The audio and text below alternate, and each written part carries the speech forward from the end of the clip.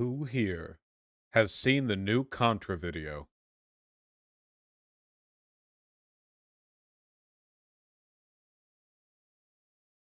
I haven't, so don't spoil it.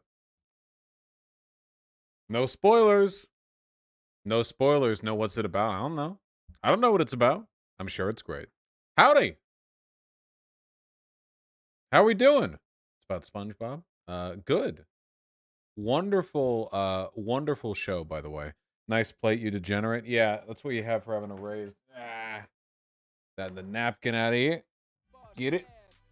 Get it? You made the lights better. Thank you, Vermin. Uh, hello, hello. Glad to see you. Glad to see you too, Celtic Bear. Nice lighting. Thank you, Neuron. Something for which Hyena is apparently responsible. China threatened to repeatedly nuke Japan. Well, they wouldn't be the first one. The camera is too far to the right of you. I'm fine with my placement. That's okay. If this isn't a full stream today, I'm unsubbing. It should be a full stream. I don't know why it wouldn't be. Have I seen the new black hole video from Kurzgesagt? Yes, I have. Good, looking good, looking good. What's the jar for? It's not a jar, it's my water jug. For drinking water, you goober. And for coming in. Have I washed my hands today? Yes. Looking good, looking good. Looking good. Have I heard of Trevor Moore? Yeah?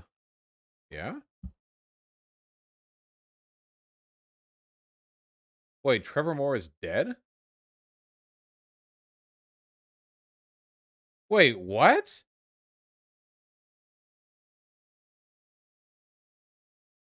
Wait, how? Whitest kids you know slapped. What the fuck?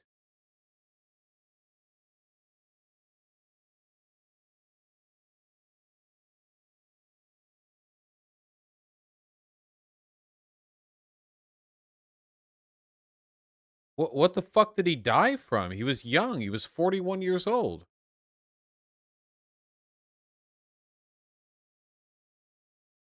It was from COVID? Where does it say it was from COVID? Did I miss that? It said it was an accident? Ah, I see. So that could be anything. That could literally be that could literally mean anything. An accident. What the fuck? I didn't read. Damn. That fucking sucks.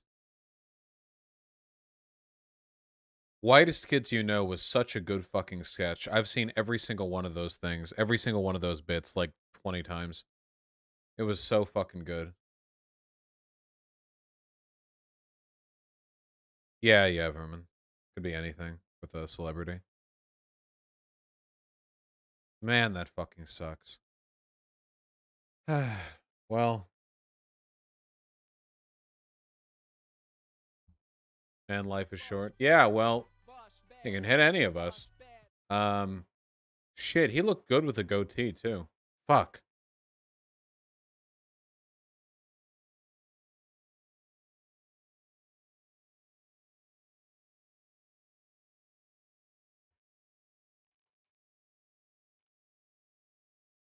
Mood killed, isn't it? Yeah, seriously, what the fuck? Who pointed this out in chat? Who? I'm banning you. We were vibing.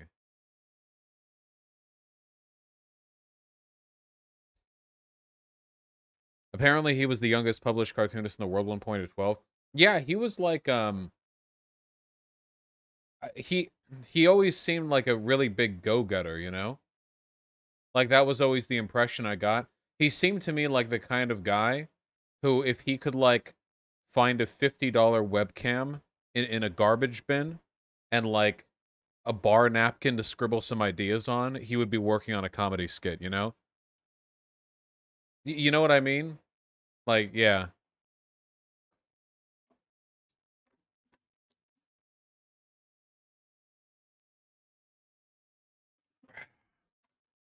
You know, you're my favorite white boy, right? Yeah, I guess now I'm the whitest kid you all know. Trevor Moore's musical comedy was also amazing. I actually haven't seen the musical comedy. I've just seen Wookuk a million times. Um, What is this other thing? David Pac-Man promotes another crypto scam. Seriously, Trevor was transphobic? Let me see. Trevor Moore, the story of our times, bullies uncensored. Can I see this? This is Comedy Central. I don't know if I can play this on stream without it getting copyrighted. I saw a story about a girl not even 20 yet. She was bullied by some trolls just for being different. And as I read, I wondered. It's gonna get copyrighted for sure. Darn reading, can't believe I almost retweeted this. You're not a martyr or a victim, just an attention whore making a mockery of legit social movement. I think, is she an otherkin? Is the joke that she's an otherkin because she's got like deer ears on and like deer makeup? Is that, I don't know. I don't know if making jokes at the expense of otherkin is necessarily transphobic, right? Or does the song get worse? This one bought a pillow printed with an anime cartoon. Okay, now we're on Weebs. Bringing it to family fun. Look, you're not an animal, no matter how you fucking feel. Okay, this seems like this seems like anti-otherkin stuff. I don't know. Is there something explicitly about trans people here? Fun of someone who's being a total. I don't know. I don't know. I don't know. I don't know. I don't know. All right.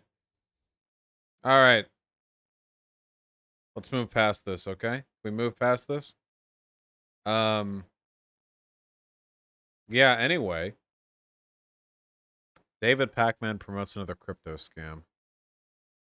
Today, I'm going to take a few minutes to tell you about a really innovative cryptocurrency project called Centric. Centric has partnered with us on this video. It's a video I've been excited about publishing because Centric is a project I've been following for a while, both because of the clever concepts and solutions they're bringing to the table, and just because of how many people are tuning into what Centric is doing. They've garnered a ton of attention and support from people in many sectors of the cryptocurrency. The FEC advisory was put out against it in 2020, and the comment section and its likes are being astroturfed to hell.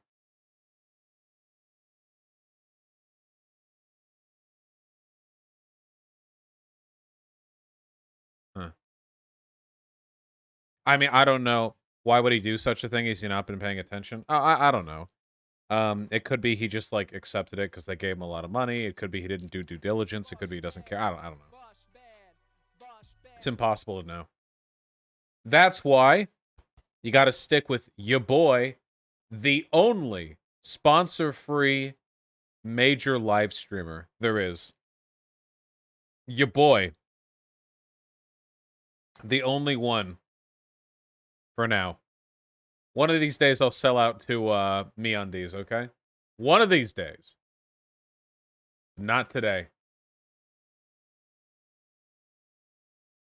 Raid Shadow Legends sponsor win? Yeah, right. Jerma doesn't have sponsors. True, Jerma couldn't really do sponsors, could he? Did you see Matt Gaetz now has a YouTube podcast? Uh-oh.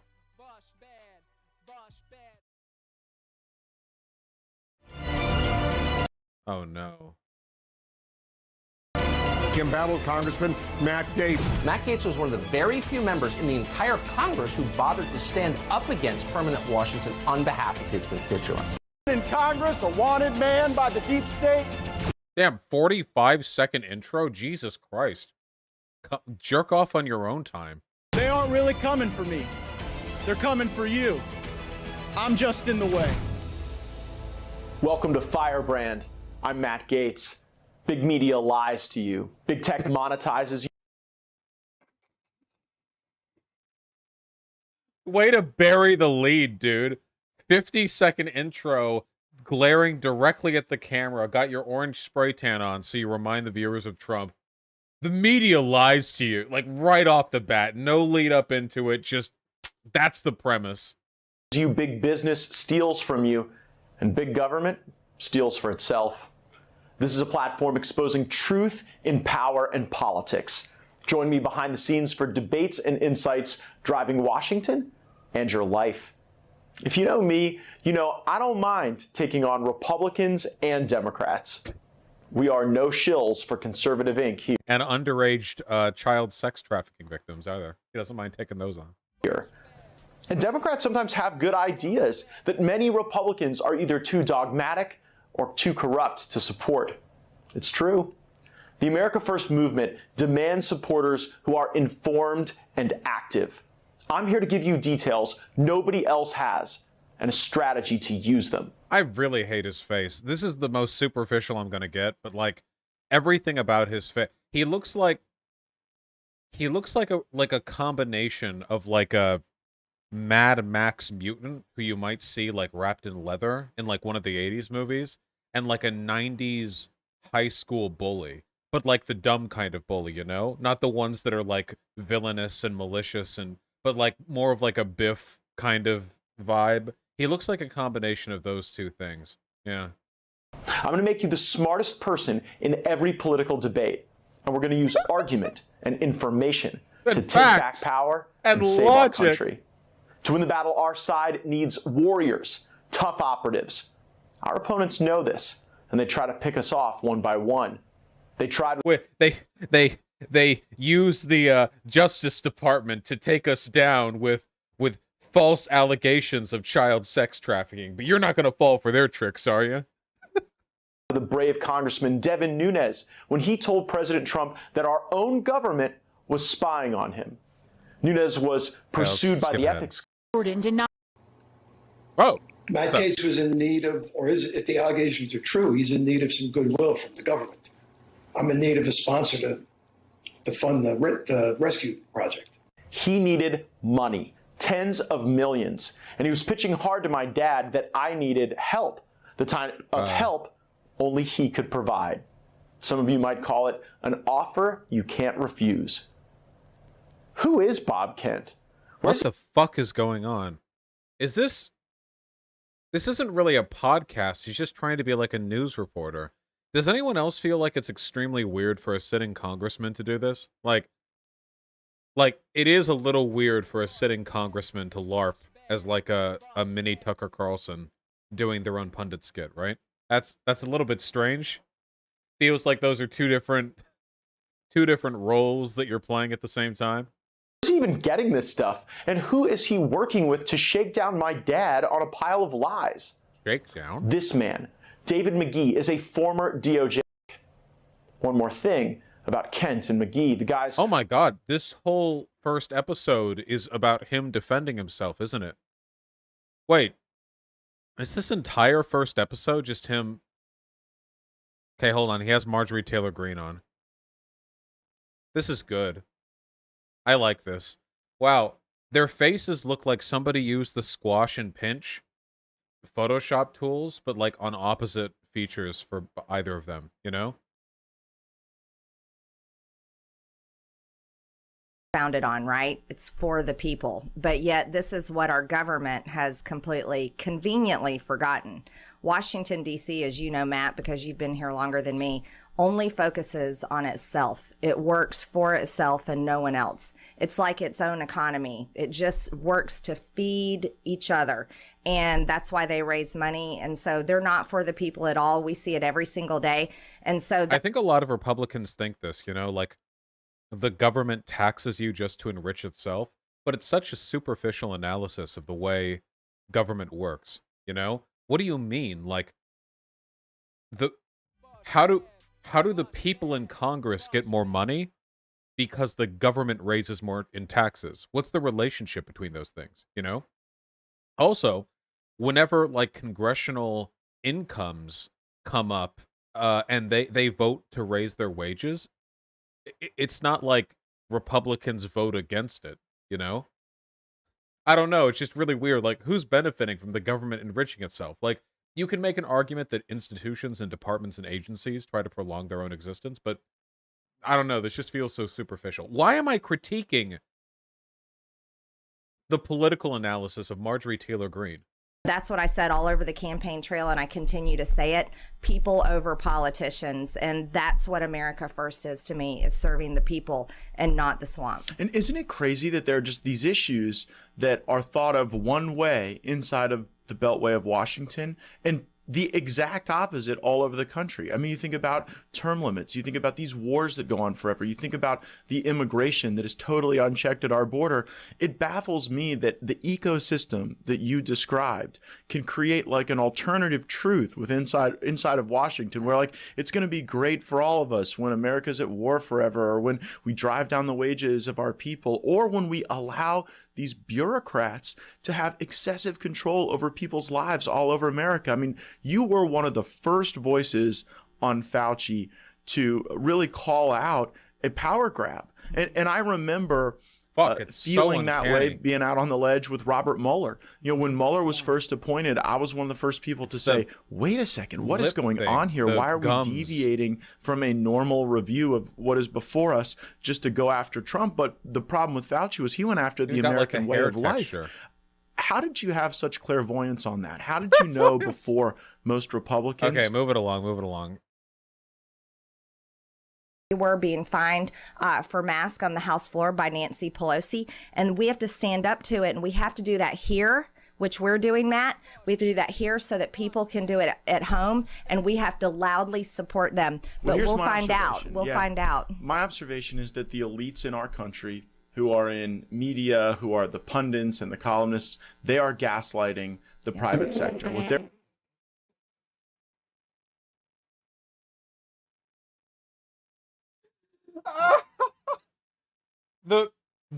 The mainstreamification of the term gaslighting has led to some spectacular consequences. 5 years ago, this term was not used in the way that it is today, okay? People think gaslight means lying. That's not what gaslighting means. But people use gaslighting everywhere now, and they just use it as a synonym for lying. They're saying is, well, you know, it's totally acceptable and appropriate for big business to treat people differently based on their vaccine status.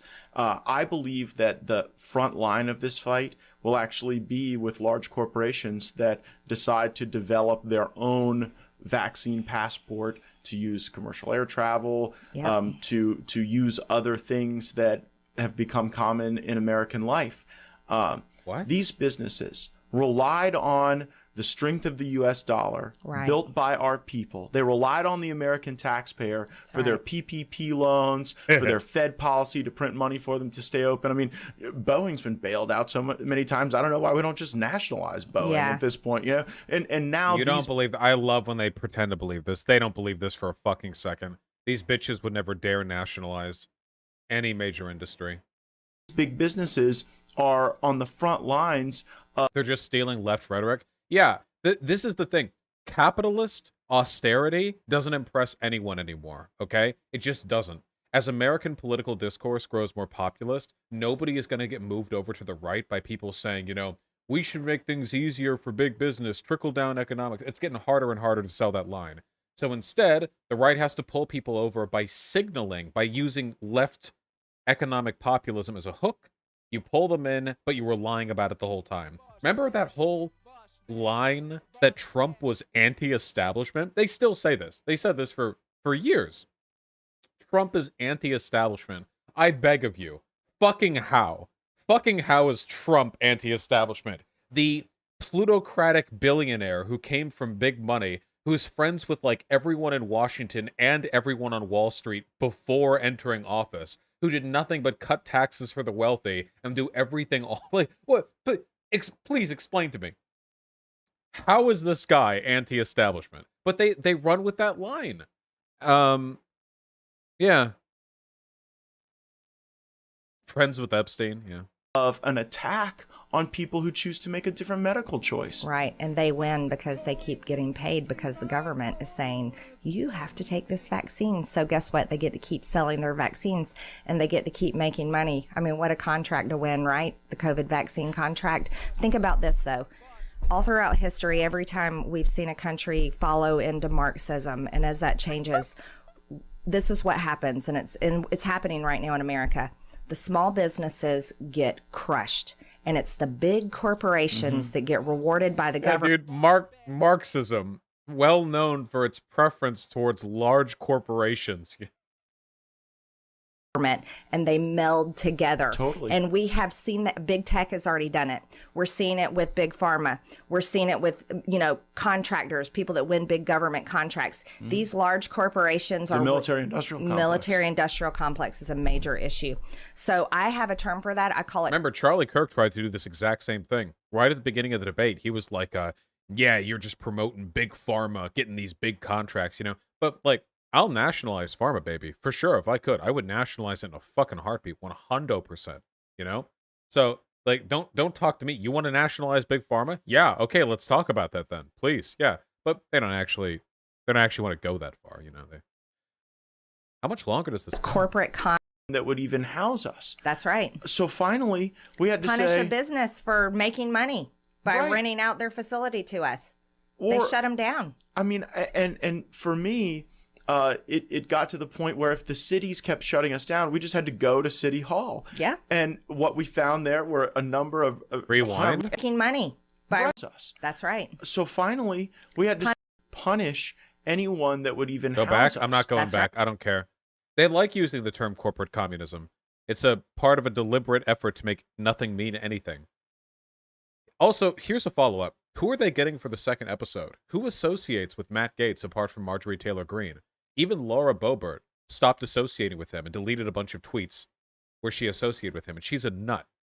Who? Yeah, is it going to be Marjorie Taylor Greene again? It's going to be episode 73. Featuring Representative Marjorie Taylor Greene. It's just a duo podcast they have. He's always fucking DMing her on Insta, being like, "Hey, can you come on for my next episode?" Yeah, can we get me on there? Can we feature Vaush? That'd be nice.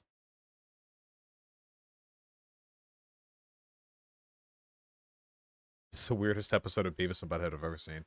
All right. We have important things to talk about. We can't waste our time with this forever. Shut up. All right.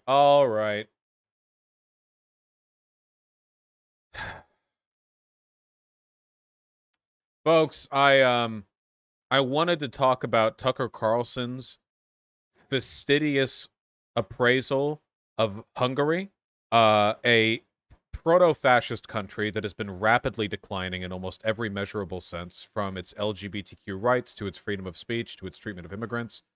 But unfortunately, life had other plans, because, honest to God, Chris Chan is now been featured on America's largest news pundit show. And I haven't seen the segment, and I'm going to watch the segment. And we're just all going to try to make it through this together, okay? A YouTube personality called Chris Chan has just been arrested in Virginia on, of all things, incest charges. Authorities say Chan was having sex with his 79-year-old mother who has dementia. Chris Chan is a biological man, but he identifies as a woman. Reportedly, Virginia authorities initially went along with that. Wait, Chan isn't the name. Wait, does he think Chan is her last name?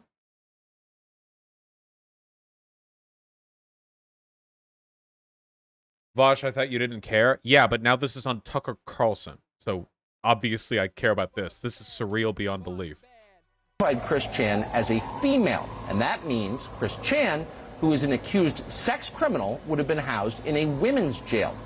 We understand that decision has been reversed, likely due to public pressure. It became public, unfortunately, for the state of Virginia, and Chan is now being considered a man by the jail. But this is not an isolated incident. Many prisons in this country do house biological men with women.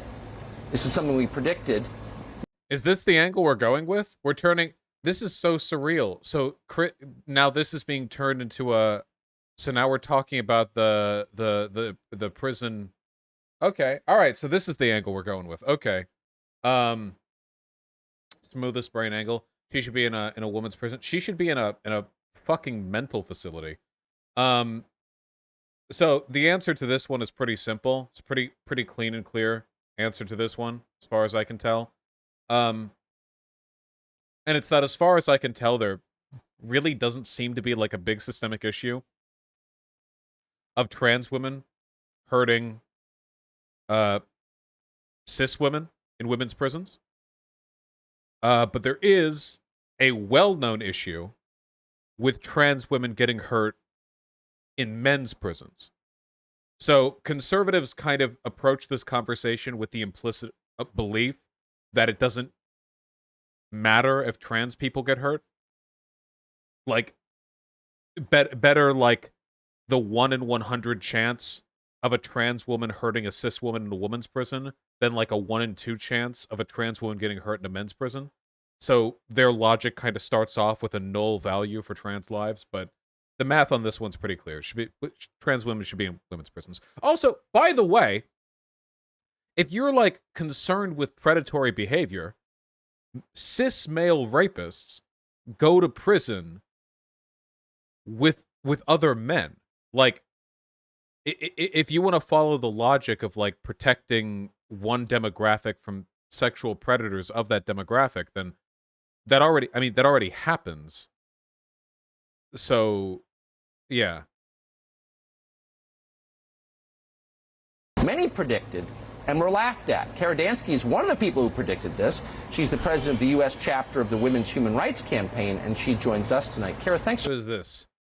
Isabella, what's the name? So much for coming on. I remember very vividly when you said on our air, if we don't put the brakes on this, we're going to get men housed in women's prisons, and you were called hysterical or silly or whatever. Now you're actually seeing it happen. What's your reaction to it? True. I love calling women hysterical. What's this person's name? How's it spelled? Isabella Janke, Janke. I don't see much of a social media profile for this person. One of the first results is on Kiwi Farms. Is this person like just like an internet troll? Is there a does this person have some kind of legitimized this person is a sociopath? She worked for the ACLU. I just don't see like a LinkedIn or anything.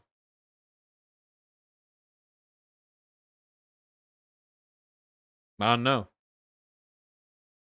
Absolutely. We know for a fact that California passed SB 132 last year.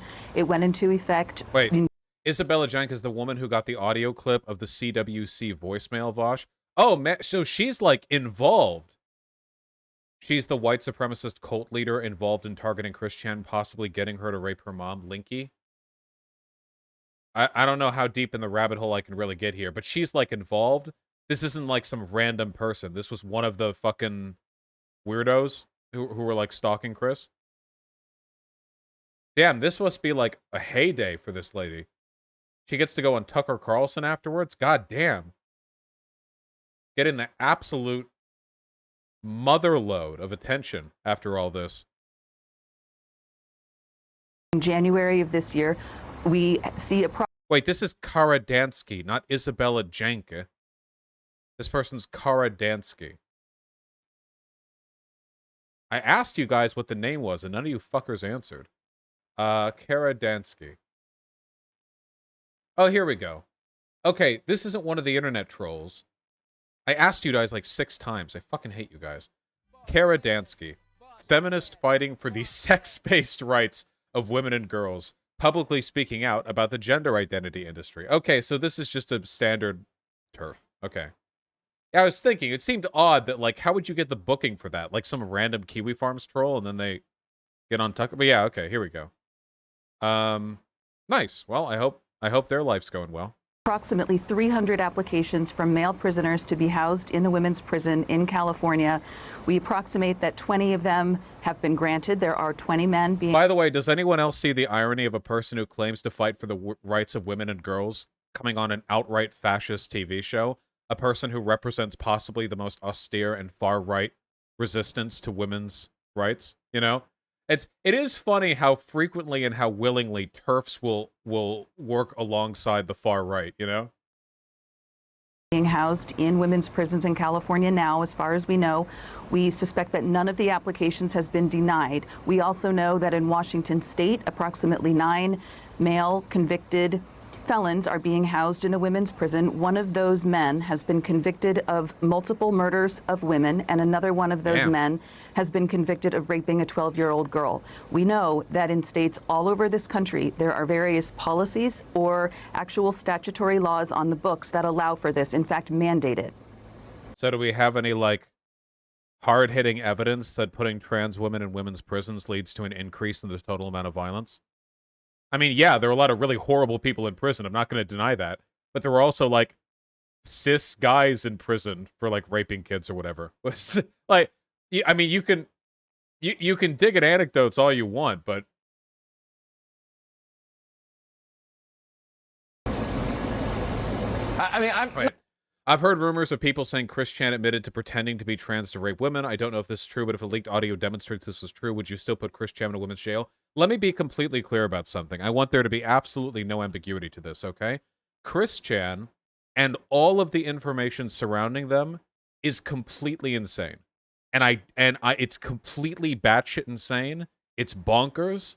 And the more I learn about it, the less interested I am in learning anything about it, okay? From everything that I've seen, Chris is a fucking lunatic and should probably spend the rest of their life as the ward of a state, or a ward of the state, okay? At the very least. So I'm not backing off that. Now, this is some random internet bullshit. The only reason I'm covering this is because, for one, it is deeply surreal, and for two, if we're going to use this as some kind of fulcrum or leverage to make arguments that trans women shouldn't be jailed with cis women, I'm just going to need to see some evidence, you know? I'm just going to need to see some arguments, because at the moment, all we have is, this is one prison somewhere where some trans women did bad things and then they went to the prison, which, I mean, yeah, they're in prison. It makes sense they did some bad stuff, you know? That kind of seems like a sort of correlative factor there.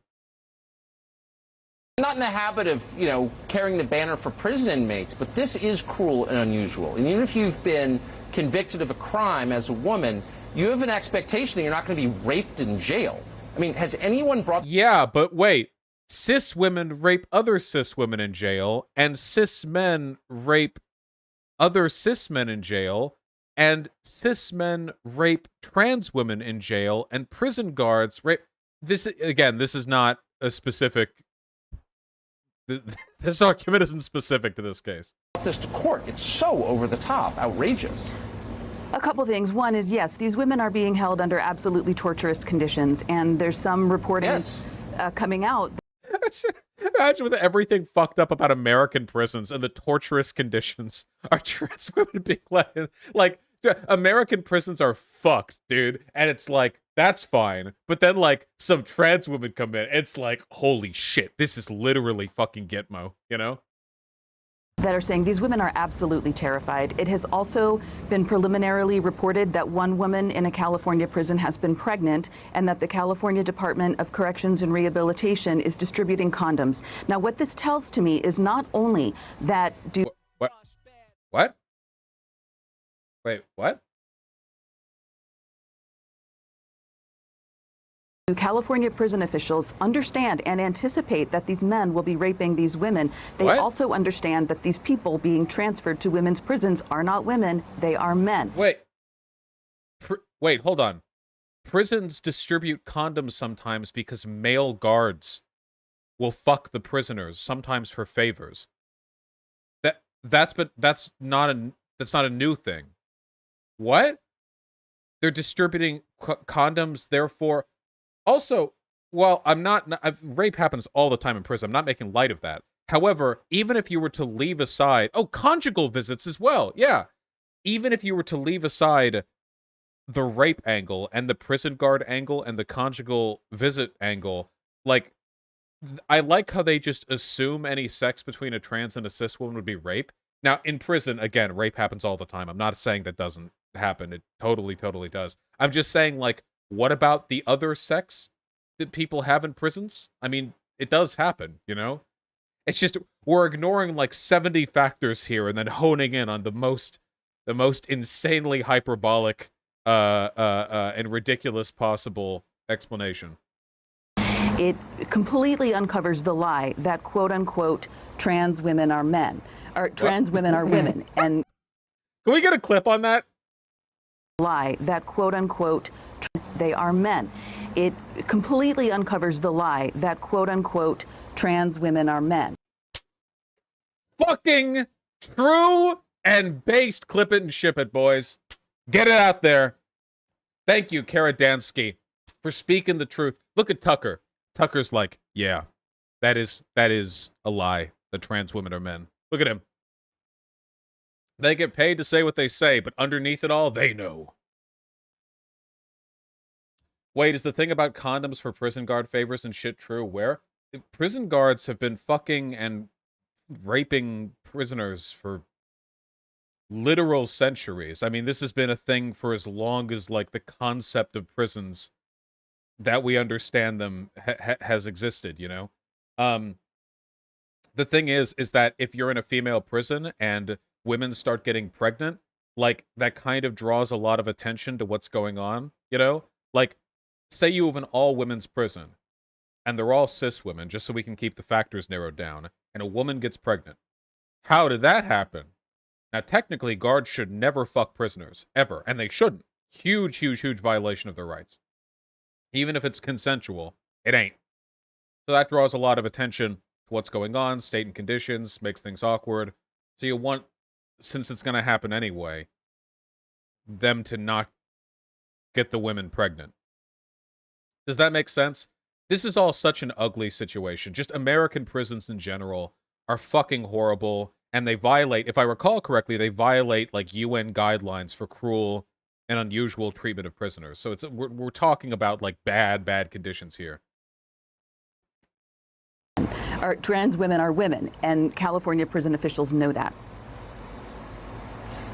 Well, sure. If everyone in the prison was female, you probably wouldn't be distributing condoms at taxpayer expense. This is a very low IQ. Like, you can't think of any other reason. Also, I mean, we can take the point if you want. Ignore the guard thing. What if they distribute condoms because trans women and cis women want to have sex with each other in the prison, like the prisoners? And it's better to have condoms than not in that situation? I mean, again, like, we're ignoring the real reasons here. We're talking about an incredible edge case, but if that's the case, I mean, better they be protected than not? Yeah, have you not seen Orange is the New Black? It's not like the cis women aren't fucking each other. There's also female condoms for cis women? Well, yeah, I guess, but nobody really uses female condoms, right? I mean, they exist, it's just nobody really... The reason that they are doing this is because, yes, exactly. If these prisoners being transferred were women, pregnancy would not be a concern. This should be obvious to everyone. But the problem... I actually can't believe it. It's such an obvious explanation, and they are completely... Okay. ...is that most people in America have no idea that this is going on. Is there anybody, and I think there's so many issues, who can stop this, who can, and again, I just want to say, I don't care if you're in prison as a woman, you don't have to face, this is torture, and you shouldn't be subjected to it. Is there anyone who can stop this? Dude, the language. This is Hey, again, American prisons were fine before. This, however, this is torture, okay? It absolutely could go to court. And I should also note it is in blatant violation of international norms that require the separation of prisoners by sex. It's also worth noting the vast majority of women in prison have not committed a violent offense, and women tend to be housed under lower security restrictions than men do. So what this is going to mean is that either when men get transferred to women's prisons, they will be held under conditions that are of lower security than they ordinarily would, or damn, maybe we should stop letting these bitches get away with low security prisons then. Huh? Maybe that. Maybe we should maybe end the gap. Stop treating men more dangerous than women, huh? Yeah. Yeah, maybe we should end the misandry then. That's not trans women's fault. Or officials are going to have to increase security in women's prisons. Right. And women are held with more lax security because they're far less prone to commit sex crimes until you put men into the female population. This is truly insane. And you call— If only there was data to support their argument. Yeah, look, I looked up some stuff about condoms being distributed in prisons, and condoms have been distributed in prisons, both men and women's, for nearly a decade now, in some places, you know, for STDs. This is in a men's prison, I'm pretty sure. Or is this just generally California prisons? It's just generally a good idea. But it's not like suddenly state governments are scrambling to deploy condoms because trans women are raping cis women in women's prison. That's not what's happening here. Then Governor Arnold Schwarzenegger vetoed a 2007 bill that would have allowed nonprofit and health organizations to provide condoms to state prisoners. Okay, so it was being proposed all the way back in 2007.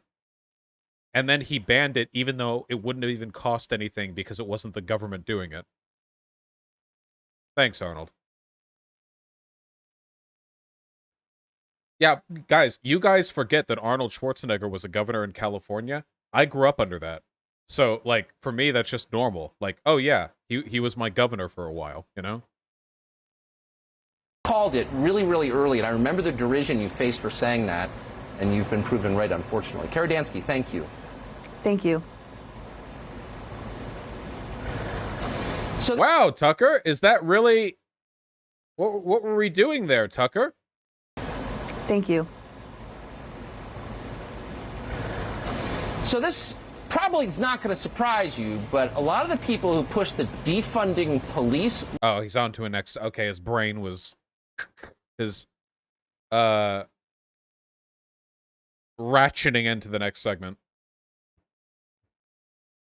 Well, anyway, I guess this didn't really end up being about Chris Chan, but to be honest, I don't care about Chris Chan. It's just some random fucked up person and a whole fucked up internet troll campaign and whatever. I guess I'm more interested in the sociological phenomena of how Chris Chan affects common discourse. Also, clickbait title. Yeah, buddy, you know it on YouTube. The title's gonna be like, Tucker Carlson talks about Chris Chan? What? And it's gonna be like my face. You know, I'm like pogging like real hard, you know, and yeah, you know what I'm talking about. Yeah, you know how it goes. Make a face for the thumbnail. There you go. Ryan, you can use that one. Thank you. Oh, God. Yeah. Clips forever. I can pog. I can do an okay pog.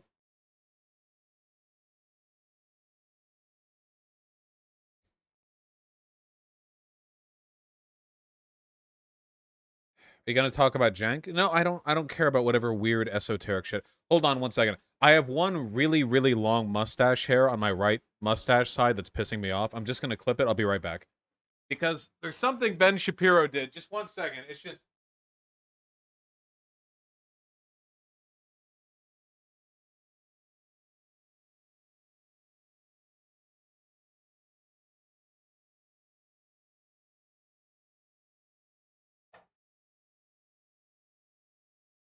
All right, simple as that. I just had to... It was just bothering me. You probably noticed that I was stroking my mustache.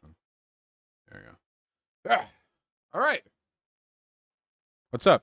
You know, I really cannot get over how much better the background looks with the adjustments. You know? Seriously.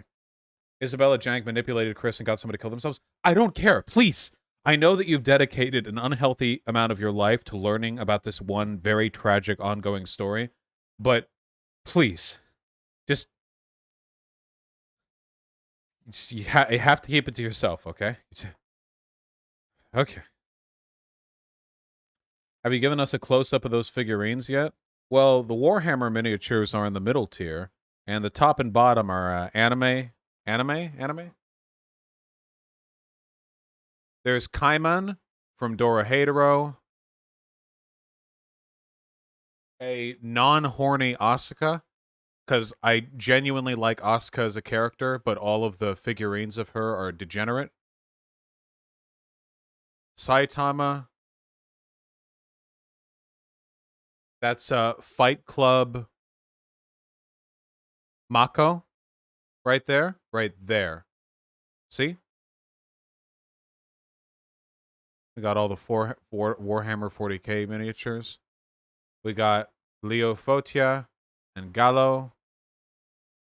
And then we have tiny Chibi, Rey, and Asuka. And then we have another larger Leo Fotia back there, but you can't see that because it's blocked by one of the framing corners.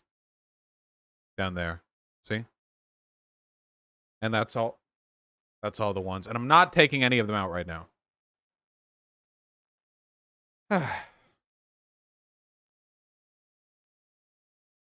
Howdy. Go over Ben Shapiro on Bill Maher. Yep, that's next. I got Everson. Thoughts on Tao from 40K? Yeah. Any anime you've enjoyed recently? Yeah. But I'm not telling you what. What's the one you have leaning against the wall?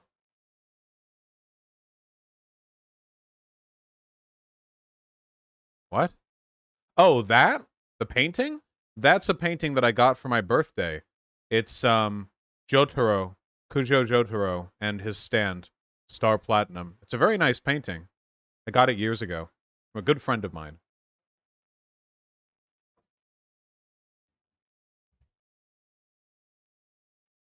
Yes, I've seen Kaiji.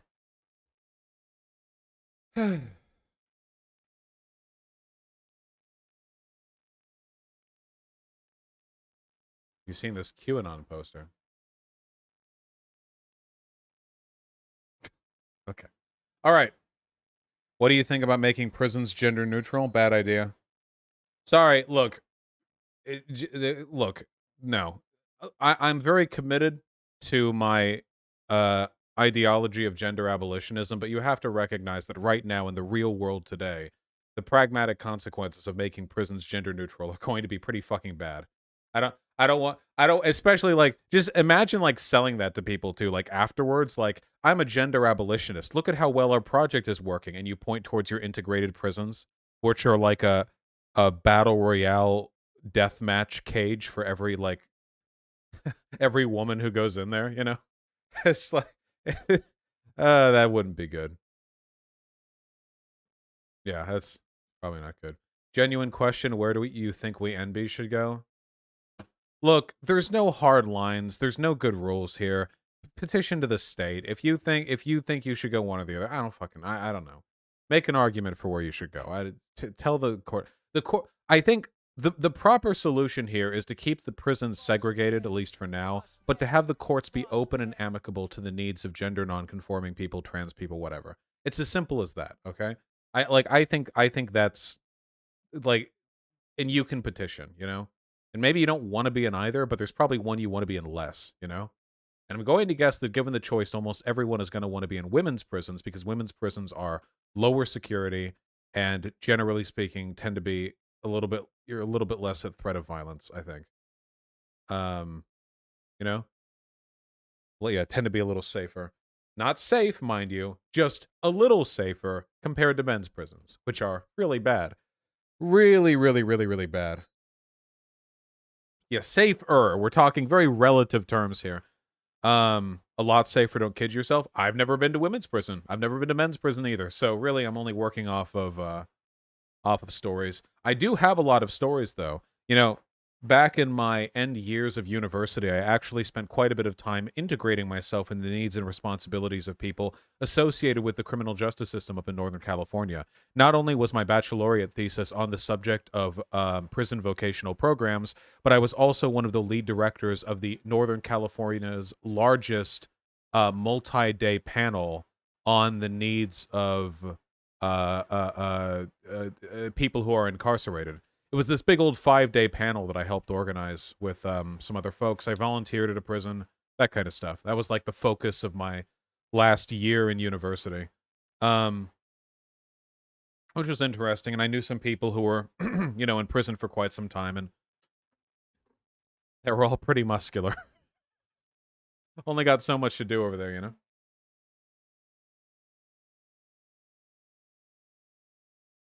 How do you think you would handle being in prison? Badly, of course. That's why I don't torrent music. How long is university in USA? It takes 2 years to get an associate degree and 2 years to get a bachelor's degree, usually. So usually 4 years. Because nobody accepts an AA for anything, you know? Yeah.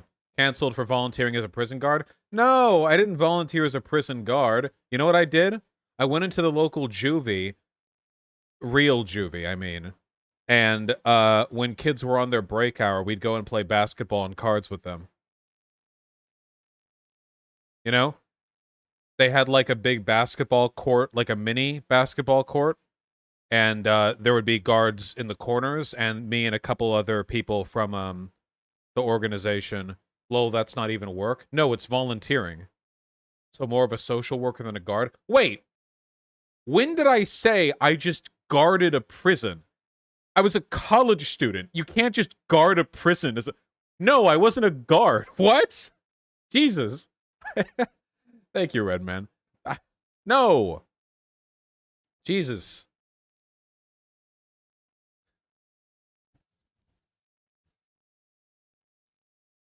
You worked as a security guard for like a mall or something, right? Yes, that did happen. But that was before university. And a university, no. I just got my ass kicked in cards by 16-year-olds, you know? Me and some other people. Well, anyway, it was a good time.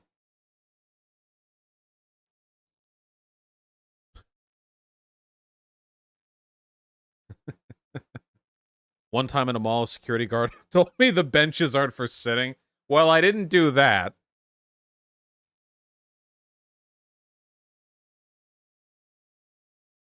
What are your thoughts on Alaska? It's a state. You know, it exists. Are you good at basketball? No. I'm bad at sports. No, Neverborn, they don't. I have not seen the new Contravid, no. Okay, no more time wasting.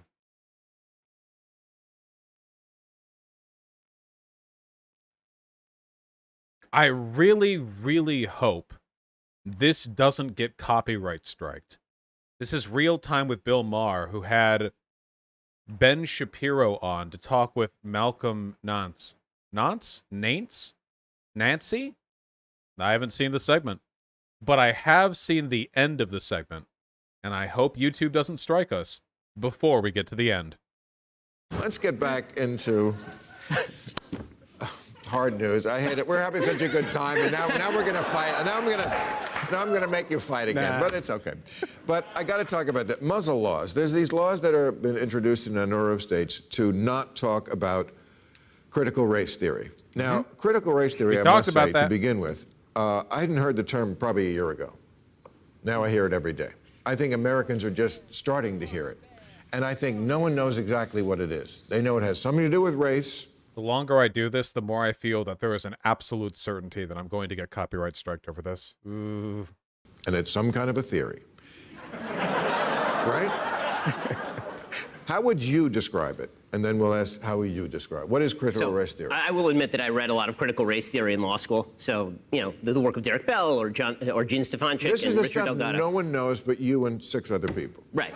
So, but what matters is what is it practically? It is possible that he did. Didn't he go to Harvard Law? It was literally started in Harvard Law. He could have taken an elective course on it. That is not impossible. It's being taught in schools or some form of...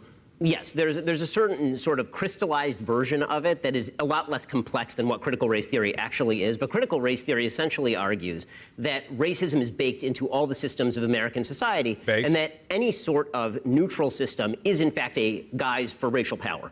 And so the argument is made by Derek Bell, for example, that Brown versus Board of Education, this is an argument he made in 1990. That's not quite accurate. It's not that any neutral system is a guise for racial power. It's that the appearance or the pretense of neutrality can be used to disguise racial biases, you know? We talked about this in a previous example, like, for example, poll taxes or the grandfather clause, laws that were put in place to disenfranchise African Americans in the South during Jim Crow, which never actually mentioned race, so they could get away with it, you know? it's possible to affect race-blind racism because the race blindness is really just a smokescreen or a cover. In fact, that's how racism generally comes about systemically in America these days. That Brown versus Board of Education was actually a way for the white community to leverage its own power. It wasn't an attempt to end segregation in public schools. Even things that are purportedly good in terms of race, so long as they uphold these broader systems, things like capitalism or things like the meritocracy, these things are actually just guises for power. And so what that boils down to in sort of practical terms is all disparity equals discrimination. If you can see any stat where black people are underperforming white people, this means the system was set up for the benefit of white people, and that white people have a duty to tear down these systems in order to alleviate the racism that's implicit in those systems. When it comes to schools... Of course, Martin Luther King also believed that. Just, again, keep in mind, if there is a disparity between two racial groups, there are only two ways that disparity could have possibly been made manifest. Either environmental or genetic differences.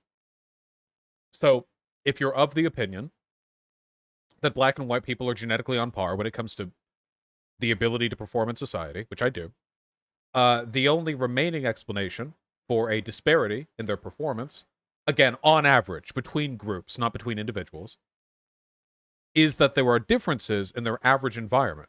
And given the fact that America has a long-standing history of deliberately disenfranchising black people, it makes sense then that there may be some lingering after effects that are causing an ongoing environmental imbalance. It's really simple stuff. Like, that's the case for inertial racism in a structural sense. The idea that simply because old biases haven't been mended, modern affected neutrality can still disguise biases.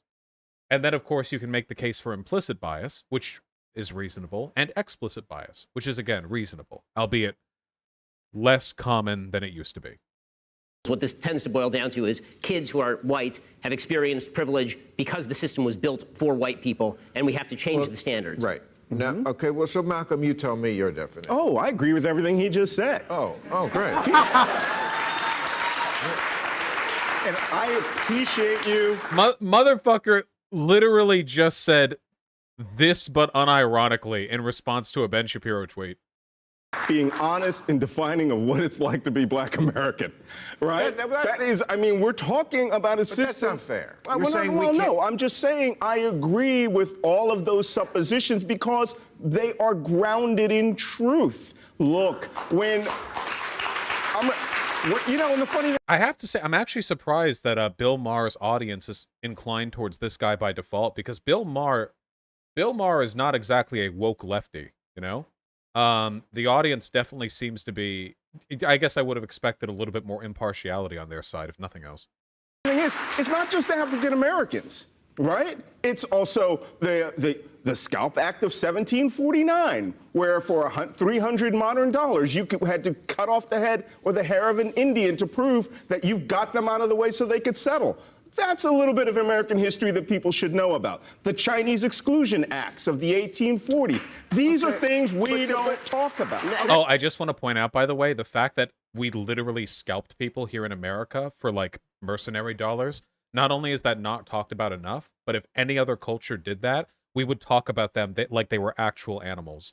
Like, if the practice was being described as it so happened in the history of another culture, we would describe them as like literal, like, savages, you know, alongside cannibalism. But we did it, so... Wow. That's not, I mean, first of all, it's not true that people don't talk about these things. We all did learn about... You don't want them talked about? No, that's not true either. You want to cancel them? No, Malcolm, I'm sorry, you're lying. That's lying. That's just it is lying. I've personally talked about many of the things that you just mentioned. I define critical race theory by citing the actual authors of critical race theory, and you seem to be a pretty good beneficiary of the meritocracy because you have merit, Malcolm. So if you're going to criticize the meritocracy as an outgrowth of white supremacy, then you're going to have to tear down the system that you've succeeded in because you have merit. So that is an extremely stupid counter-argument. The critical race theory anti-meritocracy argument is basically that meritocracy doesn't actually exist, that it's flawed and biased, and therefore pretending a meritocracy does exist is to implicitly suggest that black people are responsible for their systemic discrimination. What Ben Shapiro seems to be suggesting here is that critical race theorists are anti-meritocracy because they're against the concept of people doing well if they do well. And therefore, if you're anti-meritocracy, you would have to be opposed to your own success. This is a preposterously dumb argument. I feel dumb going over this because I just went over a Ben Shapiro segment, but this just appeared, you know? And I have to go over this. Not have merit. You know, when my great-great-grandfather ran away from slavery to join the 111th U.S. Colored Troops and fight against the South, keeping human beings as slaves, he didn't think, you know what, in 150 years, my great-great-grandson's going to have to sit on stage and argue with a guy who thinks all that's bullshit. All right? I'm just saying. Malcolm. Okay, hold on 1 second. I actually don't like that argument. The argument that he just made kind of suggests that Ben Shapiro thinks that slavery isn't bullshit, or that, like, the history of... It's not a great argument. It is rhetorically effective, but to be fair, and Ben looks angry after it's made. Look at him.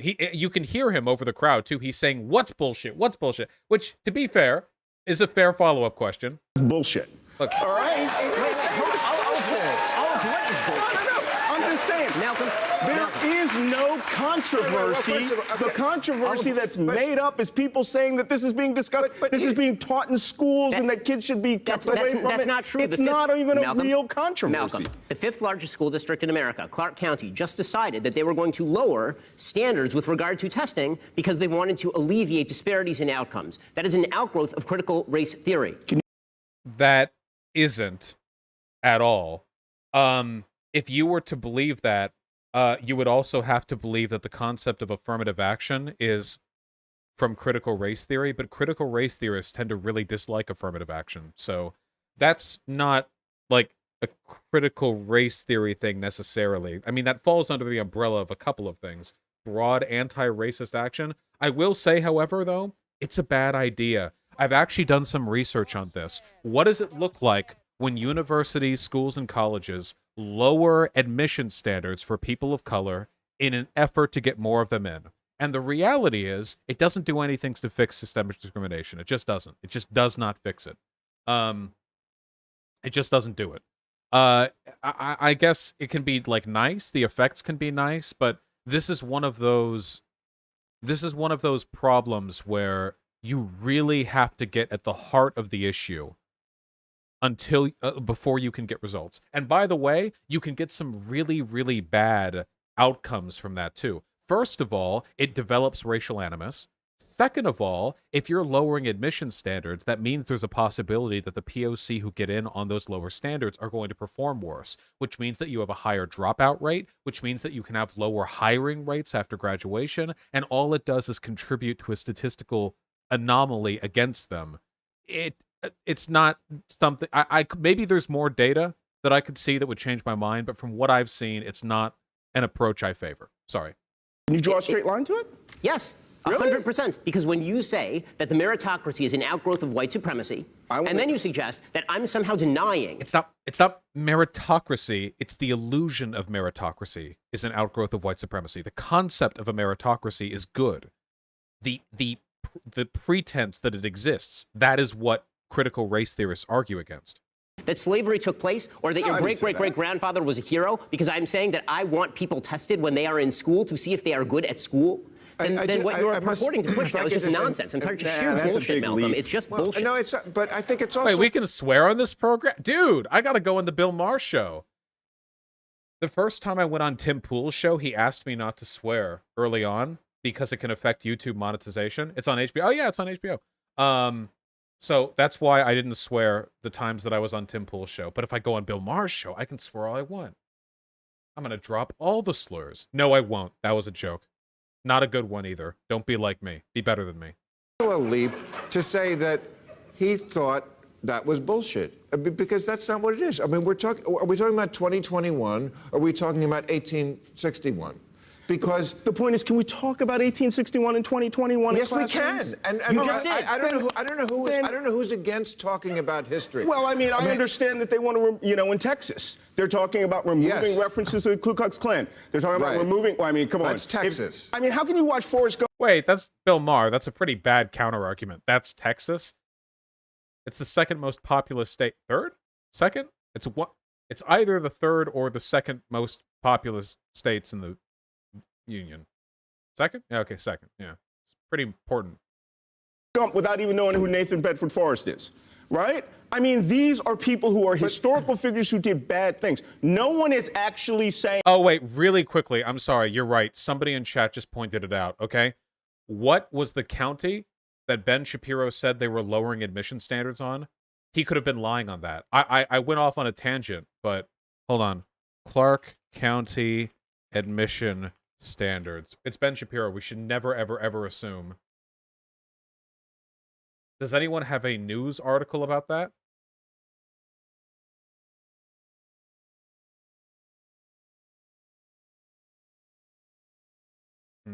If any of you can find one, let me know. I don't want to break the flow too much. It was for COVID/online classes causing issues. Wait, is that what he's talking about? Literally just COVID?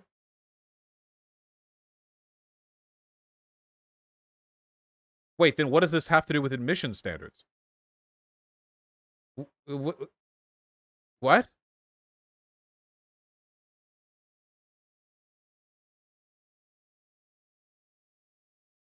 Is this it? Hold on. Okay. Clark County School District Superintendent Jesus Jara defended grading reform during a back-to-school address Tuesday. They changed the grading policy. It will allow students to revise assignments and retake tests and will eliminate some behavioral factors like attendance and participation from grades. This isn't critical. What? This is good, isn't it? So I'll explain why this is good. Okay, so as you all know, American school systems suck, all right? There are other countries that do it way, way, way better. For example, doesn't Finland not have homework? Apparently not having homework can be pretty cool. I don't know. So here's why this is good, okay? First of all, and I want to be totally clear about this, basing grading off attendance and participation from grades can be pretty fucked up, okay? Depending on the circumstances of a young person's life, whether they have family members who are injured, whether they live in an area that is filled with crime, whether their parents can drive them to school reliably, a bunch of stuff like that, their attendance may suffer even if they know the shit from the class, okay?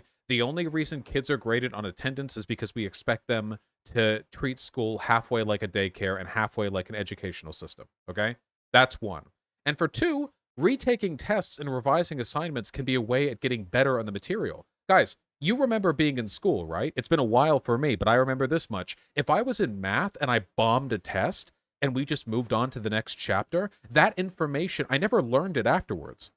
If I bombed a test and then we move on to the next chapter, all the information that I got wrong on that test is just lost to me, and I don't have to worry about it again until the final test at the end of the semester. But going over tests gives you the opportunity to reflect on things that you messed up on. I think that's a good thing. I just think that's a good thing, you know? It's actually because of funding. Schools lose funding if student attendance is low. Yeah, that's just... There are a lot of negative externalities there. A lot of negative externalities, okay? Yeah, okay, this is not critical race theory. It just might be a better way of doing schooling, you know? Saying we want to go back and erase everything and restart and talk to you about these things. Critical race theory is a subject because the Republican right has made it a subject. No real school organizations are mandating this for kids. I hope every Democrat in America takes your perspective, and they will be shellacked at the polls. Roy Teixeira just wrote a piece, the emerging Democrat majority, Roy Teixeira, he just wrote a piece about what he called the Fox News fallacy, a tendency of people on the left to believe that just because Fox News mentions something, it can't be real. The reality is, a lot of this stuff is taught. Just a second. Google Trends. Critical race theory. Yep. Yep. critical race theory, the theory, has been around for a while. But in terms of common discourse, it's a bullshit moral panic. Nobody talked about this until the right decided it was time to talk about it. Which, hey, the peak of which was, let me see, 2 months ago. Wow.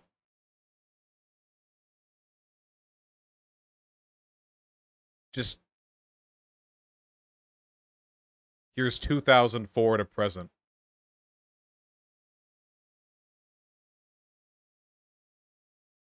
I guess in March 2012, something happened. I don't know.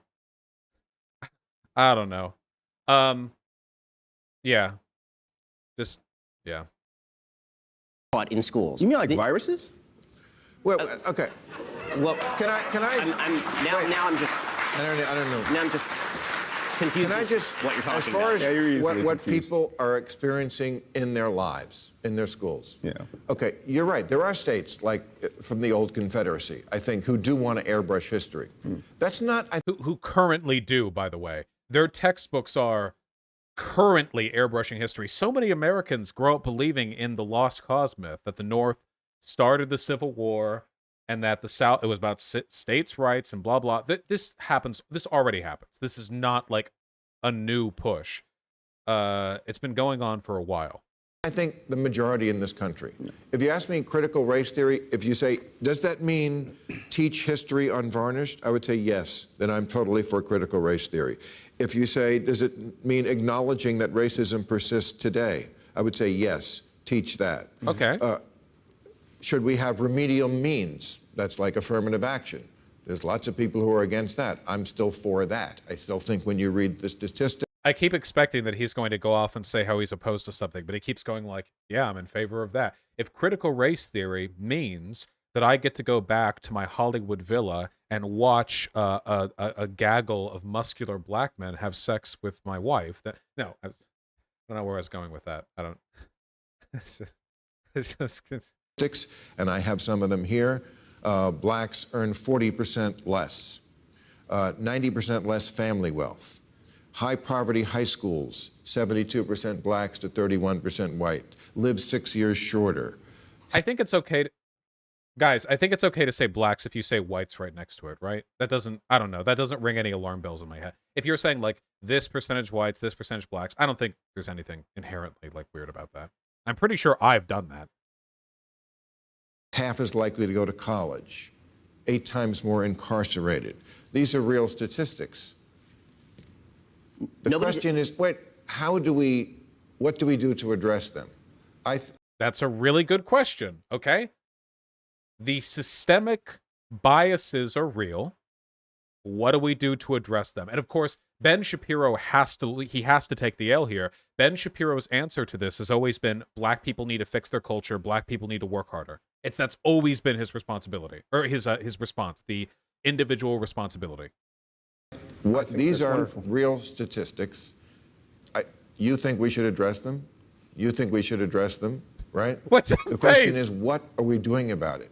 Because if critical race theory means making children in school fixate on race, I'm not for that. If it makes, if it's about collective guilt, I didn't do anything to your great-great-great-grandfather. I don't want to be responsible for that. If it's about, you know, a toxicity of just from being born white. Okay, guys, I understand we're all soy-facing here, but can we reflect on something?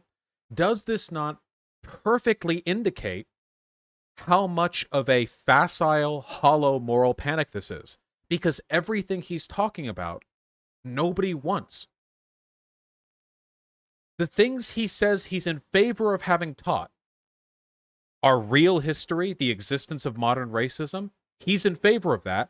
And the stuff he doesn't want being taught is made up bullshit that like some teachers have done, and there have been Twitter leaks of the thing, but like broadly, like these aren't the goals, you know? So he's against the stuff that we're against. That's good. He's in favor. Bill Maher is not crazy far left, but he seems to want what we want. Now, we might disagree on the particulars, but fundamentally there is agreement here.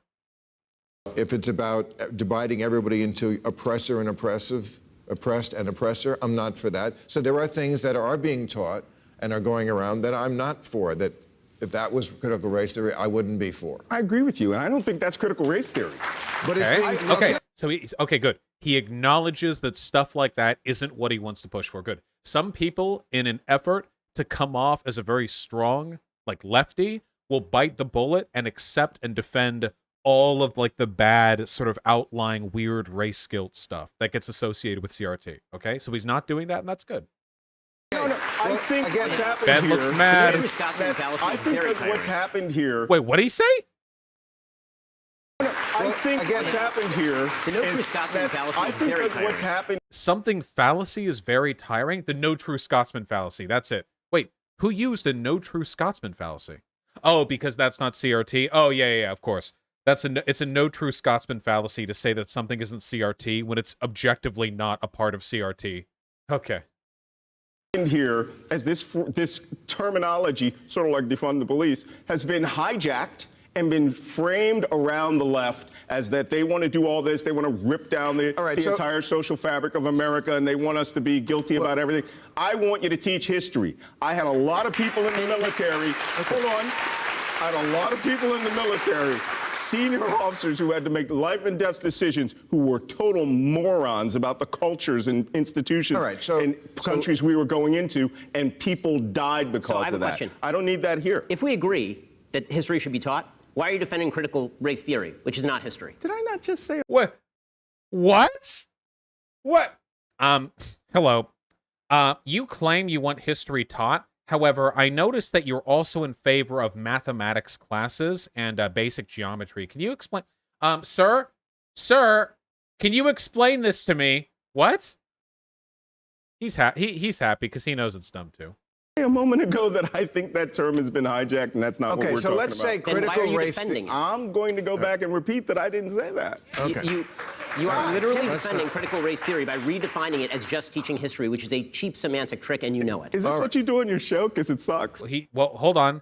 He didn't do that. He just said that this weird white guilt, like, we want to make all your children hyperfixate on race, isn't a part of critical race theory, which is true. Didn't Ben Shapiro acknowledge from the beginning that critical race theory, as it's known, isn't really taught in schools? Like, pardon me if I'm misremembering, but I thought at the very beginning, Ben acknowledged that actual critical race theory isn't really being taught in schools. The most he said was being done was that a sort of watered-down derivative version. So who is he to claim that this guy is being dishonest by clarifying what critical race theory is? Malcolm, Malcolm, I appreciate that, but I will comfort myself tonight by sleeping on my bed made of money. I'm sure we have an adult. I'm sure we have another adult subject to talk about. Well, how about that Andrew Cuomo? He's so mad. Oh my god. Oh my god, he's so mad. By sleeping on my bed made of money. I'm sure we have an adult. Oh, he's so mad. Malcolm. Malcolm, I appreciate that, but I will comfort myself tonight by sleeping on my bed made of money. I'm sure we have an adult. I'm sure we have another adult subject to talk about. Well, how about that Andrew Cuomo? I tell you, he's. Oh my god. It's the way he didn't really defend his point. No, he got mad. He got mad. Okay, guys, I just want to say, if you're a successful public figure, there is literally no L larger than ignoring the point and just saying you make a lot of money doing what you do, okay? There is nothing bigger, okay? Imagine if I was debating, like, some angry conservative or whatever, and I didn't have a response to what he had to say, and I was like, yeah, well, I have a lot of fun making money on my show, and then I hang up on him, like, ooh. What a weak response. Ooh. How's the chat doing? How are we looking? Lamau, the fact that Bill Maher's audiences didn't know when to clap anymore. That's kind of true, you know? That's kind of true. Ben did the same thing with Andrew Neil in the BBC. Yeah, he did, didn't he? Oh man, is that Ben Shapiro's like trigger tell? You know, when he's going off the wall, he starts talking about the money he makes. Man, maybe Ben Shapiro should just stick to his show. And I have an entire list on my website, sir. On my list, I have an entire website of dumb, bad things that I've said. I'm simply trying to point out some of the things you've said that seem to me to help to stoke that anger. For example, you said Israelis like to build, Arabs like to bomb crap and live in open sewage. Well, as I say in an article entitled, "Here's a list of all the giant, bad, dumb things I've ever said." Was that dumb?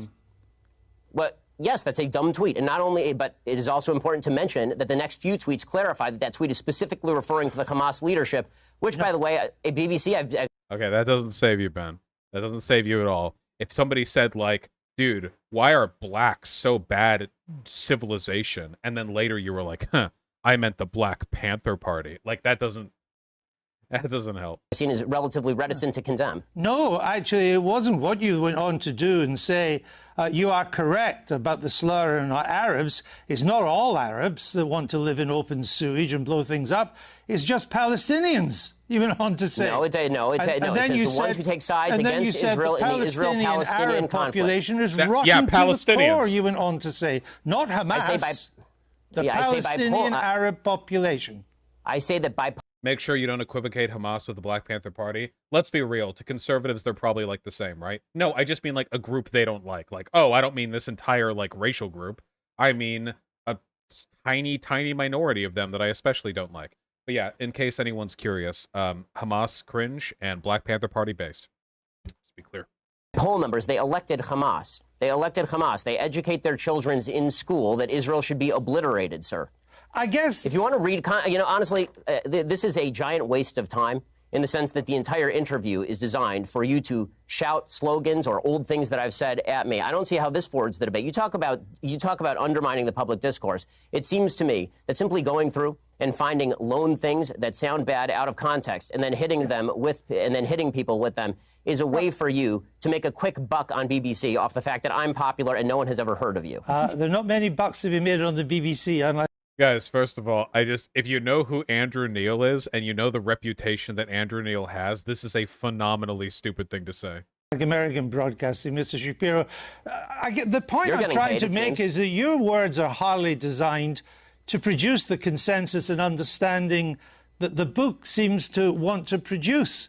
That's my point, that you write about, Judeo-Christian culture and so on, but so much of what you've said in the past would seem to turn its back on Judeo-Christian culture. You're lecturing me on Judeo-Christian culture after you call the pro-life position barbaric? I just asked you a question. And I asked you a question. You failed to answer a single one of mine. Frankly, I find this whole thing a waste of time. I'm sorry. I have a whole video on this BBC interview, but basically Ben Shapiro went on to promote his new book, and Andrew Neil over here. By the way, Andrew Neil is a conservative. He's not just a regular conservative either. This guy is like an old guard conservative, okay? And he and Ben Shapiro called him like a triggered leftist or something. Like, this is so, oh god. God, that was good. Oh man. He said he's to the right of Thatcher. Yeah. No. Andrew Neil's insane and everything, but it's just funny that even that's like too much for Ben Shapiro to handle. God, sorry.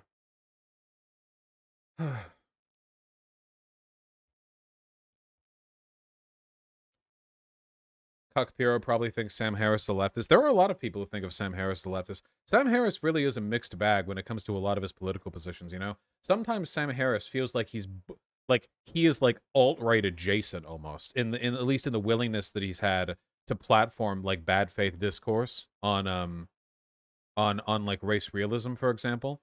But sometimes it seems like he takes fairly principled left liberal stands. I don't know. He seems like a fairly confused guy ideologically.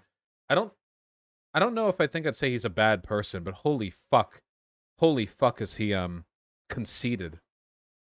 You know?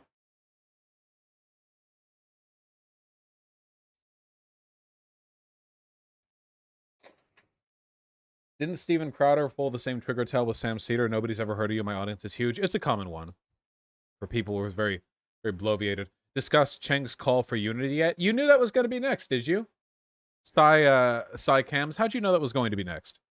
How'd you know? Come on. Come on, you clever clog. You wise individual. What about Hungary? We'll do Hungary later. We already did Tucker today. My haste in covering dumb shit Tucker Carlson says probably isn't going to have that much of a effect in the slow decline of this country towards fascism.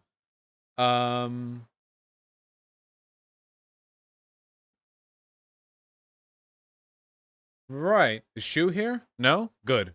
Okay. Jank made a tweet. Social issues are really important and worth fighting over, but maybe the left wing and right wing should consider uniting on economic issues against corporate rule. We agree a lot more than people realize on those issues. Then we can go back to kicking each other's ass. People on the left need to stop assuming that our side would immediately get duped by the right wing into voting for some racist fascist. Sure, be extremely cautious, but what if we tricked them into voting to raise their own wages, or giving themselves free health care? I don't want anyone thinking I'm telling people to vote Republican. Their politicians are the worst people on earth. And you don't hold hands with extremist groups, you obviously fight them. But what if there are right-wing voters who also hate corporate rule and corruption? Now, he got ratioed for this, but to be fair, every Cenk tweet gets ratioed, largely because every group this might appeal to either hates him or hates the caveats he included. So Cenk has a largely left liberal audience who is not going to be favorable to the idea of working with right-leaning people. And the people who are most in favor of this red-brown alliance bullshit are like Jimmy Dore fans, and Jimmy Dore fans hate Cenk more than anyone else in life. So, also, conservatives who might otherwise like this are put off by the fact that Cenk is explicitly stating that they don't want people voting for Republicans. So, this tweet was always designed to maximize the number of people who disliked it, okay? Cenk seems to have a habit for that, which is pretty impressive. So let's just talk about this. I've talked about this before. I'm going to be expedient, but I need to be clear about this, okay? Yeah, it is a dumb tweet, okay? Work together towards solutions, not because you share problems. When people on the right and people on the left agree that a problem exists, they could have wildly different solutions to that problem. And the solution is ultimately what matters. Because agreeing on a problem means nothing if you have radically different approaches to how you want to address it. For example, Nazis and communists both have a problem with the elite. However, if you look a little bit beyond that very superficial agreement, you will find that the right-leaning people have a problem with it because they think the elite are all globalist Jews, and the communists have a problem because bourgeois, surplus labor, blah, blah. So the problem may be shared, the solutions differ. Now, the problem that I have with this fundamentally is that historically, people on the right who claim to want economic populism never do anything about it. Ever. Ever. They never do anything about it. How many times do I have to hear this from people? They're like, yeah, corporate media is rigged, the wealthy control everything, we need to do something about it. And then they vote for Trump. What? The multi-billionaire plutocrat who was friends with every single person accused of being in the deep state? The person who was at Clinton's wedding, butt buddies with Epstein? That's your anti-corporate, anti-capitalist, pro-economic populism position? The guy who cut the corporate tax rate, but then cut wealthy people's taxes, but then allowed middle-class taxes to rise back up again after he was done? What? And then why don't they support Bernie Sanders? Because he was woke. Well, I'll tell you this much. If Bernie Sanders being pro-BLM and pro-trans people is enough to make you abandon your pro-economic populist positions, then you don't actually believe in economic populism, okay? You don't. You cannot pretend you're some kind of fastidious hardliner on fighting for the working class when somebody like Bernie fucking Sanders shows up and you have an issue with him because he's socially progressive. If that's the case, then you're clearly going to look for any excuse you can to ignore any economically populist candidate you can find, except for ones who are already on the right. You're not working together towards these solutions. The right has a history of faking pro-economic populist positions in order to bait people who are disaffected and otherwise entranced by socialist ideas onto the right. The Nazis did this in the 1920s and 30s very effectively. Early plans for policy from the Nazi Party listed out a bunch of pro-worker reforms that they never ever did after they came to power. Mussolini did this as well. Tucker Carlson does this all the time. Tucker Carlson pretends to be some kind of pro-working class, anti-elite. Not only is Tucker Carlson the definition of silver spoon wealth, an heir to a frozen food fortune, Bowtie McGee, the guy who probably with that little show he does where he's in the wood shop and he's got his flannel shirt. That's probably like a designer flannel shirt that costs $900. Okay, this guy has never shook hands with a poor person. This guy puts on gloves, okay, before he enters like a grocery store. All right, this is not a person who gives a fuck about the working class. And he said so before. He said he'll do anything his billionaire masters tell him to do. He has acknowledged this. But he pretends to be pro-working class. You know why? Because people on the right are desperate for economic progressive populism. And they don't know where to find it. So here's a solution. If you want to work together with people who are on the right towards economically progressive positions, stop saying we need to capitulate on progressivism to reach over to them. Point out to them that they're giving up economic progressivism because they're that opposed to woke corporation BLM advertisements or whatever. Hold your fucking ground. Have a fucking backbone. Stuff like healthcare reform, a higher minimum wage, these are overwhelmingly popular positions in this country. And the only reason conservatives don't vote left so they can get those things is because they are the subject of an ongoing fear-mongering campaign from their beneficiaries who lie to them and say that actually the right is the group that is going to push for these economic reforms. But they're not. They never will. Remember those people who said that the Republicans were going to flank Democrats from the left? How did that work out? What did Trump do that flanked Democrats from the left? Nothing. Zero things. They'll posture at it, they'll talk about it, but they won't ever do it because they are ultimately, completely, and absolutely dedicated in their worship to the ruling class. Yeah, Jimmy Dore does keep saying it. Jimmy Dore, the guy who Sam Cedar pointed out that Trump winning means he could appoint a bunch of Supreme Court judges, and Jimmy Dore laughed him out, saying there's no way that would happen. Yeah, Jimmy Dore, great political analyst.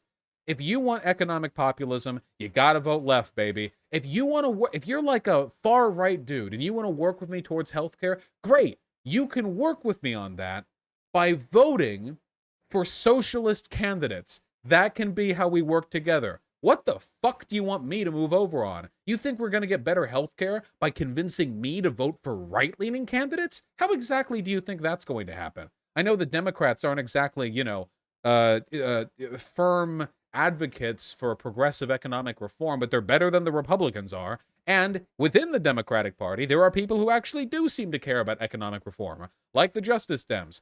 Vote for them. If you're a right-leaning person who doesn't like BLM, but you want economic populism, sorry, buddy, you're gonna have to choose, because the right is never gonna give you economic populism. So you need to ask yourself, do you hate wokeism so much that you would condemn you and your children and your children's children to an eternal life of debt slavery? Is that how much you dislike wokeism? Is that really the line you're drawing this on? And if the answer is yes, then you don't care about economic populism. Simple as that. If that's if that's the line you're going to draw, then you don't care. Then why would I waste any time moving over to you if your principles are that flimsy? Seriously. So no, right-wing populism is bullshit because they never act on it. It's just a way to get disaffected people over to the right and then get them to agree with all the pre-existing right-leaning conclusions, which is why all these right populists end up voting in line with all the same fucking neocon-adjacent economic principles the moment they get the opportunity to. Seriously, look at the difference between the populist rhetoric used by the new Trump era of candidates, and then look at what they vote on. They don't vote on raising taxes. They don't push for anything along those lines. They vote for the exact same economic austerity, pro-corporate positions that Republicans and Democrats, to be fair, have been voting on for ages. So it's completely phony. At least I can trust people like Bernie Sanders to push at nothing else for the concept of a better life for working class people, okay? At least, I mean, I know he can't single-handedly make Medicare for all happen, but at least, I mean, he talks about it, he pushes for it, he normalizes it in discourse. Were it not for Bernie Sanders, Medicare for all wouldn't even be like a national talking point, but he pushed for it, and now hundreds of millions of people at least know basically what it is. That's good. Are people on the right doing that? No. No, actually, they're not. At all. But I have to hear about this right populist bullshit all the time. You gave a fuck, you would move over to me. You can detrain yourself on whatever abhorrent positions you have. I actually saw people, I tweeted about this, and somebody tweeted like, I'll join you on the left. Stop calling me a racist. Stop being a racist, dude. What do you want from me? I don't know. You think you're right? What? Is that really? I like the inherent petulance of that tweet that I just randomly remember getting at some point, by the way, because it suggests that they are so uncommitted to economic populism that being called a racist will make them drop that position. You know what I mean? Like, oh yeah, I'm super in favor of economic populism, bro. But like, if you hurt my feelings, I'll vote for candidates that'll destroy the working class, you know? Here we go. To be fair, they got ratioed into oblivion. I'm not pretending this is representative of everyone who disagrees with me, but man, it is indicative a little bit, you know? Like, just a, you know, it's like, okay, sure, whatever.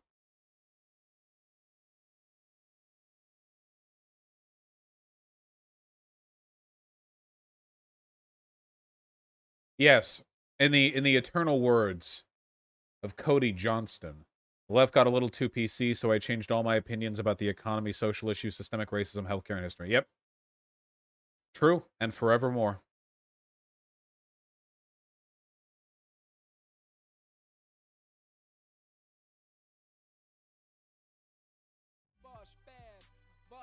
That's Mr. Cody. True. Okay. Can you please tweet when you're going live? I could. I just don't like clogging the feed. Yeah, dono time. Dono time! Dono. Excuse me. Dono time. And then we're going to play some more Metro 2033. Wow, it is really, really warm in here. That kind of sucks. Let me turn the AC up.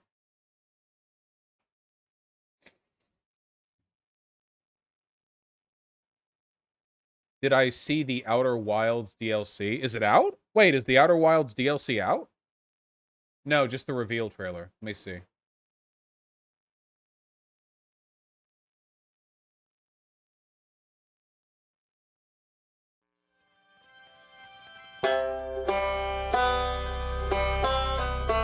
Oh, the feels.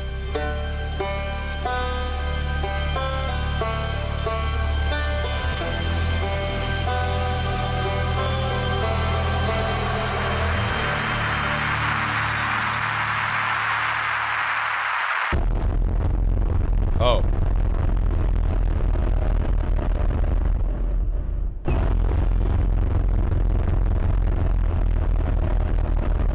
Jesus Christ.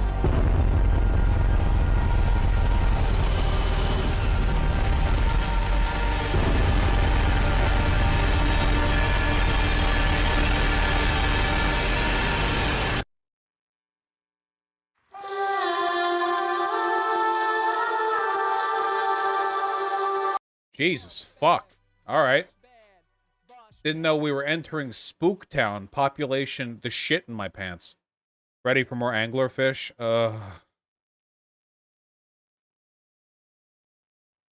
How was their DLC? Yeah, you kind of ended the universe in the last one. Maybe you play the game over again and there's more content.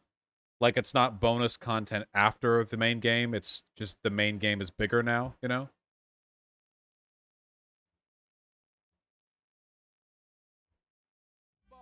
Yeah, more content / new area in the main game. Okay, well, you can approach the content in the game in literally any order, so we could just go there on a rewatch.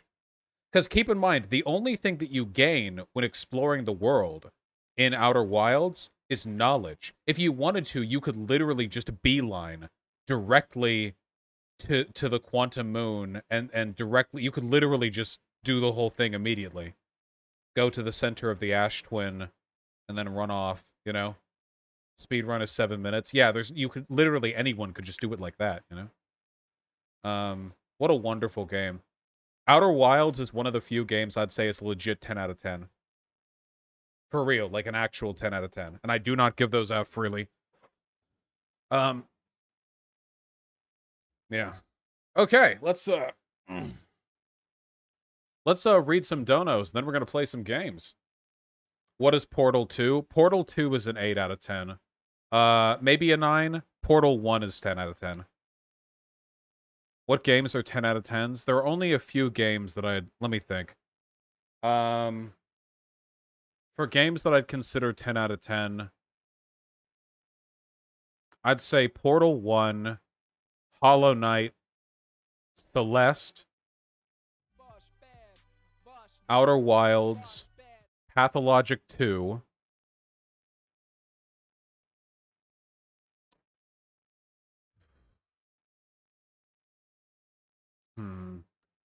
I think Binding of Isaac in its current form is basically like the platonic ideal of a roguelite, so I'd say that might be a solid 10 out of 10 for me. I think. Be another really good one. Ooh, Night in the Woods might be like a 9 for me. It's really, really good, but Banjo-Kazooie is a 10 out of 10. I'm trying to think more modern games, though.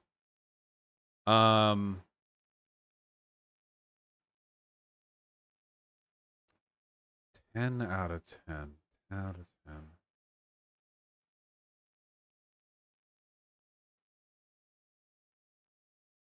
Solitaire. No.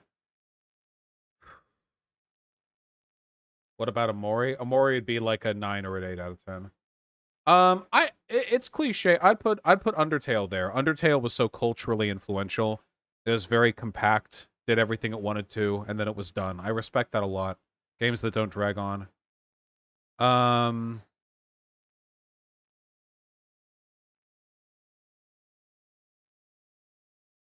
Damn, there's another game I'm trying to think of, but I can't remember.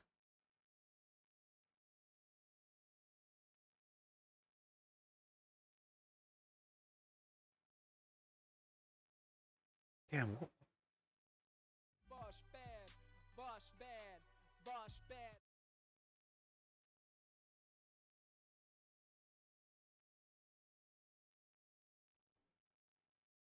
I'm sorry, guys. There was another one I had on my mind, but I can't remember it. Boss bad. Boss bad. Boss bad. I haven't played The Last of Us.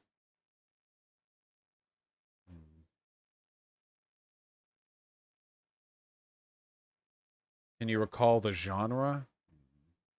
Here, how about you guys just list games and I'll give you my opinion, okay?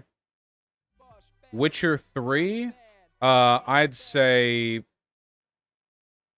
main game 8 out of 10, 2 DLCs 9 out of 10. Sekiro, 9 out of 10. Bloodborne, 8 out of 10. Resident Evil Village, 8 out of 10. Hyper Light Drifter, 7 out of 10. Maybe 6. Risk of Rain, 8 out of 10 on concept.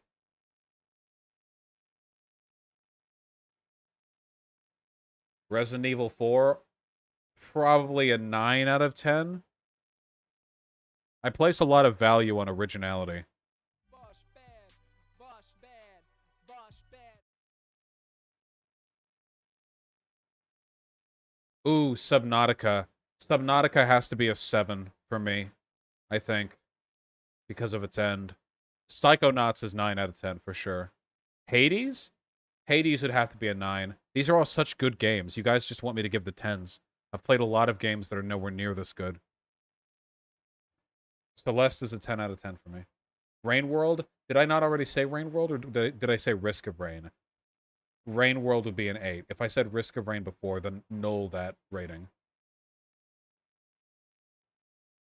Fallout New Vegas, 8. Ooh! Obra Dinn! Obra Dinn was a 10 out of 10 for me. Obra Dinn was a 10 out of 10 for me.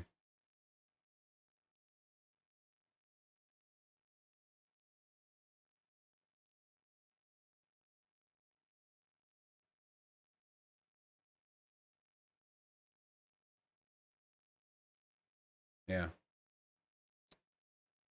I never finished Transistor. I kept getting bored.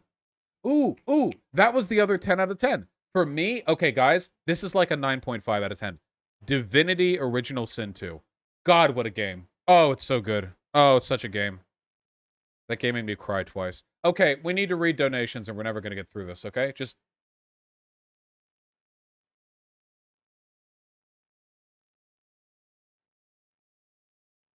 All right.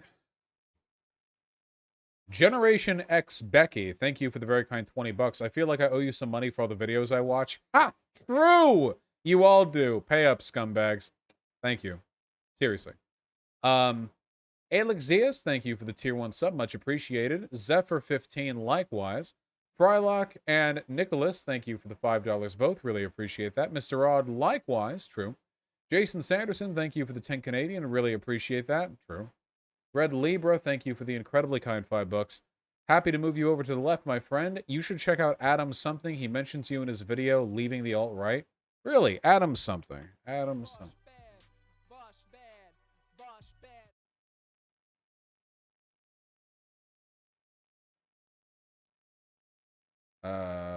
Well, they've got a lot of videos, but I can take a look at it later. How I Escaped the Alt-Right. In the end, it was Sargon's unimpressive intellect that gave me the first nudge. Who would have thought? Wait. From my debate with him?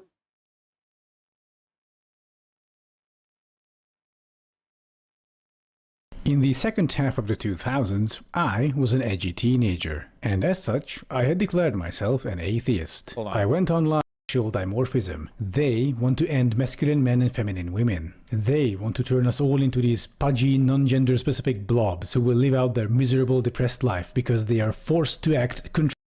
As the years went by, some of these shouty men actually broke away from the alt-right, moving towards the center-left. But others, including Sargon of Akkad, have slipped deeper into it. Sargon himself became a white nationalist, and now serves as one of the many entry points for disaffected youth towards the far right. But thankfully, I think I've managed to avoid that vortex, and now I'd like to help other people do the same. I hope that, as I put out more... Well, Adam Something, I'm glad you enjoyed the debate. It went poorly enough for him that he never did one with me again. Thank you. I appreciate that. That's very nice. Take a look at their content. Ren Vibes and Cassify, thanks to the tier 1 subs both. Hakai Master, thanks to $2. Now I have. Iridian Knight and Joseph Leach, thank you for the $5 both. I'll keep it in mind, Iridian Knight. Thank you. Lumberjack Ent and Jamie, thank you for the $5 both. Really sorry about the dental surgery, Jamie. That does suck. And yeah, rip Trevor Moore. Jesus. Carson Harvey, thanks to the $2. Lore Mech, thanks to the tier 1 sub. Temp account with a gifted tier 2 sub. I don't speak whatever language that is, but I'll assume it's nice. Thank you. Viria H and Lumberjack Ent, thank you for the $5 both. I really appreciate that. No worries, Viria. Thank you. Oh, guys, I've been trying to get a little bit more into creative writing lately, and I had an idea that I'm quite fond of. What if I tried to, like, write little short stories about one of the characters from that manga that I want to do, you know? But, like, before the events of the book, the story would take off? I think that'd be cute. I think that'd be a fun thing to try, you know? Plus, it's not erotica, so I could show it publicly to people, you know?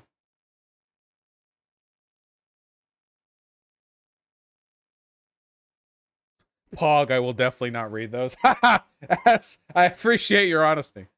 no interest in illustrating it. Drawing takes a lot of time. A lot of time. A lot of time and dedication, skills I would have to work on.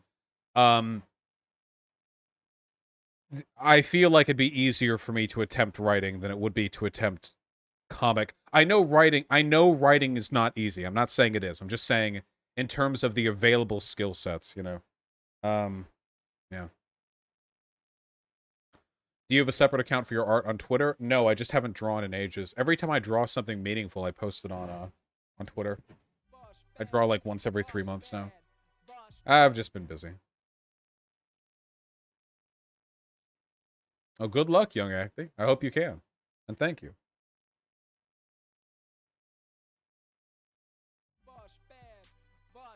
Yes, writing allows you to set mood. Yes, I still have a Cintiq. It's right here next to me.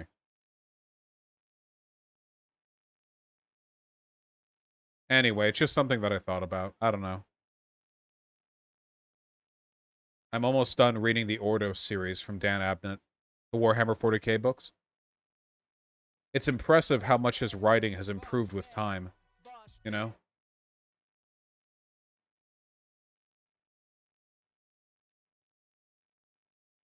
What's the difference between a manga and a light novel? A manga is a comic. Light novels are literally just words. Sometimes they have accompanying illustrations, but it's mostly just words. Literally a light novel.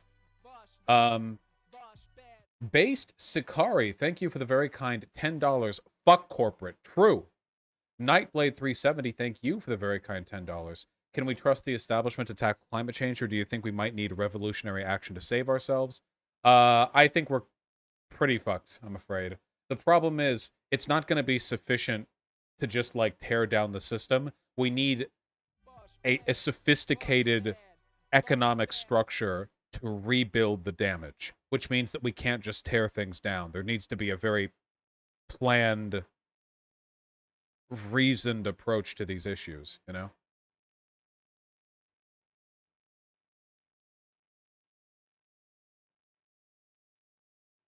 Do you think you'll ever do a draw stream where you show one of your OCs? Maybe. I'm trying to spend a little more time doing creative stuff lately. Safari Monkey, thank you for the very kind $10. Thank you very much. I really appreciate that. That was the intended goal. Title Punk Roller Girl, thank you for the 5. Nathan Explosion and Chris, thank you both for the 5. Really appreciate that. Yes, Chris Chan should probably go to a psych ward or something. And I'll give it a look, Chris. Big Ugly Clowno, thank you for the very kind $10. I really appreciate that. Yeah, I'm glad you liked it. I think that, one of the issues people talk about, they say, like, the welfare state is incentivizing single-parent households. In some ways it is. Then let's have it incentivize two-parent households. Like, there are problems with our welfare systems that we could change pretty easily. I mean, you know? I'd donate almost any amount to see that happen. What's your offer? For me to draw, I'd have to get better at it first. You know? Did I say 5-parent households? 2-parent households, sorry. Look, how about we just do some simple writing first, okay? You know? I think I've talked about the premise of that world that I want to do a story on. David Henley, Lumu, and Orbiton, thank you for the $5 all. Matt Walsh, Lumu, would be my preferred debate partner. Comrade Squidward with the incredibly kind $20. I'm thinking about majoring in sociology and minoring in political science and communication. Any advice when going into those things? That was literally my major and minor. Any advice? Get in good with your professors. They probably have a lot of academic opportunities that they're willing to dole out to some students, probably the ones they're on best terms with. Sake Tanuki, thank you for the $10. True. Very, very true. Vosh is putting this out there. George R.R. Martin says he doesn't do story outlines, but he has a sense of the characters and they largely write themselves. Yeah, well, I think that character-focused writing is generally going to be more compelling than writing where the characters are contrivances or plot devices that lead people towards preset outcomes, you know? You want to have that very satisfying sense of everything that takes place as a natural product of stuff that happened in the past. A really good example of this is Breaking Bad. Breaking Bad, for me, when I watched it, it never felt like people were being, like, hardcore plot deviced into a preset outcome. I just never got that feeling. every bad thing that happened to Jesse and Walt, it was a product of a decision they made in the past. Usually subtle mistakes they made in the past ended up reverberating through time and space and coming back to fuck them even harder in the future. Which is really, really great writing. Nothing in Breaking Bad ever felt contrived. Like, seriously, was there a single conflict in Breaking Bad that was contrived, that wasn't a natural product of the behavior of the characters? I really cannot think of one. Yeah, Breaking Bad was anxiety-inducing. The neo-Nazis? No, that was Walt's fault, dude. The neo-Nazis at the end, kind of. I think that wasn't that Walt's fault? The airplane crash? Okay. The airplane crash felt contrived to me. Okay, I'll admit that. The airplane crash always felt weird to me. But he courted the neo-Nazis. That was on him. The point was that he was so desperate to avoid facing the music after all of Gus's men got arrested that he was willing to work with anybody to have them killed in prison. So he worked with the white, like the Nazis, you know? He worked with the skinheads. And he grew increasingly arrogant because he never thought of himself as anyone other than the boss. Now that Gus was dead, he thought of himself as the only person capable of running the show. So the idea of his, like, lackeys betraying him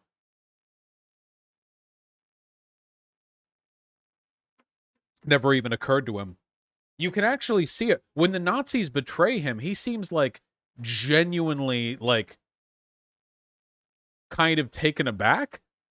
Because Gus put a lot of effort into building a reliable and trustworthy network of operatives on the ground, you know?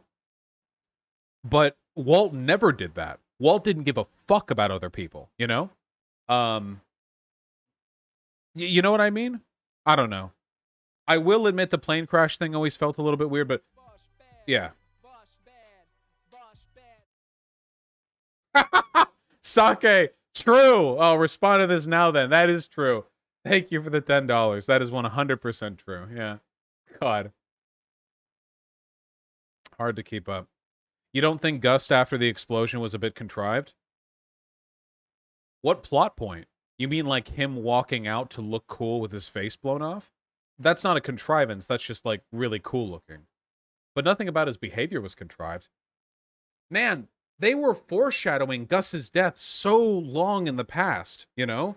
Like, they worked in it so hard. And it's so thematically appropriate, too. Because Gus was perfect. Gus was perfect as a criminal. He was flawless as a criminal, you know?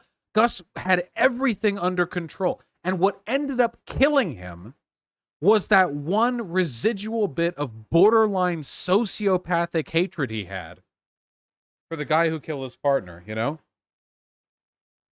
That was his one weakness. Every other respect, he was cold and calculating.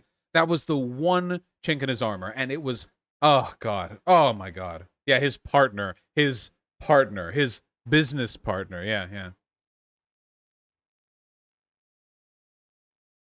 I think Breaking Bad could have ended with the Gus arc, and I would have been much happier as a viewer. I don't care how the series wound up. Okay, I will say this much.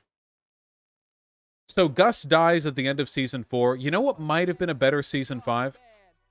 In my personal opinion?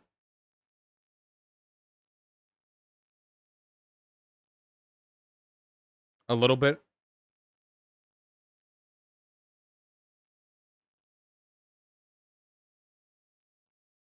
No, but nobody's taking the bait. I'm actually waiting, but nobody. Yeah, personally, I think a missed opportunity is that Walt never got to act like a drug lord. I feel like if he had rounded up what remained of Gus's crew, including Mike, and he started trying to take on the local DEA in an effort to stop their agents from uncovering the truth from all the agents of Gus that got rounded up, like he never succeeds in getting all of them killed in prison. But instead he tries to round it up and just outright kill the people like court agents, DEA agents, police officers, judges. Like he just starts a war of terror on the entire city. That's not Walt's personality, though. He would have, if he could have. He tried, but he didn't have the experience. No, I know that. I'm saying that if things had been written a little bit differently, I feel like that's unrealistic. Imagine the entirety of Gus's network going full, like, suicide mode. I don't know.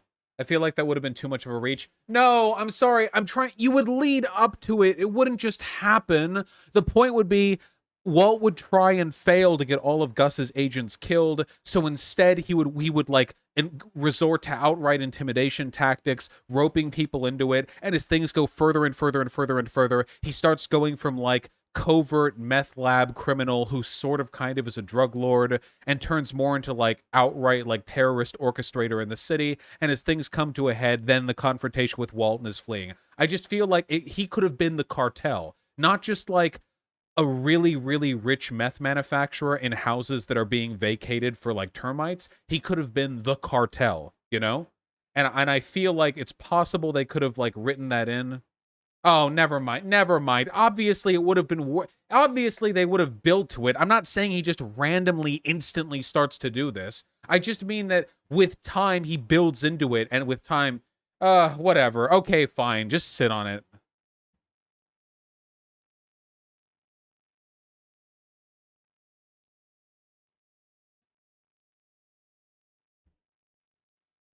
The only reason I'm saying this is because I feel like the Nazis were weak characters, and it could have been... The Nazis were weak characters, and I feel like more screen time could have been given to other people during that time. I just don't feel they were characterized that much, you know? I don't know. All right, stop.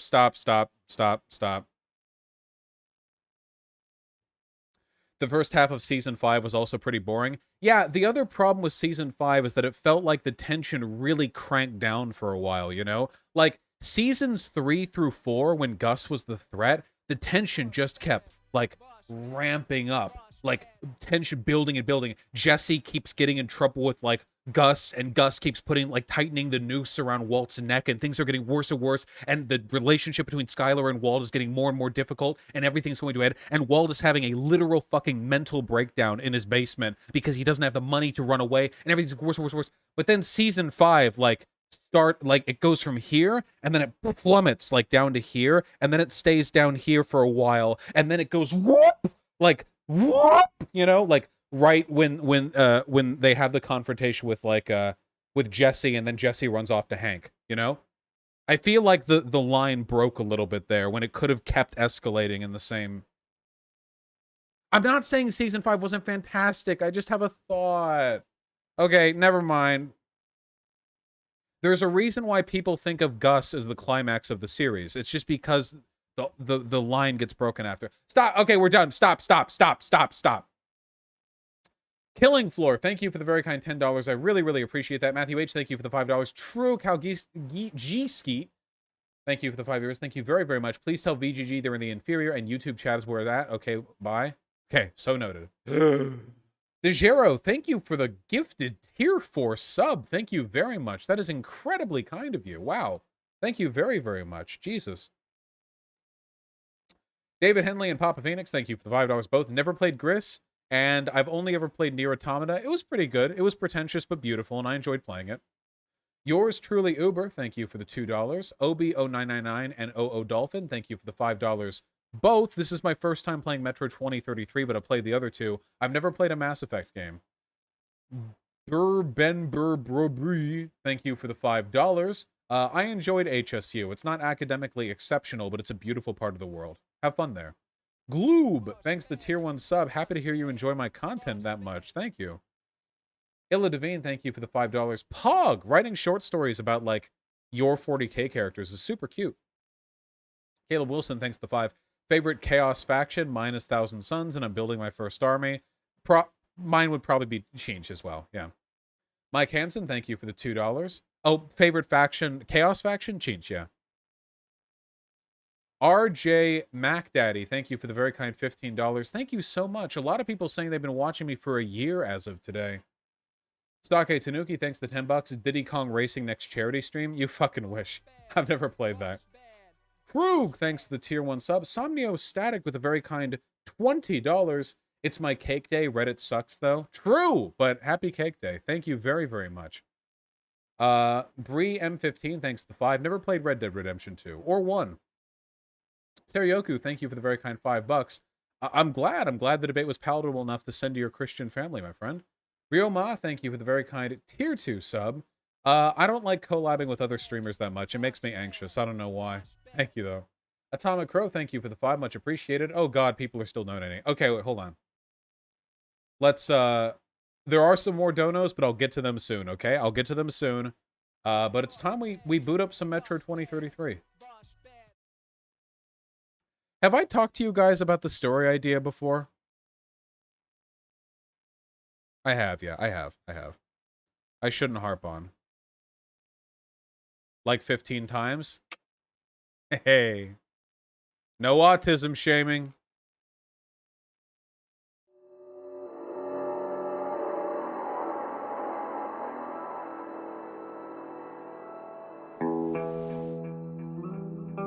Do it again, Vosh. It's cozy every time. Look, I'll just say this. Can I say it simple? I can keep it truncated. How about that? Okay? The idea that I have from the perspective of the short stories, you know, conceptually. Can we skip this? Is this skippable? Okay. When I came to my senses, I lost all hope. Nazi prisoners were used for slave labor or target practice.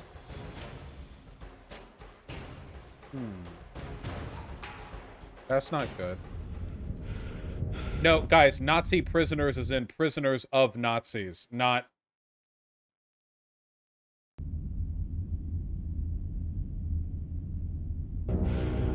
Why should we hesitate? Let's shoot this red spy and be done with it. Shouldn't we call the Gestapo? LARPers. It'll take them forever to get here from Reich. Who'll watch this pig till then?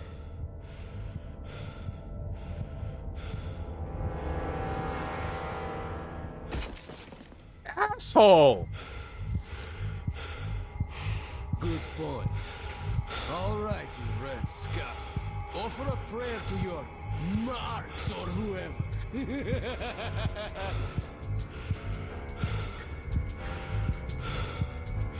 Hey, maybe if you beg, we'll think about killing you quickly.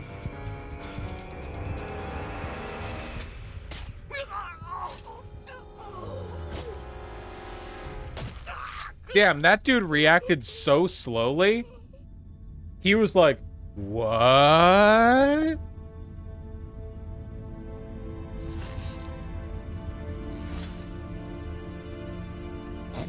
You know, one thing I like about the bad guys, there's always a lot of discussion before they get around to pulling the trigger.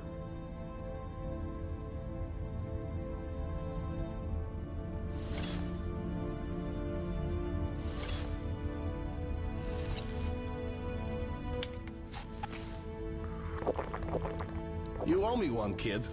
You don't look like a rat. Who the hell are you? That's Hunter's token. I'd better take you to Miller. Whatever message you have, save it for him.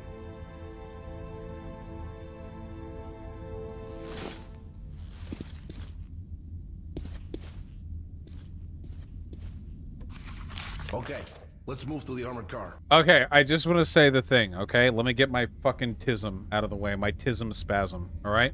I just want to get it out of the way, okay? So, one of the fundamental beliefs that I've always had about superhero stories is that in the real world, if humans started randomly getting superpowers... music is kind of loud.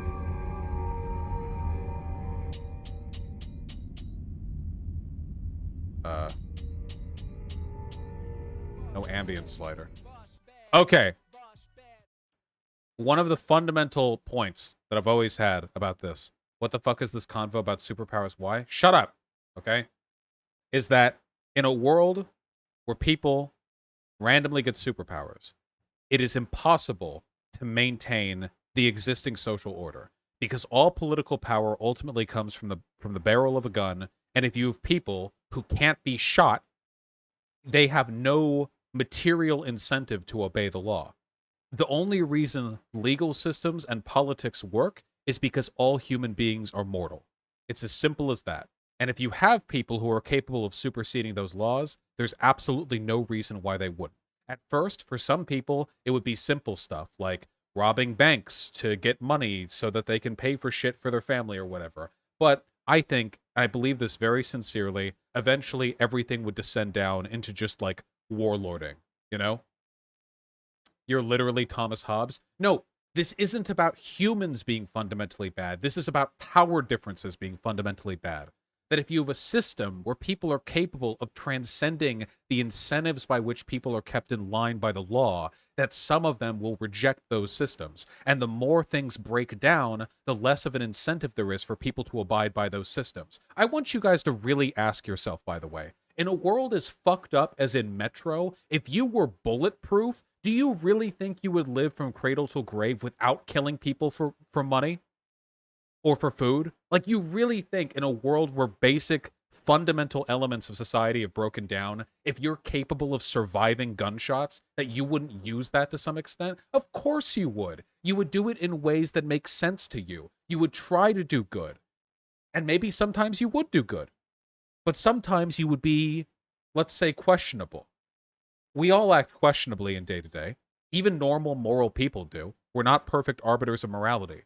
Now, let's say it's not just you who has powers, but it's thousands of people around the country. Do you think all of them are going to be moral all the time? Don't you think some of them are going to believe that they could fix society's problems if they took control? Don't you think some of them, maybe even some of the people in chat, might think, wow, society is fucked up. People are starving. People are dying. If I took control, then maybe I could save this. Maybe I could fix these problems. This has happened in real life. The difference is, in real life, despots still aren't bulletproof. You guys understand the point that I'm trying to make, right? Things would go bad quickly. So the premise that I think would be fun exploring in these little novelettes or short stories or whatever. Well, hold on. Well, like, yeah, this already happens in superhero stories. They just call the other hero villains. No. That's the juvenility of regular superhero stories. Villains exist to do petty crimes in a system that has been maintained. The DC, the Marvel Universe, the world still operates as normal. Work culture, the agriculture industry, military-industrial complex, nation-states, borders, all of it works as normal, and then you just sprinkle superheroes and villains on top of that. That doesn't work. In reality, these systems would collapse almost immediately. Can people in chat please stop trying to draw comparisons to every fucking story they've ever heard in their lives? I'm getting so triggered. Holy fuck, nobody is impressed. Jesus Christ, stop. Just listen. Holy fuck. Anyway, okay? The thing that I think would be interesting is that, like, sometime 6 months ago, okay, people start randomly getting superpowers, blah, blah, okay.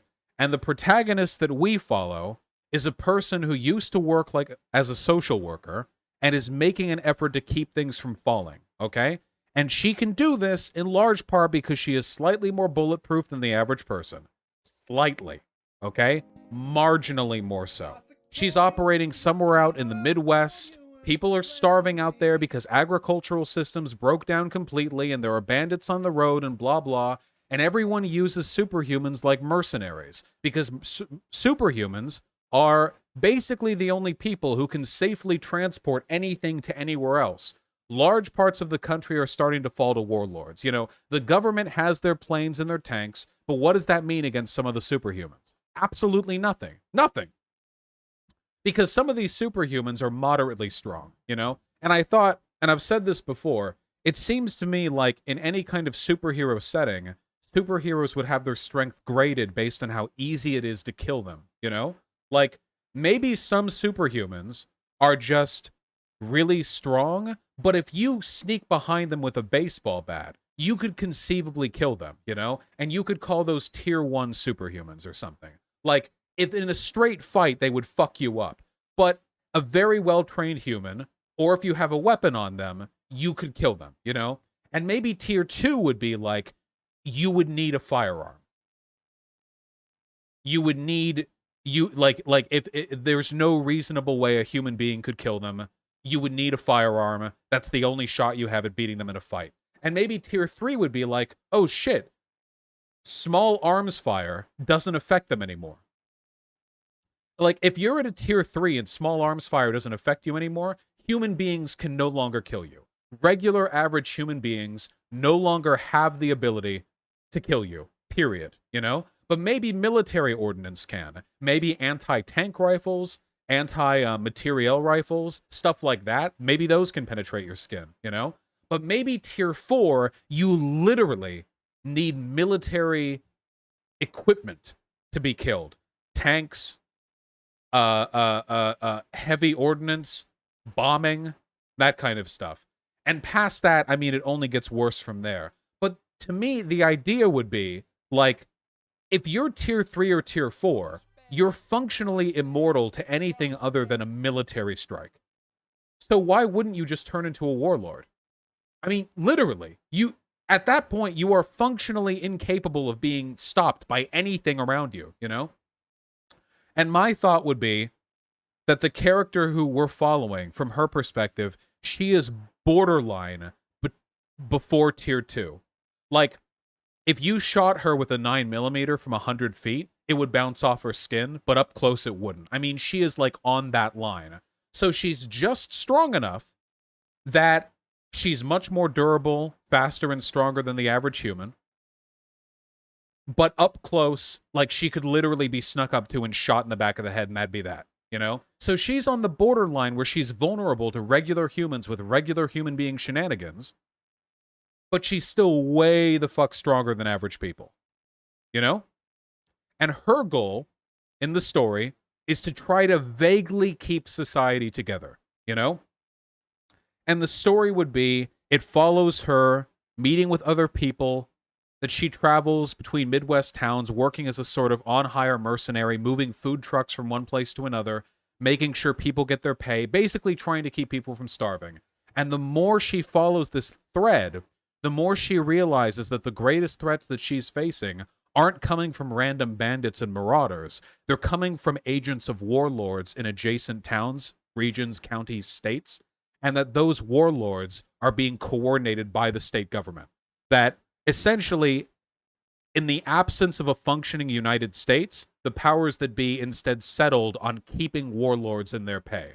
Okay, maybe we can't keep America together the way it was before, but we can keep 50 to 100 incredibly strong warlords more or less on our side, because if they go against us, we send our boys after them. Essentially, Washington is just a Black Ops hit squad that deploys after warlords who no longer agree to play the game. You know? Does that make sense? Basically, it's the story of a well-intentioned superhuman trying to keep the town she grew up in together, realizing that the problems with the system that she lives in are being reproduced by the powers that be trying to maintain control in the absence of a stable functioning government. If that makes any sense. Okay? Yes, Grand, essentially.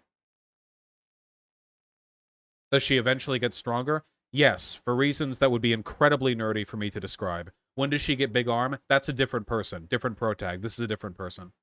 The protag of the manga idea, that would be like tier 6. That would be unkillable by known means.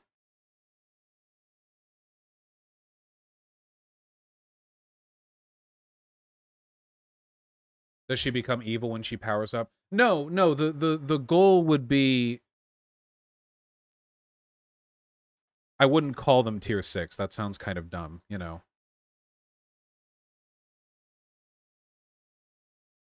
Anyway, I don't know. I think it'd be cool.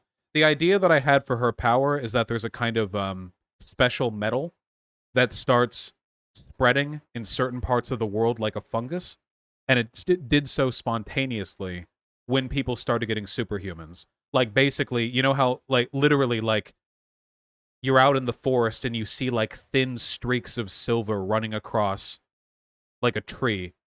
And that metal is psychokinetic. It's receptive to certain people's thoughts. And it's receptive to her thoughts. And she can use it. Like, she can wield it and meld it and morph it around her, you know?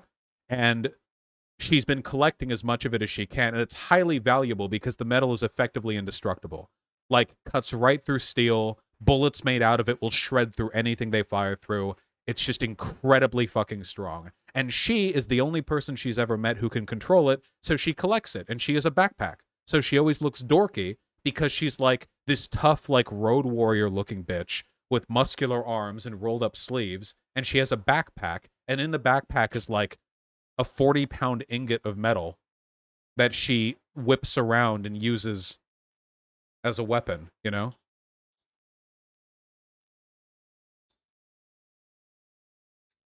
I don't know. Yeah. Okay. So a brick? Well, sure. Have you ever drawn her? Actually, no. How many tiers are there? Are you using tier to better explain? No, I don't. It's not like a specific idea. I just think, okay, like imagine this, okay? Like, wait, can you imagine this, okay? Imagine like what a hit squad would look like in that world, okay? Like modern day SWAT tactics, but like everybody on them has like single shot .500 Magnum round like buck pistols that they keep in their belt, because in case they encounter somebody who can't be killed with regular firearms, they always have something else. You know what I mean? The idea of that to me is like so fucking cool. Like anti-superhuman like tracking squads where they're capable of killing like tier 2s, but if it's a tier 3, they're like, oh well, and they just have like one massive fucking gun, but it's like single shot because they don't use it normally. It'd just be like their backup, their like their retainer weapon, basically. You know, their, you know. Yeah. Isn't a Desert Eagle 50 cal though? Yeah, but what if it was bigger? What if it was like a single shot anti-materiel rifle? Like literally, like what if this was like standard equipment for well furnished militaries in this world? Yeah, like the 700 Nitro Express. Like literally, like they're like fighting a group of people. Their bullets like cut through the walls and windows. A bunch of people fall, like their heads turn into mist, but one person doesn't even fucking flinch, you know? And then they fucking run up and punch a dude in half, and people are like, shit. And they reach into their back fucking holster, and there's a gun with a barrel about yay wide. I don't know. I feel like, why wouldn't they use a tier 3 weapon for a tier 1 enemy, make things easier? Because the fucking recoil on those guns would break your wrists, you know? You get what I mean, right? The point would be is that the point that I'm trying to get at is that society would reorganize itself around a very specific and very fastidious awareness of the relative strength differences between people.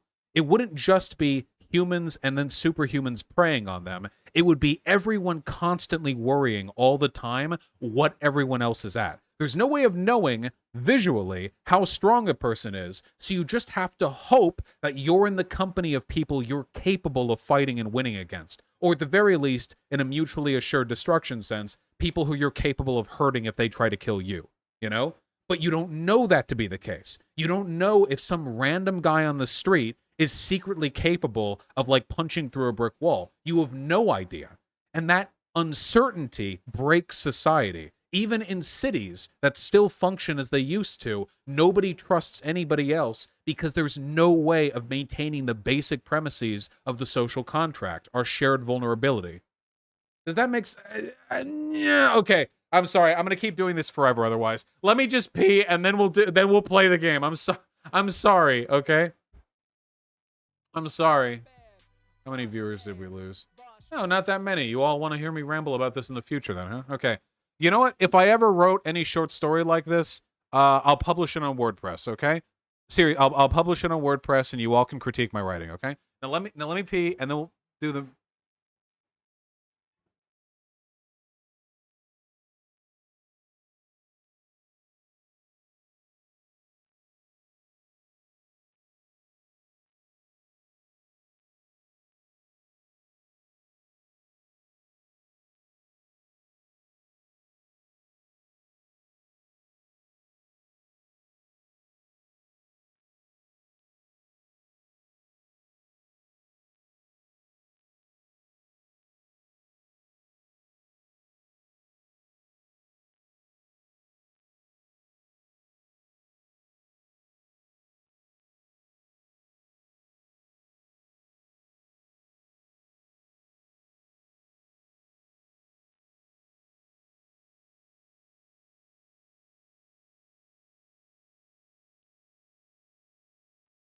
The contrast and vulnerability is something that I'm interested in because the Emil character, the one with the one arm, who I've drawn and shown on stream before, is functionally immortal, which means that, like, this is what a 700 Nitro Express pistol looks like, by the way. Yeah, well, not with this long of a barrel, or not with, like, this kind of cylinder or anything, because it'd be one shot. But yeah, like, just imagine this, but with a snub-nosed barrel and with no rotating cylinder, because there's only one in the chamber, you know?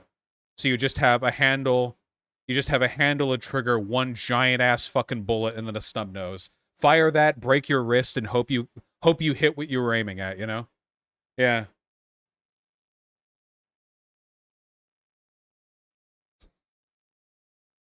Thanks, Abby. Yeah, go for it, Miko. I don't care. Have I read Parahumans? No. Don't make it one shot. No competent tactical squad would carry one shot guns like that. I don't. The point. Yeah. Okay.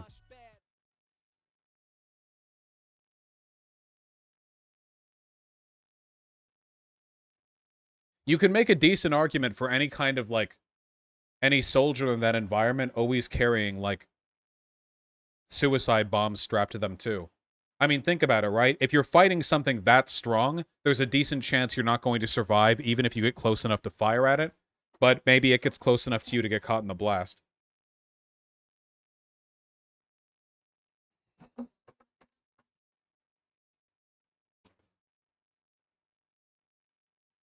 There were a couple other people in her retinue for whom I had ideas about what their powers would be. I don't know.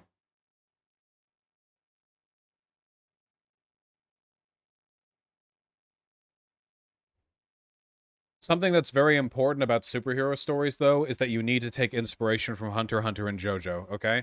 Because superhero stories where people's powers are like, I can teleport, I'm strong, like, no, fuck that, okay? Your power is that you see people so hard that they remember their childhood and it distracts them, okay? So their solution to beating you is that they have to remember the part of their childhood that made them know how to fight or something. Some shit like that. Just some absolute bullshit like that. Can I say one more thing and then we'll be done? I'm sorry, I'm having fun. Yeah, funny rhetorician, for sure. Okay, one last thing. Can we do one last thing? Please say it. Yeah, okay. It's your stream. True, it is my stream. Emil, the one-armed lady. Her, I thought it'd be cool if her mother was one of the aforementioned Washington hit squad types, one of the people who gets sent after, like, problems that are disrupting the pseudo-warlord confederacy system that America is using to keep itself together. And it's not just America, by the way. Other parts of the world are even more fucked than America. Like, there are parts of Southeast Asia and Europe that are literally just, like, failed states now. Where it's literally just, like, Mad Max shit, you know? America maintains a vestige of stability through brutal warlord conquest, you know? Anyway, the powers aren't genetic or anything. It's just a coincidence. But the mom's powers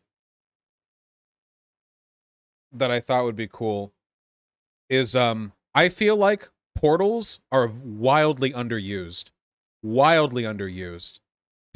Creatures that can create portals in superhuman stories, this is like world-ending shit, potentially. Unbelievably strong shit. But they never use them. It's always like some weird utility thing to get stuff from A to B. But I thought, like, if you really use those powers, I mean, really use them, first of all, you never have to reload, ever. Anything. Any weapon you want is instantly in your hand the nanosecond that you want, okay? If you're next to a person, you have a knife. If you're far away from a person, you have a gun. Any possible downside to any weapon you could ever have is annihilated by the fact that you can instantly replace them. If you want to leave, you can leave. If you want to teleport them in half, you can teleport them in half. If you want to, you can open two portals, one of them in front of the person and the other in the vacuum of space, and just kill them right there. And I thought it would be super fucking cool if somebody used those powers to the utmost of their potential. And I thought the thing that would be coolest, because to me it would be like, space is 100 kilometers above us, more or less. If you open portals that are far away, that's got to be really taxing, right? Like, maybe there's a logistical reason why you can't do that to kill every single person you fight, you know? You could also make an argument that opening portals directly on top of superhumans would be really difficult because there's some kind of energy expenditure involved in tearing them open. Maybe you can't do that directly. But here's something you could do, okay? Imagine you have the ability to open portals, and you have the command of what is remaining of the United States military at your hands. What if you had a battleship parked off the coast, and you had a radio link to the commander, and you had them fire right as you opened portals in front of their main guns? I mean, you could literally, like, at any given point, you could literally have the largest ordnance the humans have ever built striking people directly in front of you. I mean, you could just annihilate. You have pinpoint accuracy missile strikes anywhere in front of you, you know? I just feel like anybody who had those powers would be unfathomably strong. I mean, just unimaginably, unforgivably strong, you know? You could have people in a base 50 miles away, like professional snipers with sniper rifles, and you could just open portals in front of them, and they would be like auto turrets that you could just deploy. You could just open portals between somewhere in front of you and somewhere there, and you'd have like fucking Navy SEAL Green Beret types just firing from them for a quarter second, and then you close the portal so they don't get shot back at. Just, there's so much you could do, you know?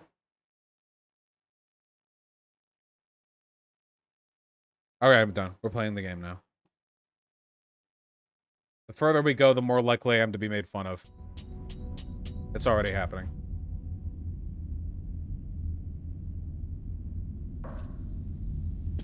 Okay. Okay, playing the game. The You'll take him in the armored car to our real car. After that, we'll be real close. Just the hole and the black station. And what about the mission? Hey, Miller will hand you a medal if you bring news from Hunter. I'll handle the mission myself. Let's meet up at the black station. You be careful out there. Oh, they like fucking disappeared.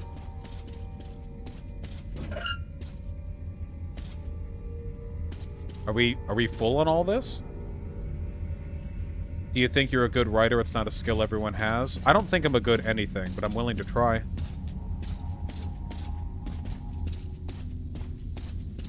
Or you could open portals to instantly give fresh food and water to people who needed it. Yeah, that's not how she would use those powers at all.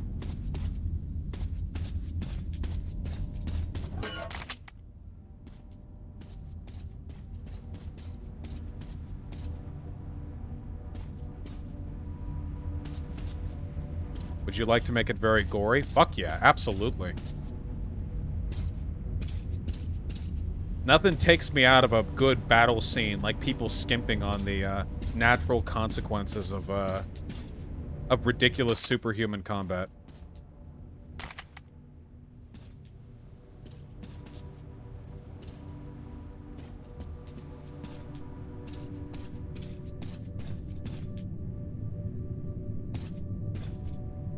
Anyway, oh. You should man the turret. It'll be harder to see you that way. I hope you know how to operate a machine gun, kid. Well, guys, good luck to you. Well, Nissen, I mean, there'd still be limits to portal usage because it would probably take a lot of energy to use them, right? The goal would be that you would use them in a pointed and effective way to maximize the harm you could do, you know? Oh, shit, turret section? Wait, I can only aim up or down. Can I aim side to side? Oh, I see. Oh, I rotate the whole turret. Get past the roadblocks quietly. Keep your cool, and they might overlook the fact that we're standing in for the crew. If it all goes to hell, oh, for sure, Dan Eater.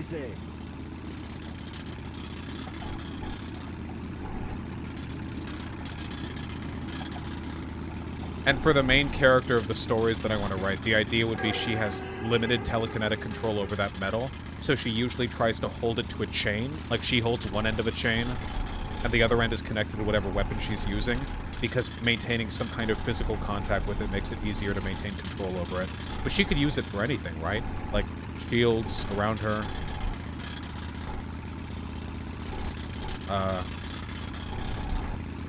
Is there...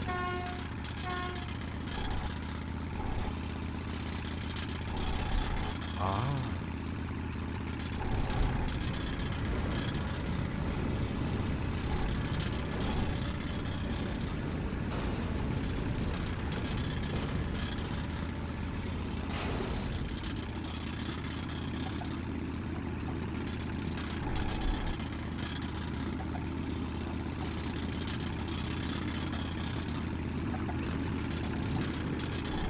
Hi. What are you doing out here?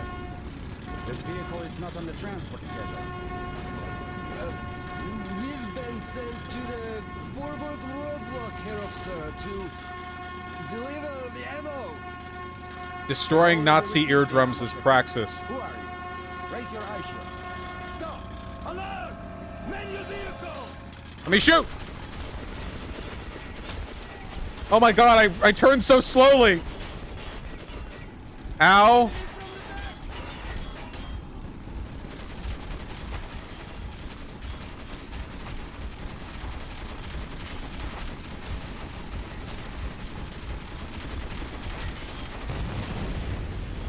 Well, that was hard. They've already received the ammo shipment. Who are you? Raise your eye shield. Stop! Alert! Man your vehicles! Dude, I get fucked right from the start. Ow! Die! Die! Thank you!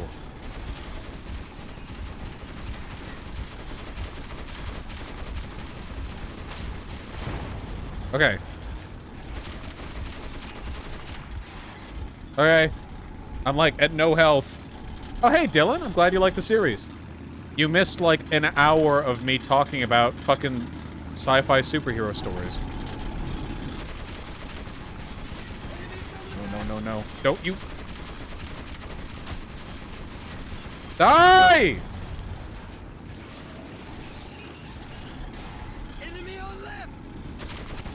I'm gonna die to this one. I don't have enough health!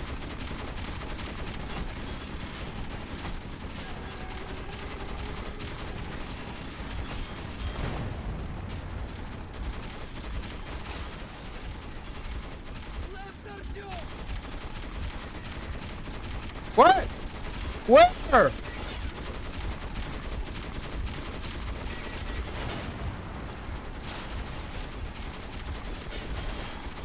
It hit! Oh no! Why am I firing?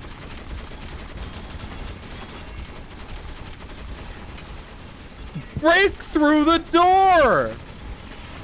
Oh god. Your gun overheats?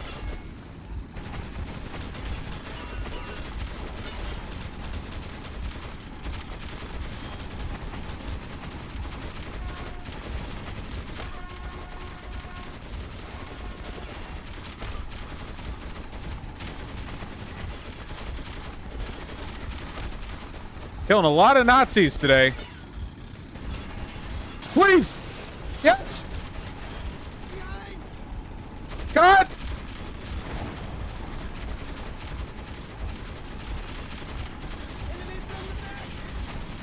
We're so fucked, dude. We can't even see for how much damage there is on us.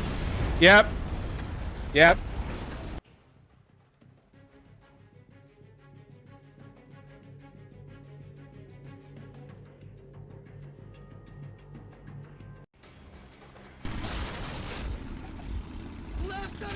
Oh god, I don't even get health? This damage feels unavoidable.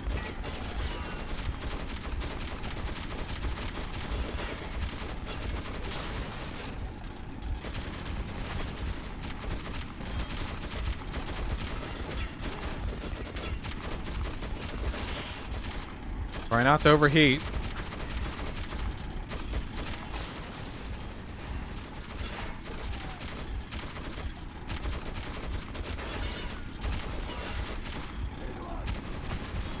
The problem is, I'm not controlling this with my mouse.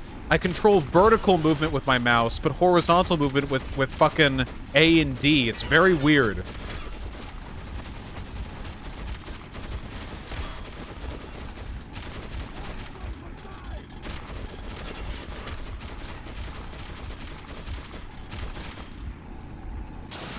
Alright. Enemy from the back. Come on. Don't you fucking kill me again. Okay.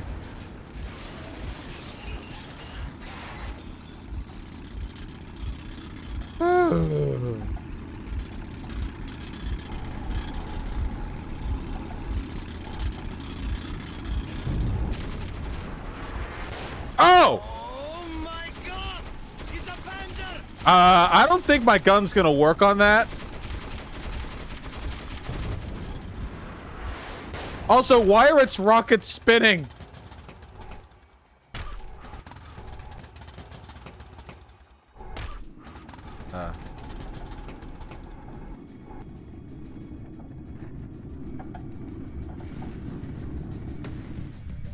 What's the caliber? What caliber machine gun can punch through Panzer armor?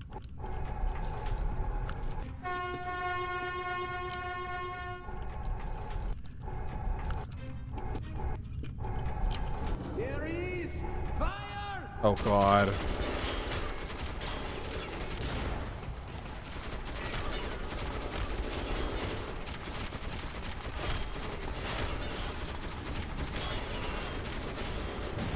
Move! Jesus Christ! Oh god! I can't even see the screen for all the fucking bullet shrapnel.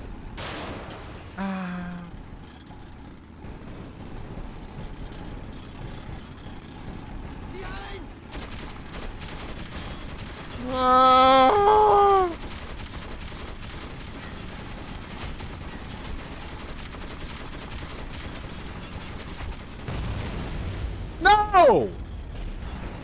I thought we had that.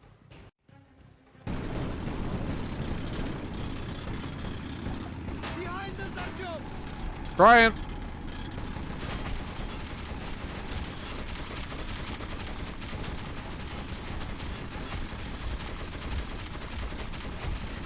Well, thank God that Panzer can't run on these rails. What? Okay. Okay, we spin right around.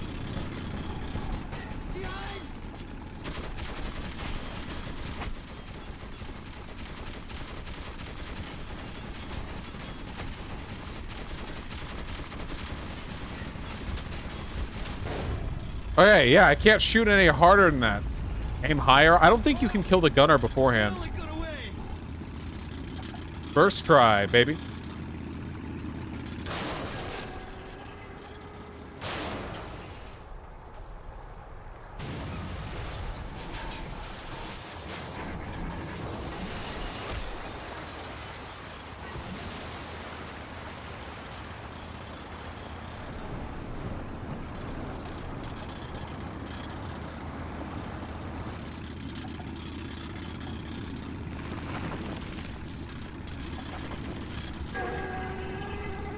How deep in the game are we? I'm not sure. Maybe halfway through?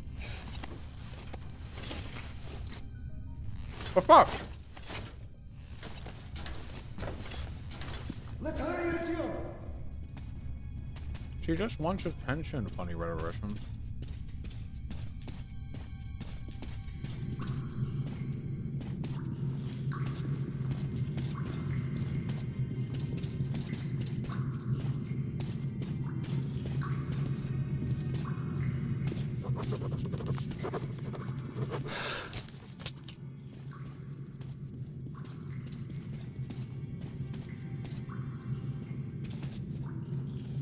Why the fuck is there a glow stick in this skeleton's mouth?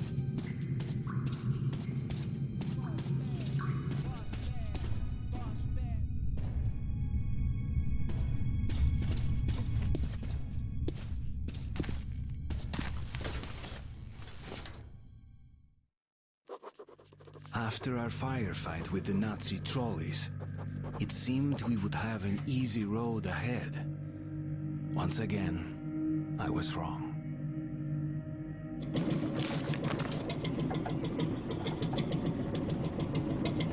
Almost there. Ullman should be waiting at the Black Station.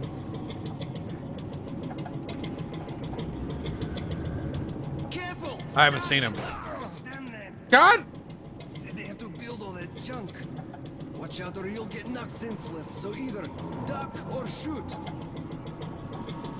Yeah, a creepy place. Always stay on guard in these tunnels. Relax for a second and you are dead meat.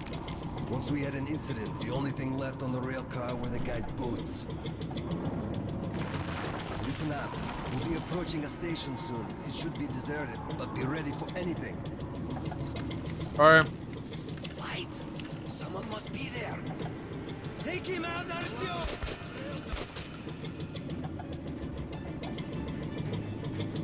Was that a good guy?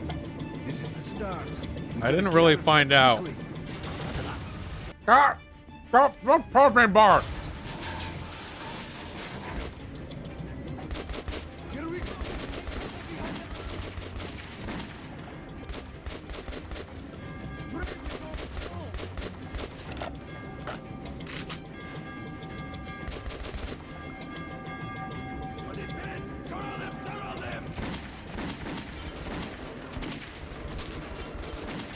Okay, revolver is a bad idea.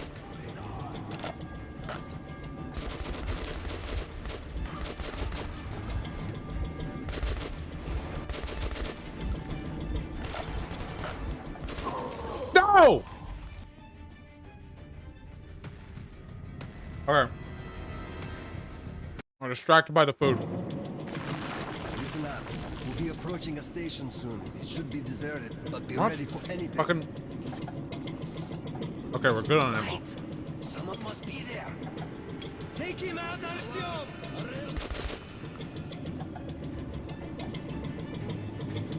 We're fighting Nazis, Dylan. This is the start. We gotta get out of here quickly.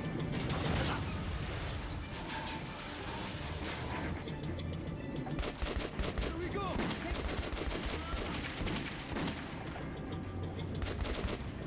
Pray we don't stall. Reload faster.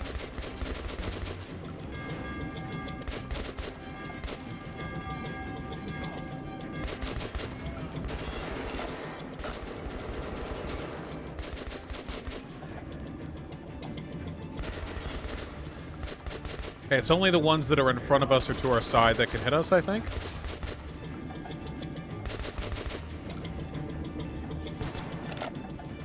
Nice. Shut up, Dylan. Protein! Hang on! Alright! Yes! Bonjour! Thank God they didn't have a rail car, or they'd get us in this tunnel.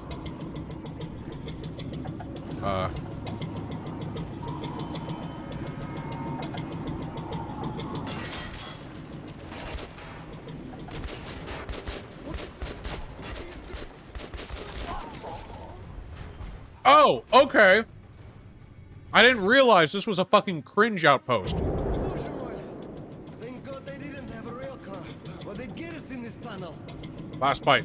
Ow. Alright. We're good.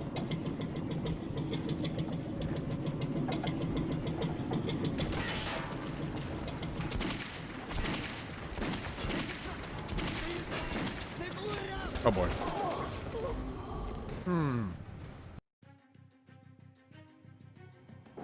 Bonjour! Thank God they didn't have a rail car, or they'd get us in this tunnel.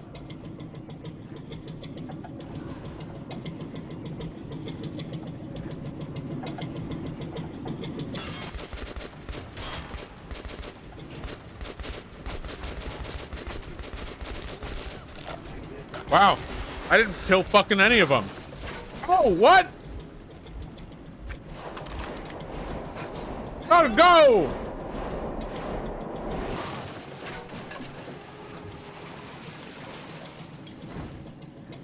I didn't mean to do that. Is that gonna hurt me?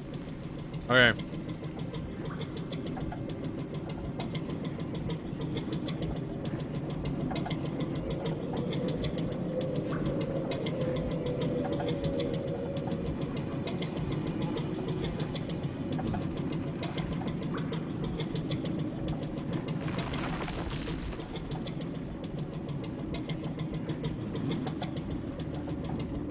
Debo!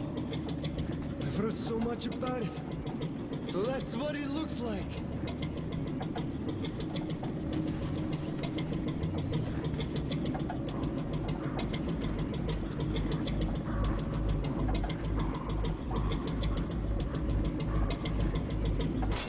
Ah! What?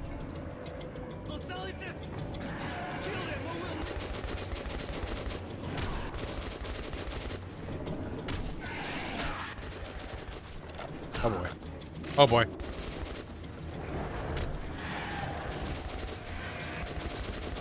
Rather a lot of them, isn't it?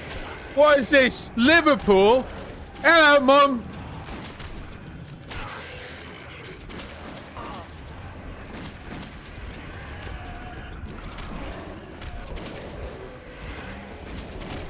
You know, speaking of British people, have any of you guys seen the show Wipeout? I saw it on Hulu.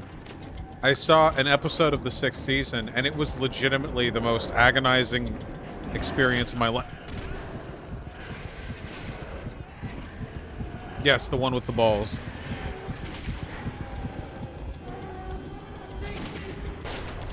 Oh. Well.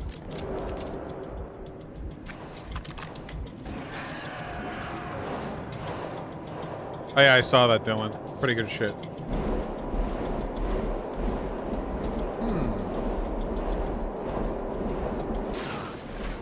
In England, this would be called a zippy doodah.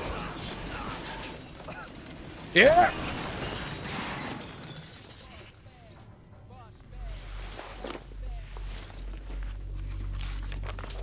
Cool.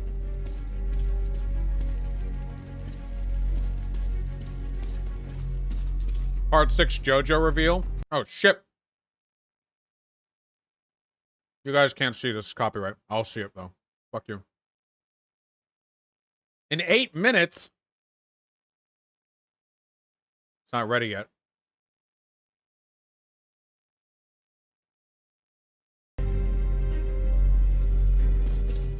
I got late trolled again.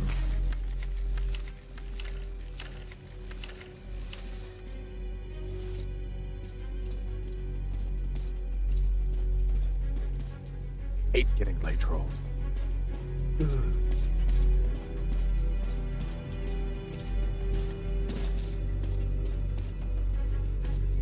Damn, this guy's fucking dead. True, Sake. I normally hate eating on stream, but I can manage a protein bar. I just hate eating while talking.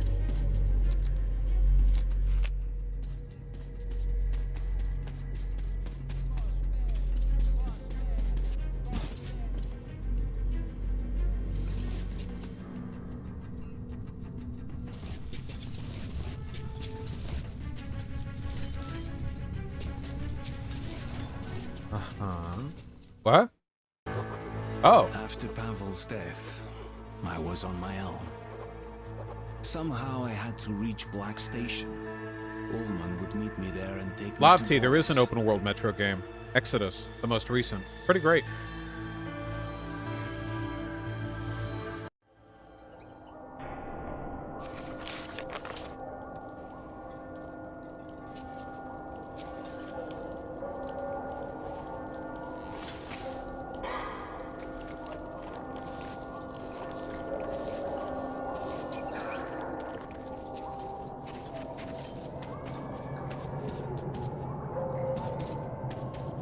What do you think the most useful superpower would be? Whatever makes your mom come faster, because that's like where 99% of my time goes, so.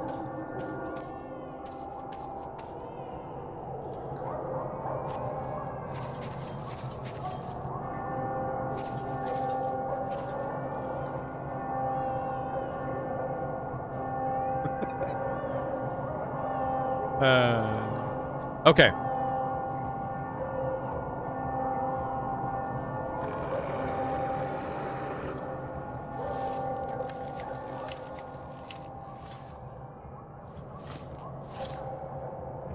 Okay, we're pretty much out of machine gun ammo. Guys, what button do we have to hold to switch which secondary weapon we're using again? H?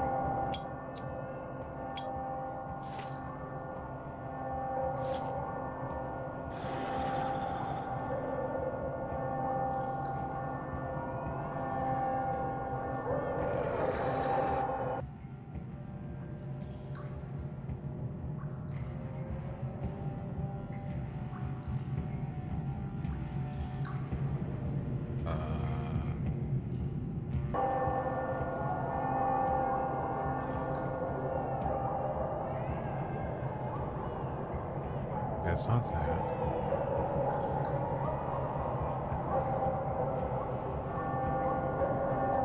I'm trying.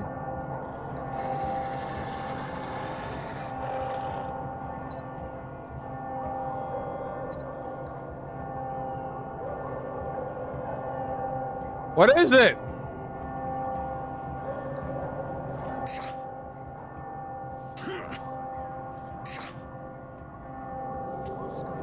Oh, it is tab.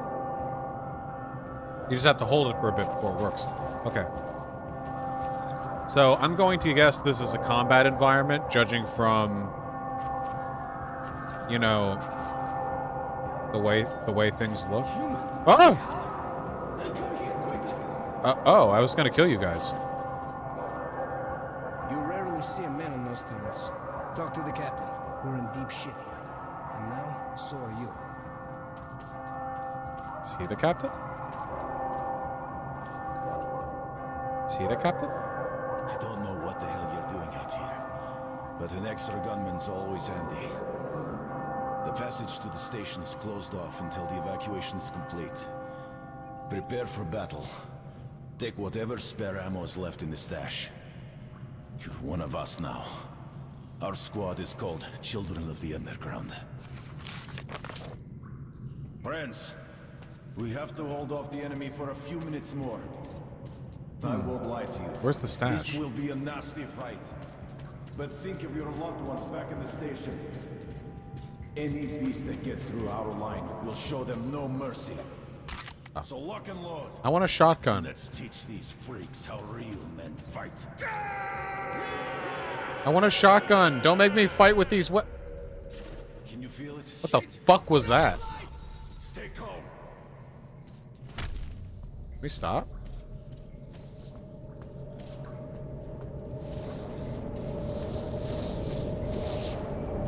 Is there like a dead human soldier with a shotgun anywhere?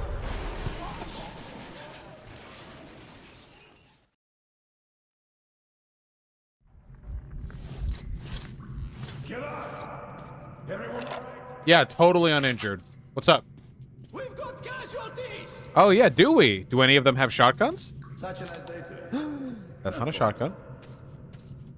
That is, hey buddy, hey buddy. Hey.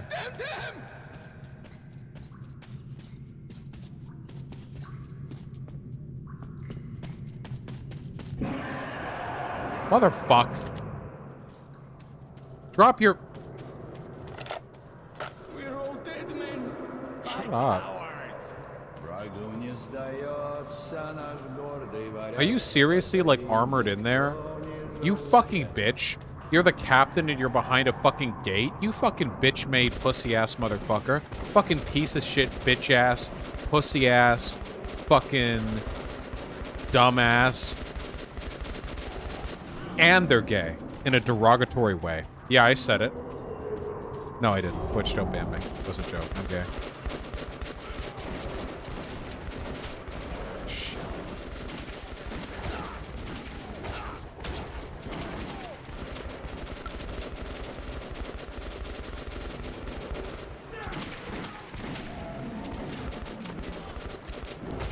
Hey! It's because I don't have a shotgun. Give me a shotgun.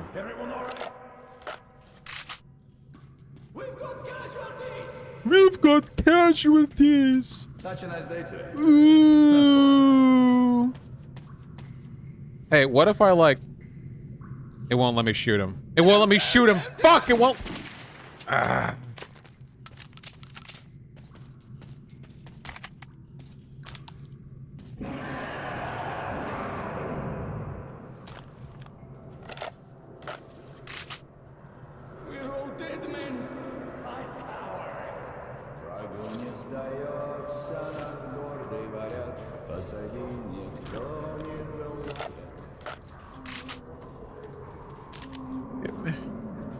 This guy literally has shotgun shells around.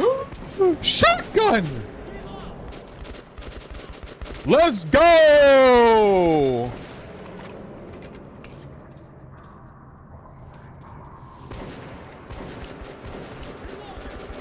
It feels like they mostly come along that wall, so we'll chill here for a bit.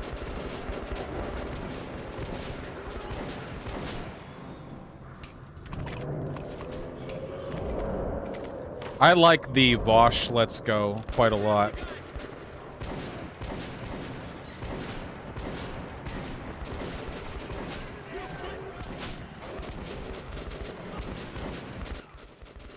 Oop. Oop. Oop. Oop.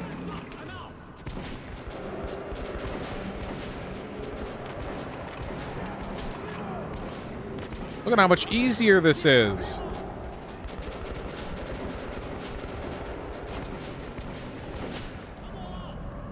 Have you heard about how Back 4 Blood zombies in beta are saying the N-word? What? Zombies in the game are saying the N-word?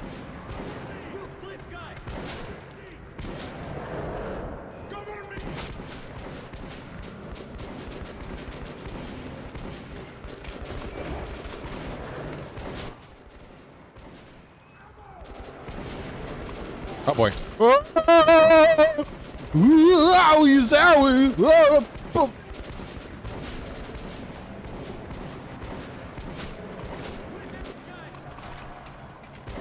Do black guys lose their permission after death? Interesting question.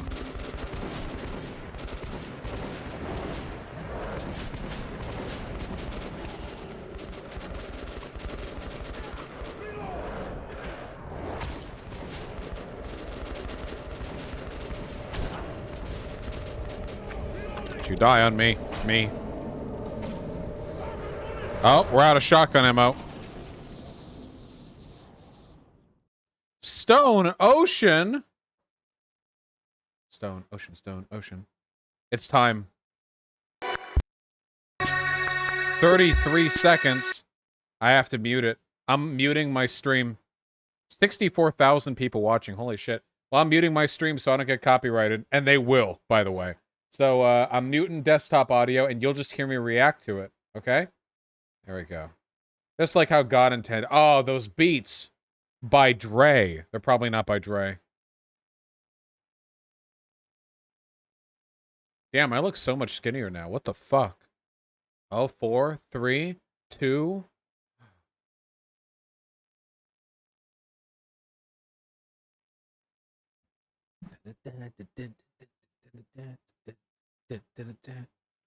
No. Down, down, down, down. Down, down, down, down, down, down, down, down, down, down, down, down, down. No, no, no, no. No, no, no, no, no, no, no, no, no, no, no, no. There's a Japanese lady talking at me. I don't know what she's saying. Because she's speaking Japanese. This is what I see. Click CC. Oh. But I hate reading. The event will be streamed to YouTube around the world. As the title suggests, new information will be revealed. So we hope you stick around. Wait, how long is this going to be? I thought it'd be a trailer.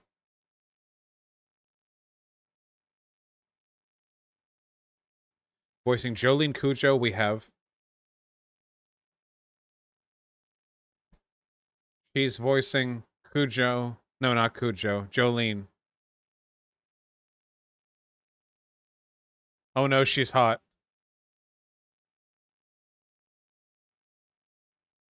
Sorry, chat. You guys are just going to have to bear this for a bit.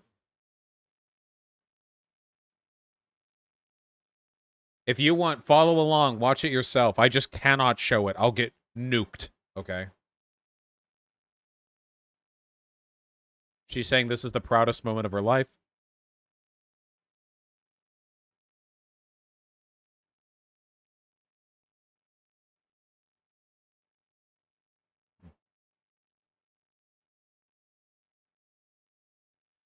How'd it feel to hear it announced you're going to be a Joe star? She says, it made me reflect on how blessed I am to have my dream come through. All the work that I've put in, the relationships that I've built, all of it led to this moment. Excuse me. And becoming a part of the JoJo family gave me a sense of the theme, the gravity of encounters. I was so happy it was beyond words. Fun fact, in Japan, voicing a JoJo is considered the highest honor, and you're buried alongside their emperors.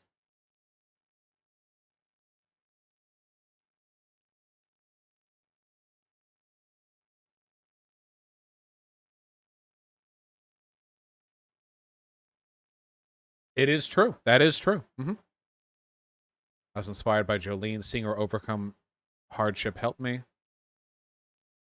I wanted to be near her in some way. She wants to fuck Jolene. I became a voice actor hoping to play an ally of hers. I didn't think I had the strength to play a strong woman like Jolene myself. That's why I thought playing an ally of hers would suit me best. But when it came time to audition, the production staff and my manager believed I had what it takes to play Jolene. And I ended up getting the part. Well, that's sweet. Look at how cute she is.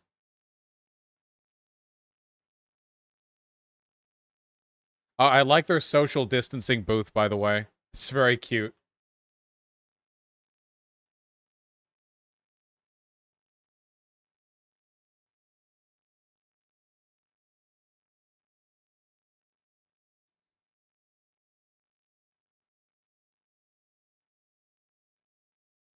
Zutomo.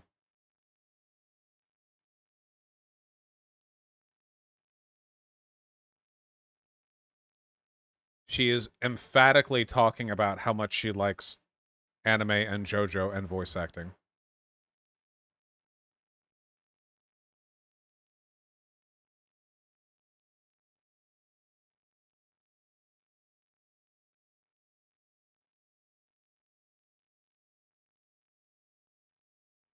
I want her to punch me just a little. Baystall. Down colossal. Down horrendous.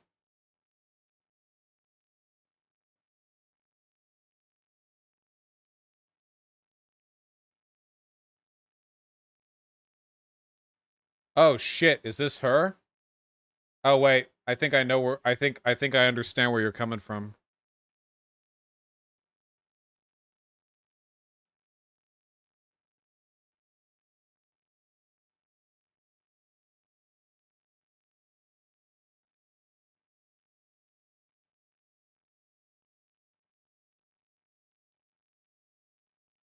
I would literally let her kill me. Oh my god. Oh, wrong button. Okay. As fun as this is, we probably can't watch the whole... This could go on for an hour. We can't watch this whole thing. With you just watching me sit here silently. We can't do the whole thing. That would be inadvisable. How about this? We'll return to this shortly. And see if we get a trailer out of it, okay? That's what we're gonna do, okay? But for now...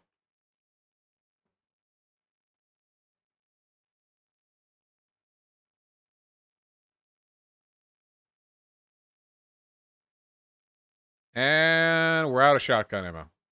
Oh, whoops, game sound. Ha! Okay. Sorry.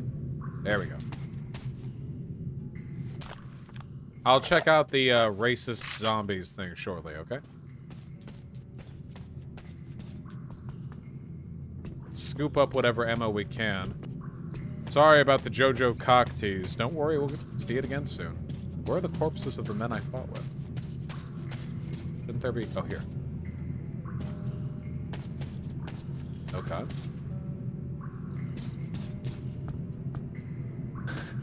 Too many of the mutants broke through. Polis must be warned. But my fighting days are over, as you can see. Are they? I have a critical mission for you. Go up to our radio beacon. Contact Polis. And broadcast the emergency message I have prepared. Good luck, brother.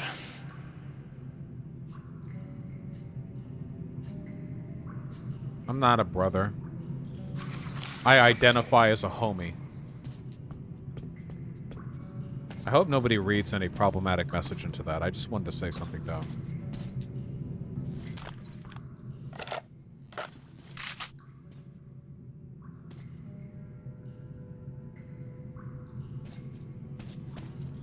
Where? Wait, where's the scoped rifle? Didn't I have one? Didn't I drop it here?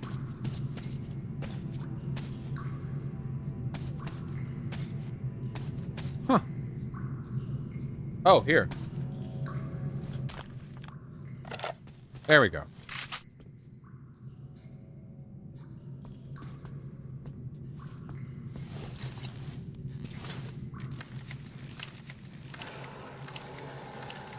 Yes, all Voshites are my homies.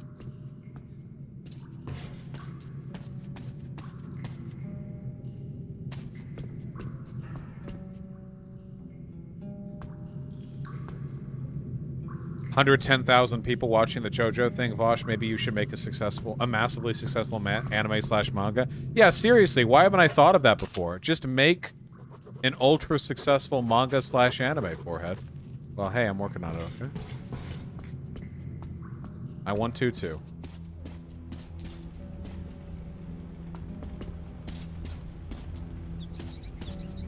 Fuck off.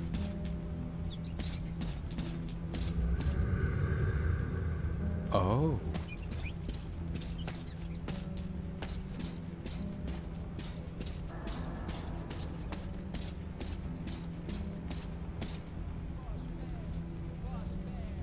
Okay, thanks to the very kind 20 bucks. Vosh can't watch Copyright Arena. BC Audio Saki Tanuki, here's how to fix audio so you can. Vosh days later can't watch Copyright Arena BC Audio. Wait, what do you mean by that? I thought you meant fix audio, like fix my mic thing. What do you mean fix audio for copyright?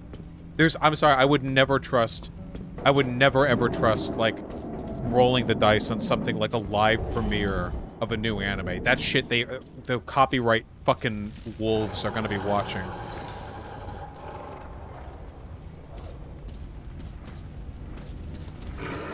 Hey.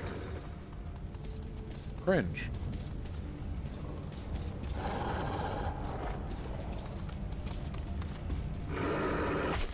Jeez.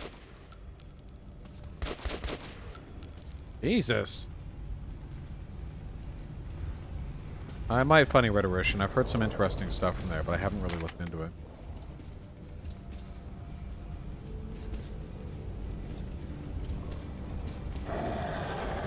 Oh god.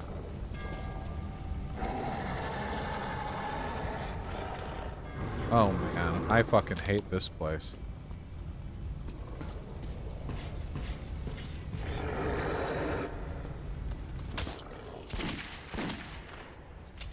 Oh.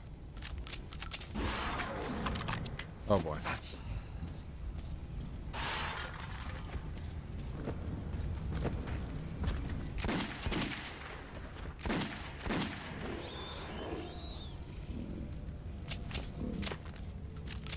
Gotcha, Bablata.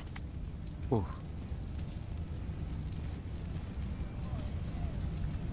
You can split VOD audio from Windows sources so it doesn't go to your VOD. You could also do some video splitting to your VOD so you're just handsome mug and voice.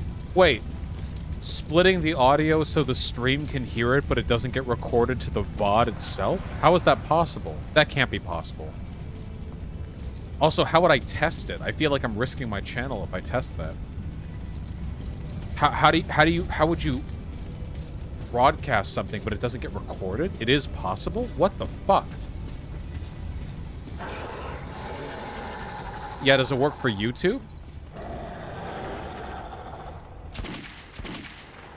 Another problem is that it would have to work simultaneously for YouTube and for Twitch, because I can't risk copyright neither.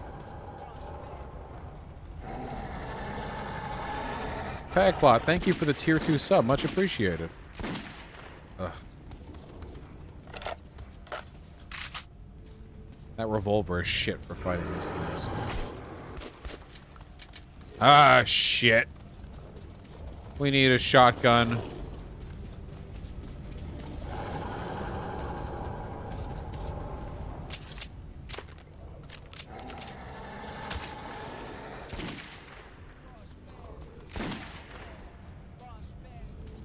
Oh. Fuck this place. Fuck this place. I'm cringing.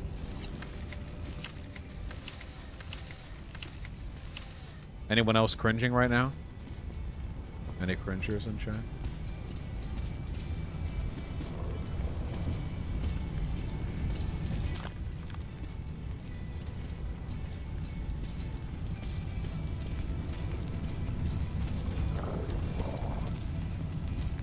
What's up these stairs?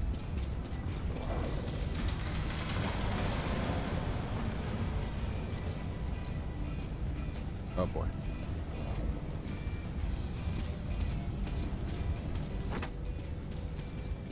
Lore dump this game, never heard of it. You're an average Russian citizen living an average day in Russia.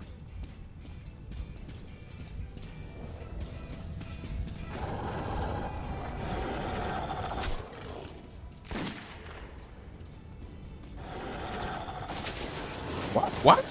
What? Oh, I fell into a hole. Well, I guess we had to know how that would work at least once. I didn't see it there, I just fell in.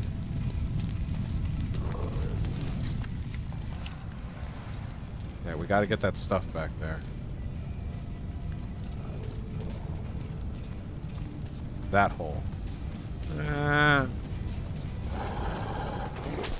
Hey, Jesus, you're fast. Assholes. Ugh. Oh, come.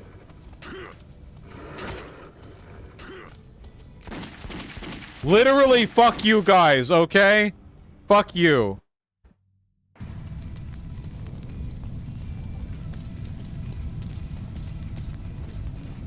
You hyped it all for the Dead Space remakes? Didn't the originals already look pretty damn great? I've never played any of the Dead Space games, but they always looked impressive.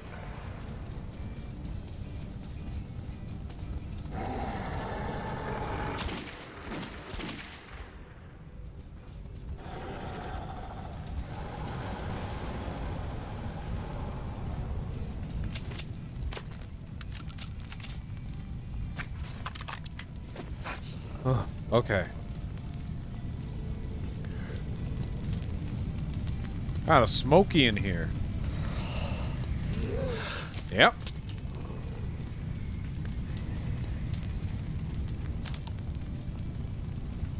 Have I ever tried shrooms? I've tried them before, but they didn't do anything for me. Also, it turns out that shrooms actually have pretty bad side effects when paired with lithium bicarbonate, so nope. Not trying any of that anymore. Also, drugs terrify me. You never fully appreciate how fragile your mind is until you...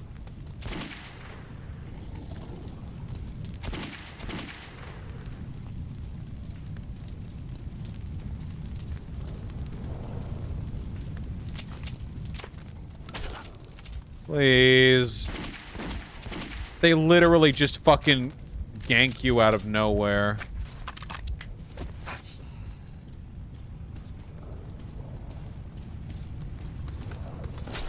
Stop!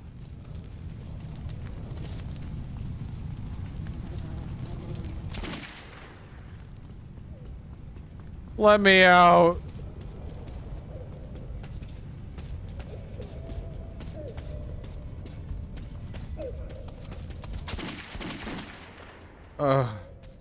I'm out of ammo on this now, too.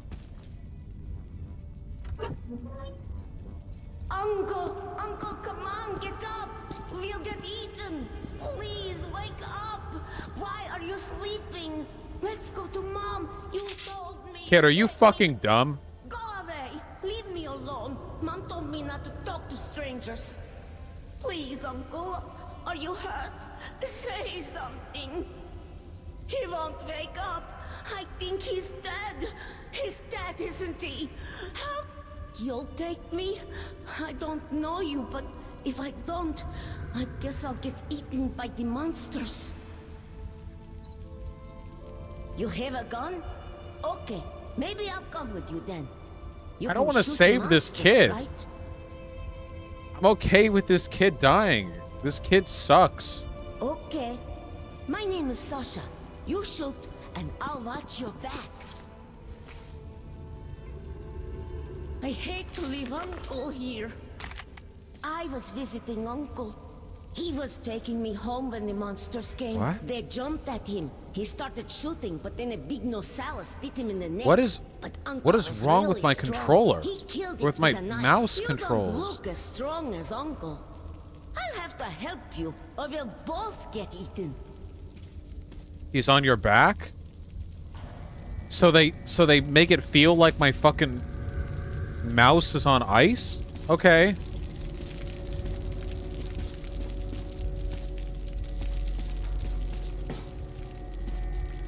Why would it make me overcompensate? Wouldn't I be struggling to move? Look at this.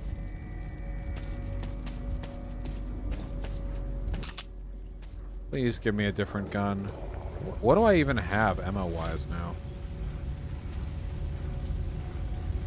Nothing. 10 shotgun shells? Ugh.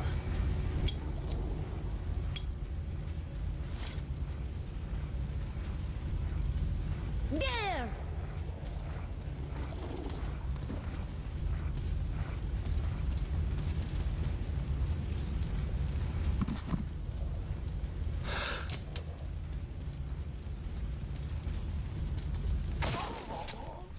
Cool!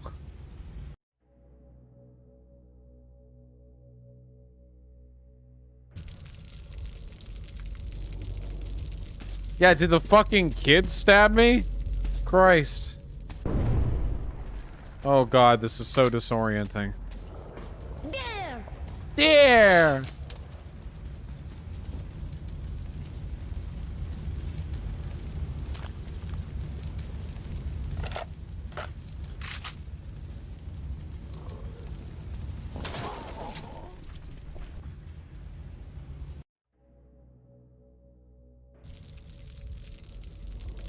Just fucking yoink. They just fucking yoink you. That's what they do. They just fucking yoink you. There! There! Just let me get the shotgun.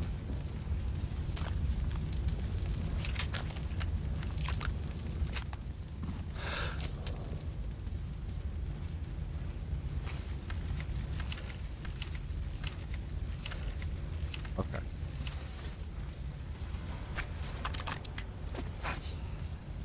God save. Pigs! Oink. What? What hit me?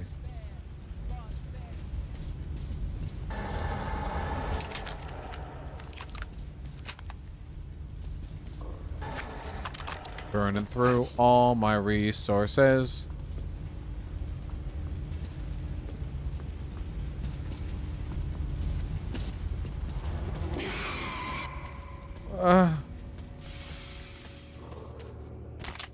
Is the kid okay? Who the fuck cares?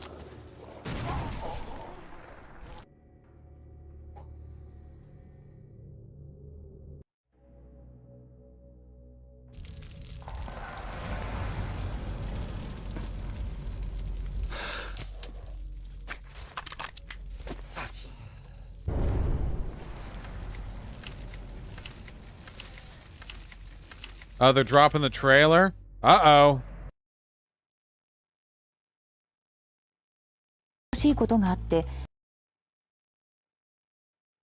Shut up.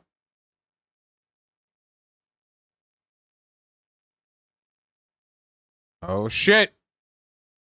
I'm like 10 seconds behind.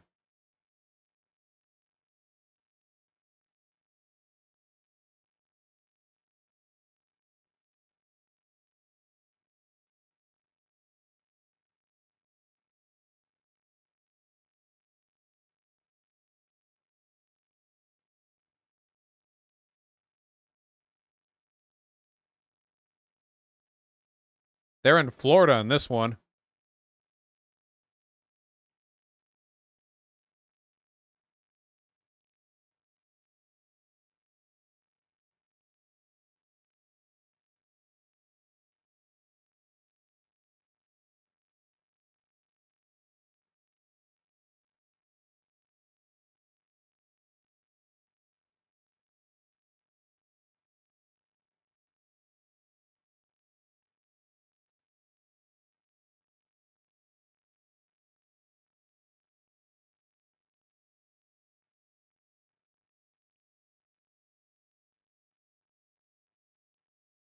I'm just watching the trail. I don't fucking care about you guys. Fuck you.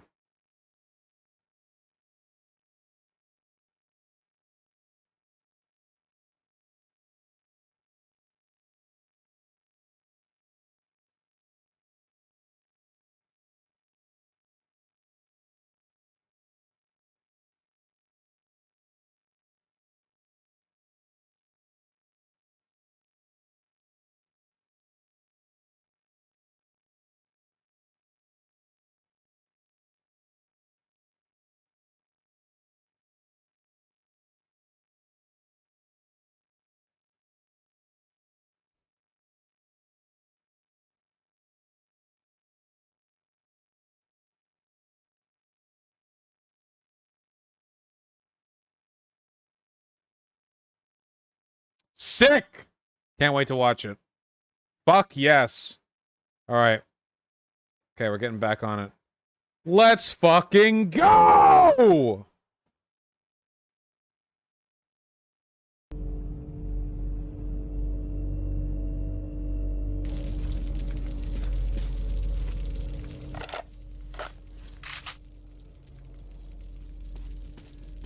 How long until the porn? There's been porn of Jolene Cujo for like 20 years. 15? However long Stone Ocean's been out. That ain't new.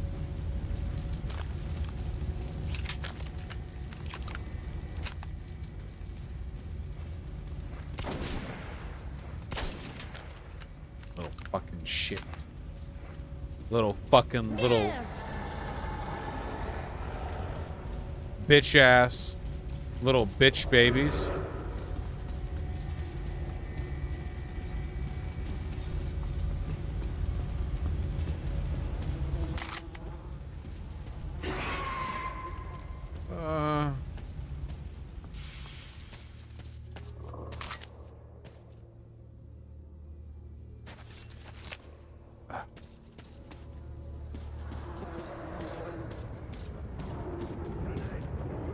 I'm not allowed to touch it, but there's ammo in that locker.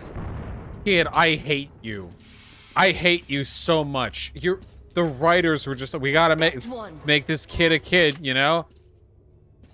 My daddy said don't talk to strangers and I can't touch the guns. But there's 6 shotgun shells in the drawer. Shut the fuck up. I have a gun too. It's in a safe place till I'm old enough to shoot. But you can borrow it when your gun wears out. Well, this mask is fucked.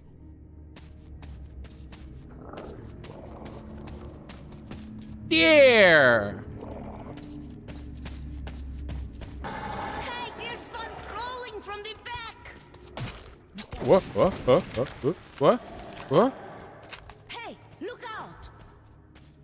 Hey, there's fun crawling from the back! I will fucking aim up and shoot both of us.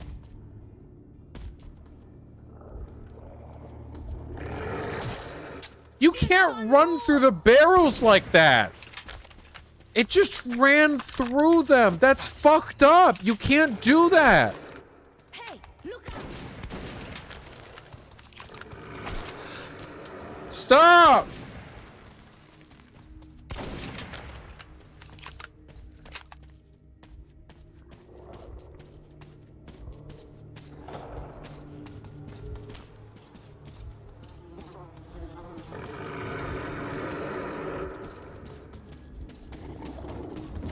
Oh, now I can run. Did the kid die? Do you agree with some people that JoJo has misogynistic elements? Yeah, yeah, for sure. There are totally problematic parts of JoJo. Yeah.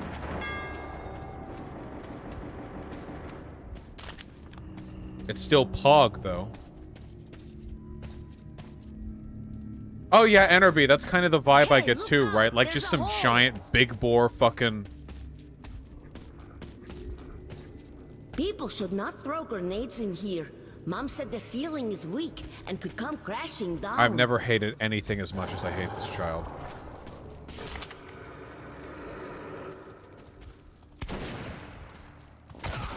Okay, these guys are legit bullshit.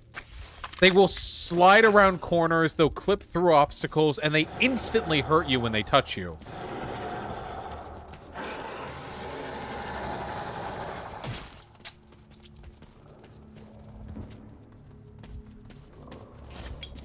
Is that the grenade? That's the grenade.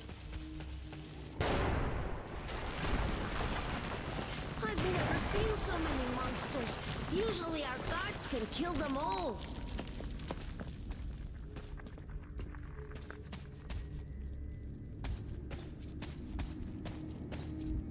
Hey, what's that? Shut up! Please!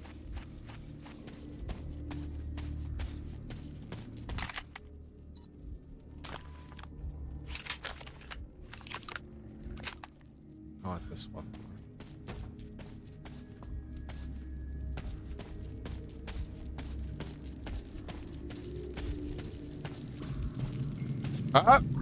I'm gonna do the fucking backstroke in this shit till little Timmy drowns.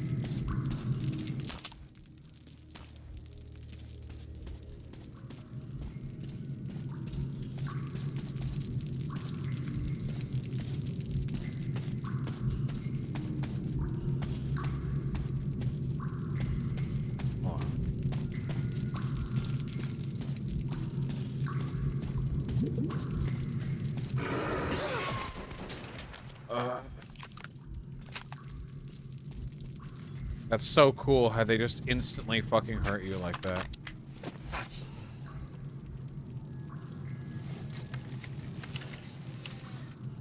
Okay, this looks like it's the main way forward, so let's take a look at that side route.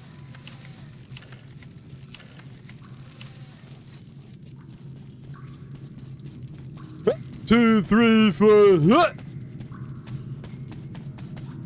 I don't know, but I've been told Stumbass Kid is mighty.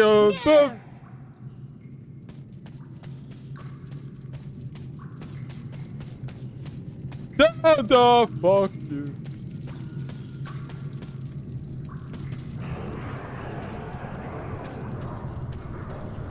You seem to be really into games where supplies are limited. Yeah? You think so? Oh, yeah?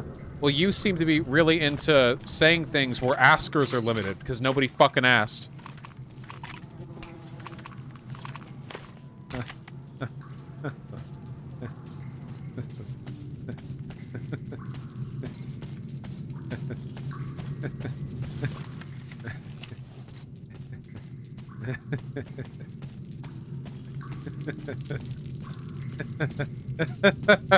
Okay, sorry. Are we really leaving the station? Cool. I've never been to the tunnels before. Mom says there's a scary place where the kids go missing. Mom says if the kids go too far into the tunnels, the mutants catch them and eat their brains, and then those kids become mutants and go chasing other kids. Is that true? Did this kid get left behind? Is that why this is the only kid who was with the soldiers? They were like, let's send all these hardened soldiers to defend the walls, and also little Timmy. Hopefully he does something, you know? They're like, oh, whatever, you know, he lives, he dies, whatever, it's Timmy. Maybe his fucking choked, eviscerated corpse will trip the legs of the mutants as they come towards us, you know? Hopefully little Timmy's innards will grind their internal organs down as they try to eat him and find him indigestible.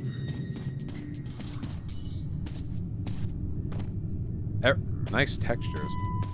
Everyone else killed themselves. Yeah, there were actually no mutants here. Everyone just fucking shot themselves because Timmy wouldn't shut the fuck up. They just sent him out here, and he was basically like a fucking mimetic agent that just made they just all fucking killed themselves. What's that up there? Wait. Yep, it's working on me. The sky. That's the sky, isn't it? I will. It's like a painted ceiling. I'll be famous. I saw the sky.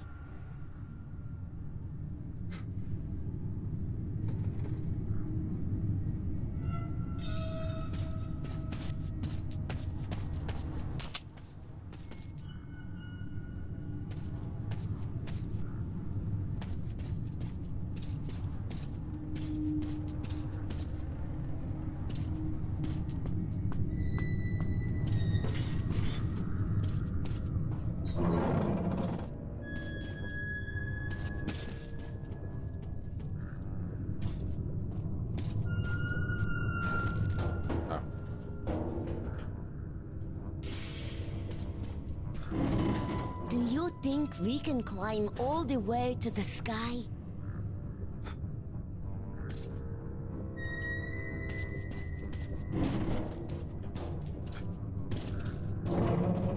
Wait, I don't really want to go this high. Don't drop me. There was a button for it, kid.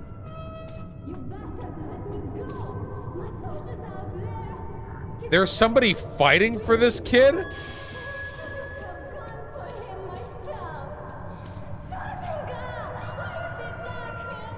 Mom! Mommy! That's my mom! She's looking for me.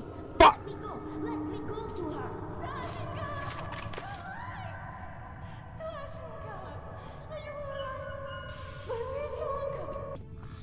How did you get here? Thanks, man. Uncle is dead, Do you Mom. have any idea how But much this that boy man means? put me on his shoulders. His father is I really helped important him to all shoot of the us. monsters. And if his son died, Mom, I saw the sky. and without him, we'd all be done for. Thank you. Are these guys like agents of chaos or something? Have I stumbled upon a heretic cult?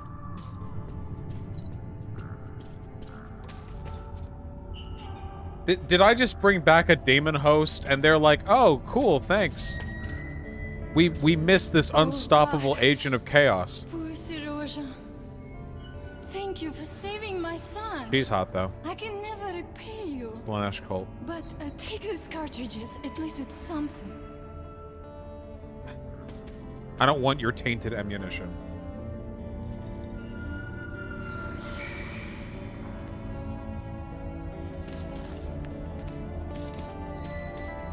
All right, let's go. I like how the music is actually like, wow, positive vibes.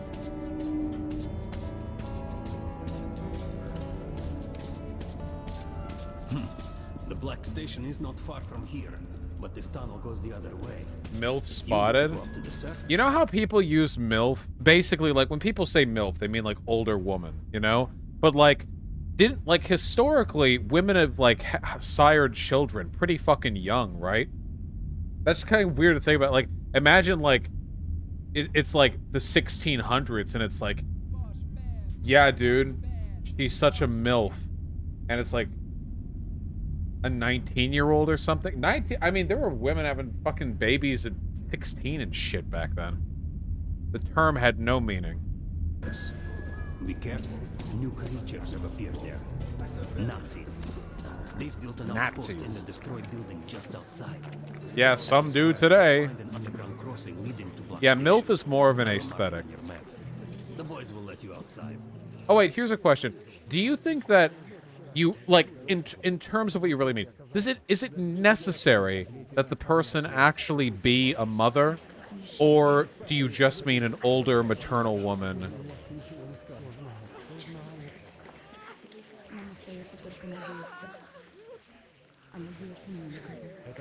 Okay. Older woman is a cougar. To me, a cougar wasn't just an older woman. A cougar is like a sexually aggressive older woman. The kind who will actively seek out younger men, you know? Like college guys or whatever.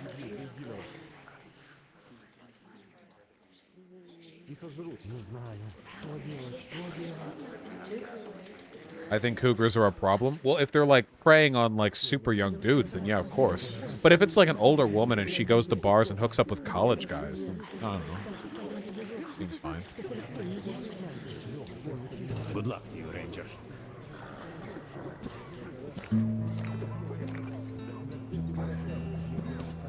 We are packed in here. Wow. I don't think large age differences are okay. You don't think like a 40-year-old can hook up with a 25-year-old? Maybe for like relationships there can be a problem, but like, damn. If I'm out at the bar, it's like I'm 27. If I'm out at the bar, like, and like I'm flirting with like an older woman who's like 50 or something, do you really think I'm gonna be like, oh, this is unethical, I'm sorry? Like, I ask her how old she is, and she's like, I'm 50. It's like, oh, I thought you were like 38. Oh, sorry. It would be like rape for to have sex with you. Like, I don't know.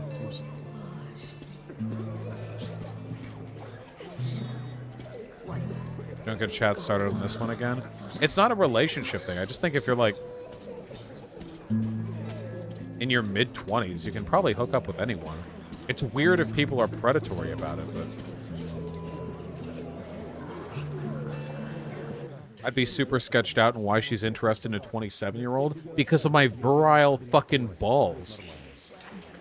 Because of my giant heaving equine fertile virile mid-20s balls, my dude.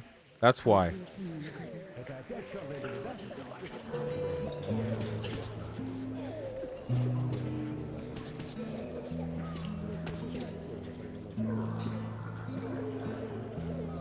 Yeah, but I'm not talking about high school age back in there. I'm saying, like, if you're mid-20s.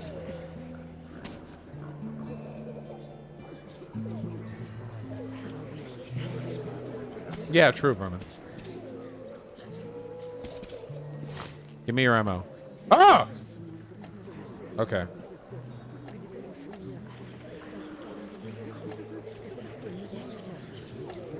Take some. Always handy. Take some. Always handy. Yeah, children in chat thinking 30 is ancient. The people in chat are being like, hold on, a 25-year-old fucking a 30-year-old? That's extremely problematic.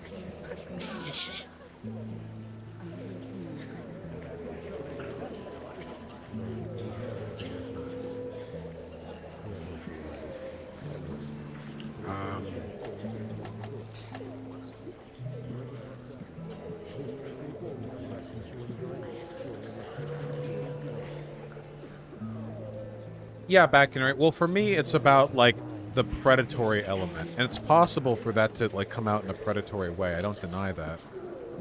We're gonna buy some ammo. Okay, we're buying ammo, and we're gonna buy some health kits. A cure for everything. Take some. Always handy. You're welcome. Bullets exchange. Special offers, discounts. I don't know why you would ever buy a gun, because you're always like trading and changing guns, you know?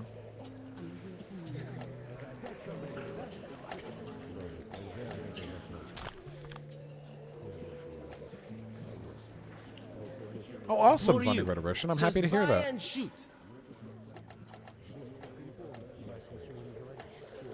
Whatever.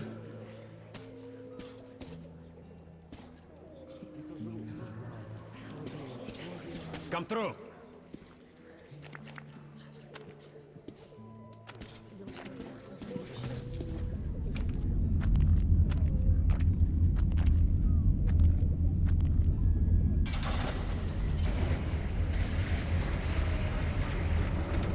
Doug Tenaple's YouTube channel got nuked. I'll take credit for it. We got him. We got him, boys.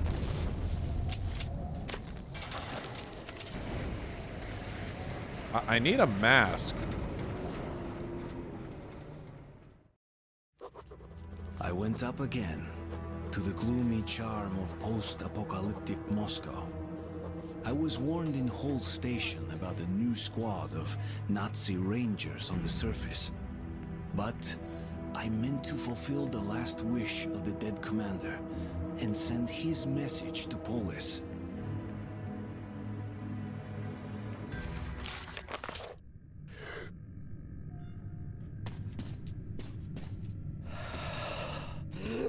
I don't have a mask!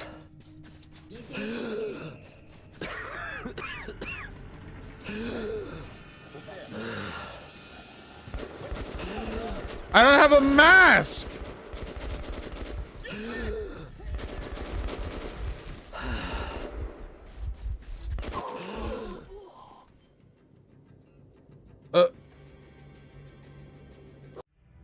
I went up again to the gloomy charm of Coast.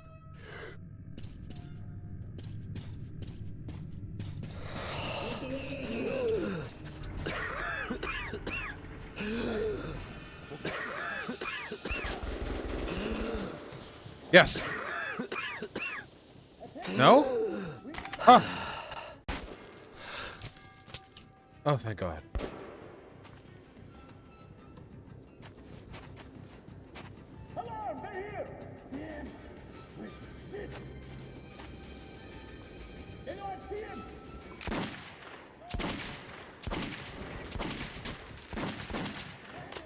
I had to drop at least one of them.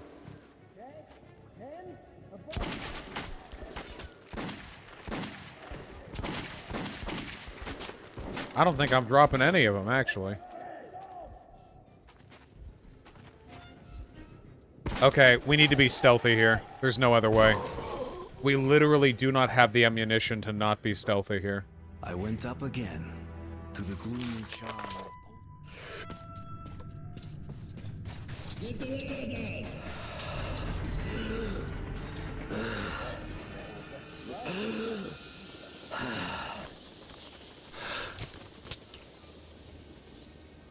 Okay. Time to throwing knife our way through this little debacle. Debacle-ackle.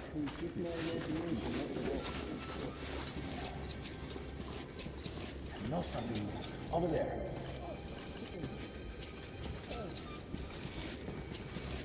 Wouldn't holding the revolver like that fuck your hand up like hot gas is no joke? Yeah, this is not an appropriate revolver hold. Please never fire like this.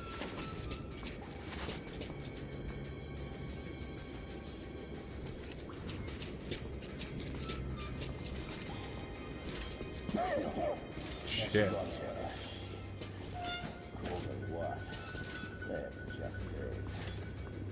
What if we could sneak? Oh shit. Yep, you found me.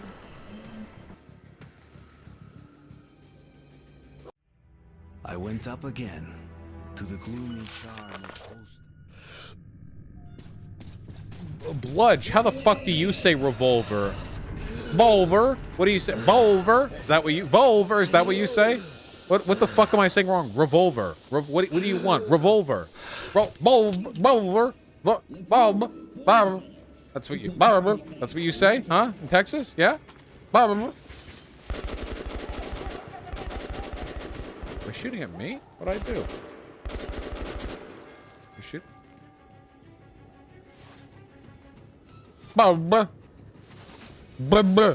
This is how you say revolver in Texas. Hey, ow. Don't shoot at me. Oh god, there's a whole upper level. Do you have any tips for dealing with fat-phobic comments when your self-esteem is already in the trash? Yeah, just have flawless self-esteem like me. I don't know. That's not something that I am affected by that much. I just, yeah, block people? I don't know. I just...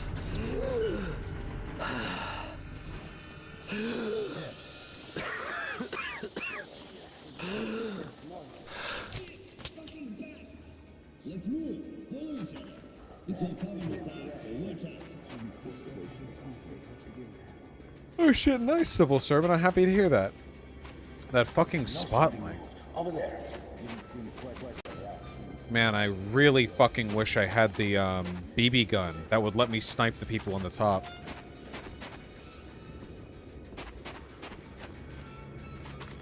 Honestly, if you want any bit like reassurance or anything.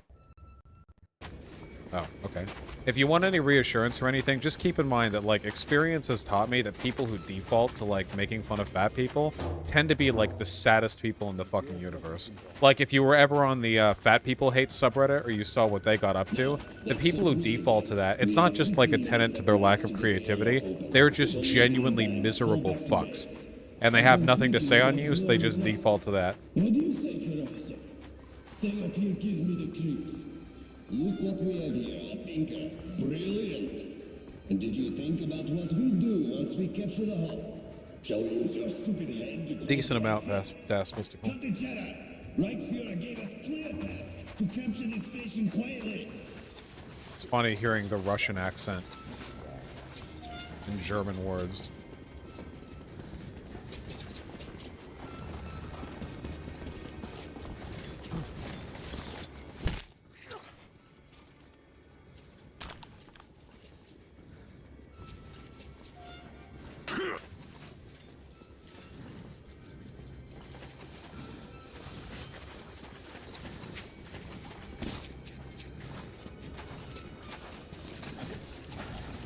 Shit. That guy's armored. Shit! Oh, we actually knifed him. Damn it. Okay. Guys, do the throwing knives work? Wait, can we insta-kill the armored guys from behind, or can we just not knock them out? Okay, wait, I think we have this. We need to wait for that initial patrol to go through.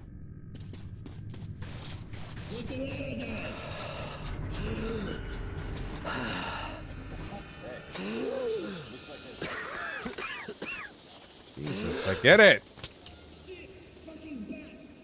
Let's move. Follow each other. It's all coming with us, so you're fine.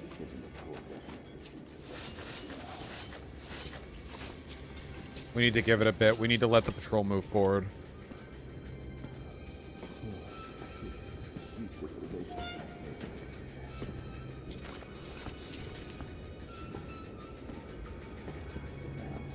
Punk Frog, I don't get that reference. What is that reference? The Mordecai and Twinkle Star, whatever her name is? Oh, thank you, Banky. I hope you can. Twilight Sparkle. Now, let's go through it again. We have 15 minutes at max to get the airlock open. If we don't make it in time, fall back to base. I've been thinking about blowing it up. What do you say, Herr Officer? What have come on your dad's face was like the soft snowfall of a winter's morning. Shall we use your stupid head to close the exit? Cut the chatter. Reichsfuhrer gave us clear task to capture this station quietly.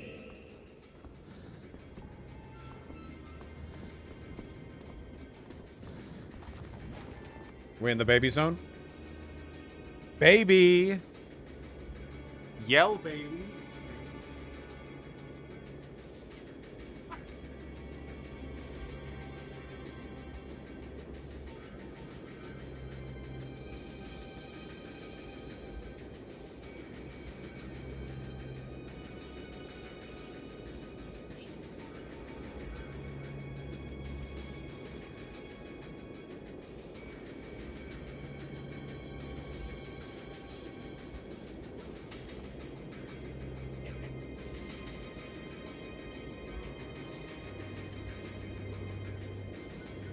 He's purring.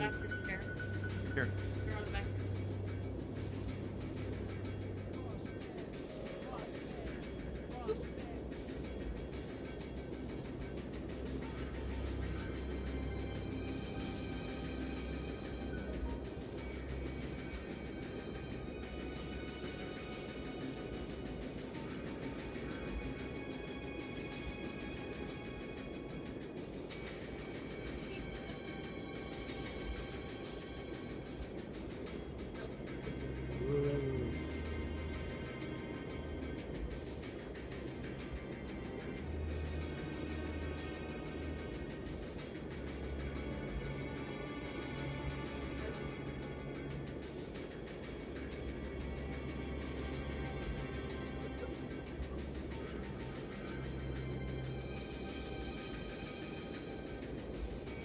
He's so soft. Ooh, look at how permissive he is. Look, you can just... He's purring. He's just so floppy.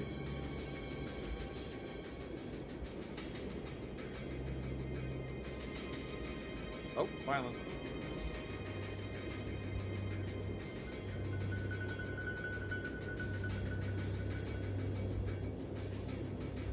Right.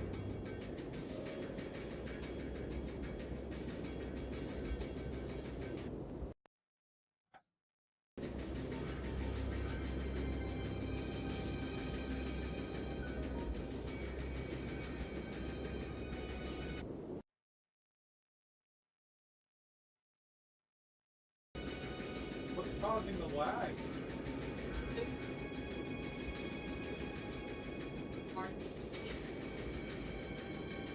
Yeah, do it.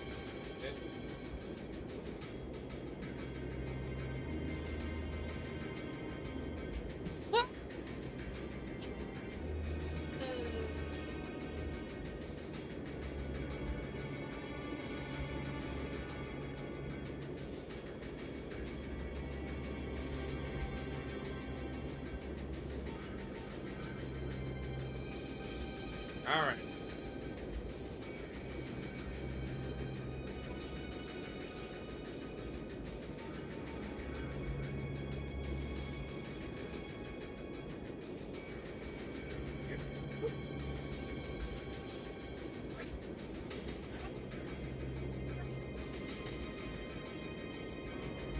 Nice. Yep.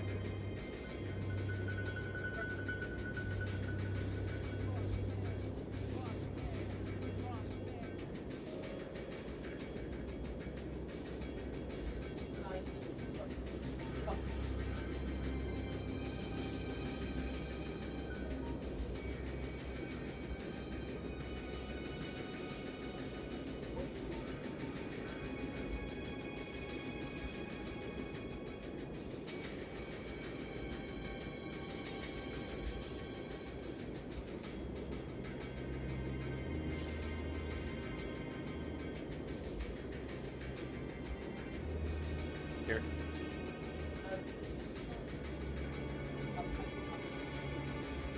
Yeah, sure. Okay, we're back. Okay.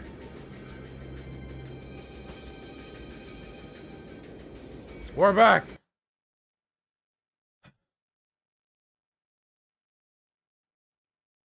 I saw the Stone Ocean trailer. Well, look. Ha! He got me.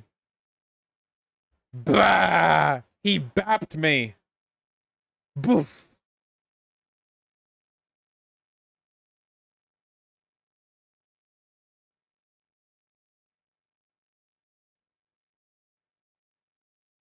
He fucking got me.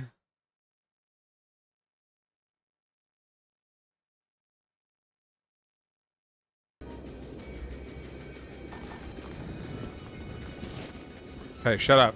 We got to do this. Oh, shit.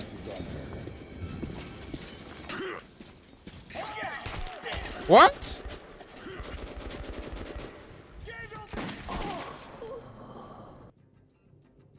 Okay. We can do this. I went up again.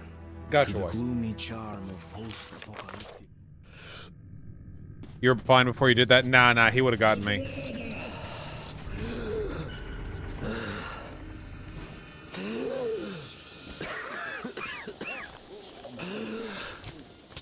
Sheesh.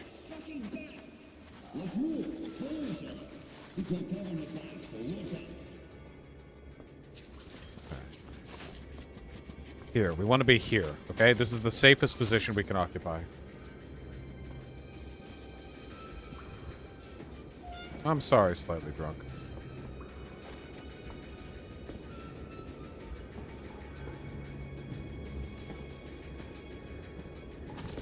Start the voice line.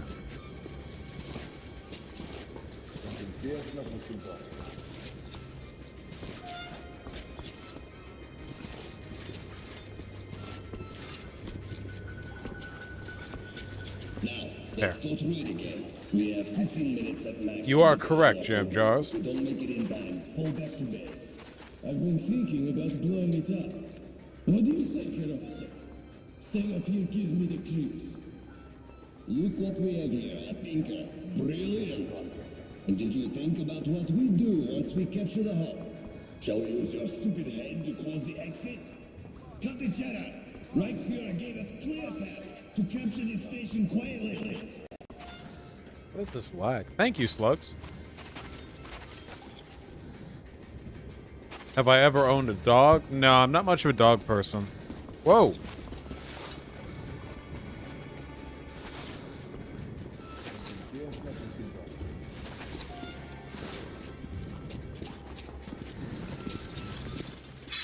God damn!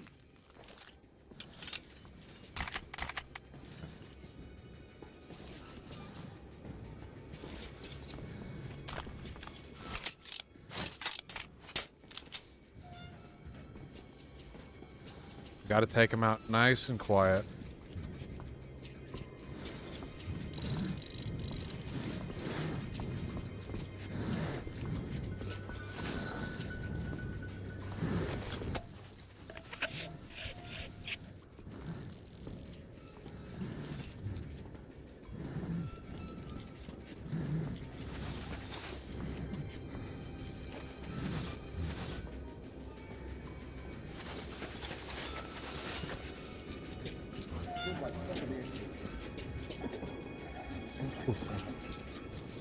Shit. I want to take out the guy on that light.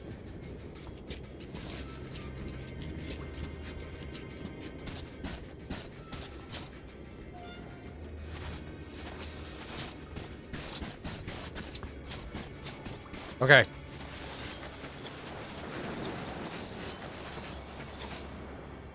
Oh.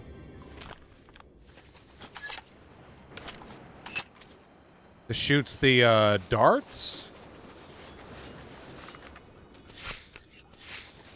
I think this is another silent weapon. Am I correct in assuming that?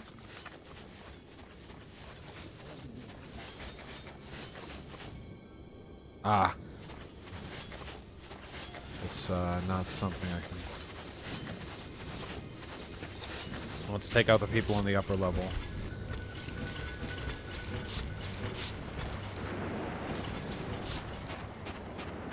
Okay, we're doing it. We're doing it.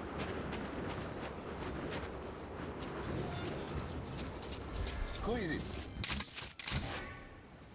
Okay. The coming are near.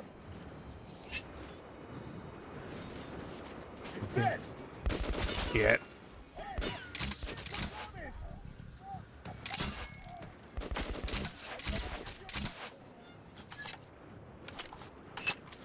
Hold on. The people below us have a limited ability to get involved here. Oh, well, you know, I say that, but...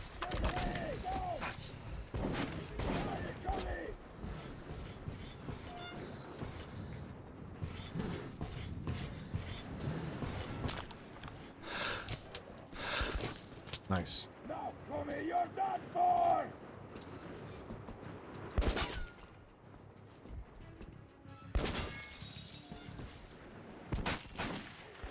Jesus, where am I being shot from? Give me your pin!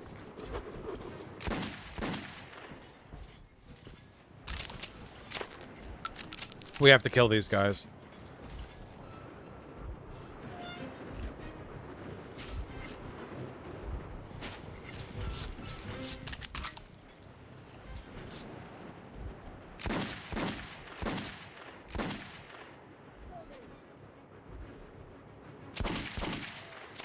Really? Was that lethal? Okay, that got him.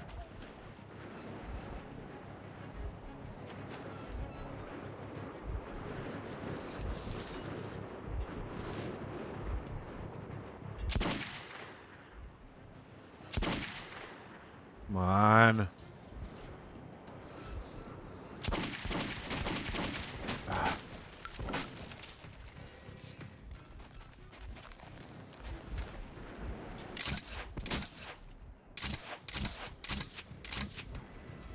Fuck are these guns?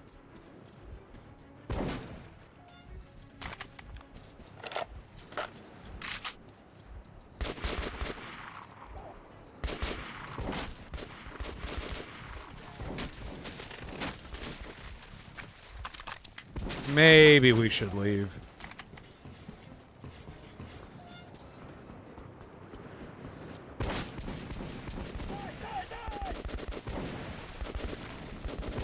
Oh, God. Fuck! Man, we are fucked if we get detected on this level. Again, to the gloomy charm of post-apocalyptic Moscow. I was wondering. Okay. We need to kill as few people as possible, I think.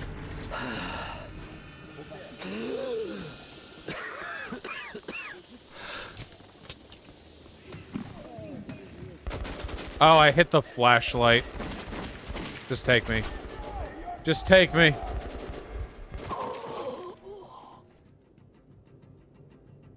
Take me like one of your French girls. I went up again to the gloomy charm of post-apocalyptic.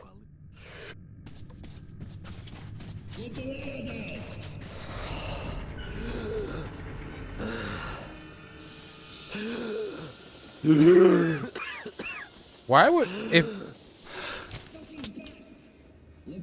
would you take deep breaths if the air was like this? What's that? I heard a noise. Oh. What the fuck? Ah.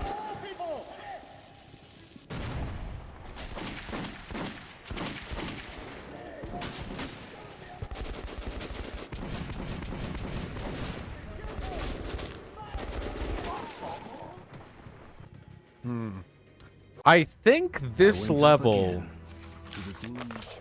might suck a little bit.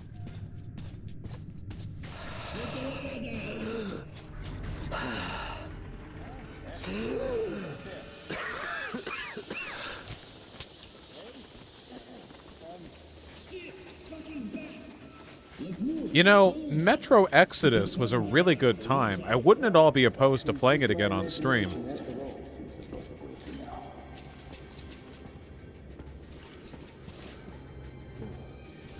I would have to make sure it's possible, though.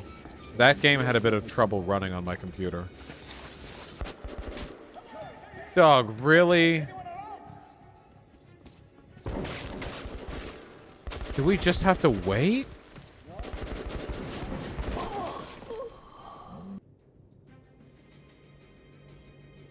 Play Bioshock or Horizon Zero Dawn. Bioshock could be down with. Horizon Zero Dawn is mega repetitive, though. How about finishing Kirby 64? We did finish it. Do you mean Star Fox 64?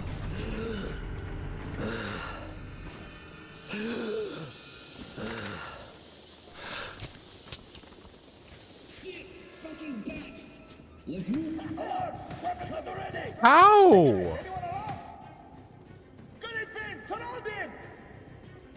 Wait, do they not see me? No, they see me. Is it possible to outlast them? Like, if I go back here,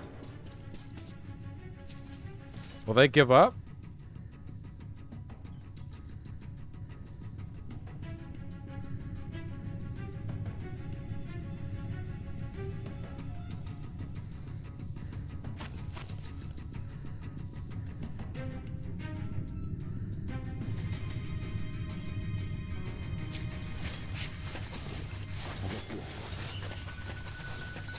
I'm not feeling the defeatism.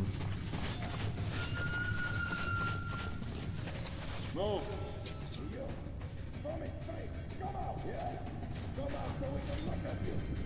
That's allowed, people. We've got to look for it.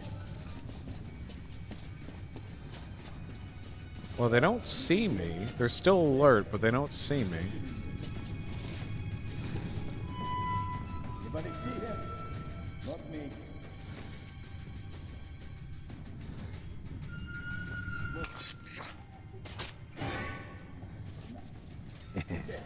Where could he be?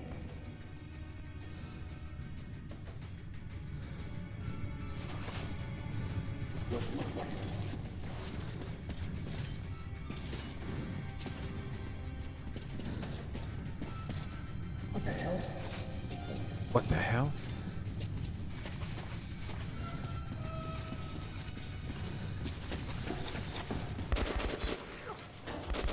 Oh, really?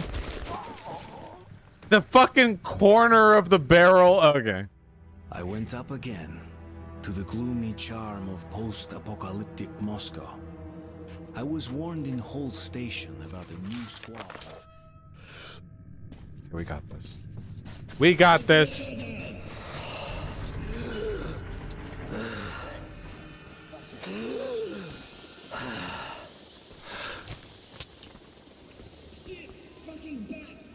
Let's move. Hold each other. It's all covered with ice, so we'll talk. Okay.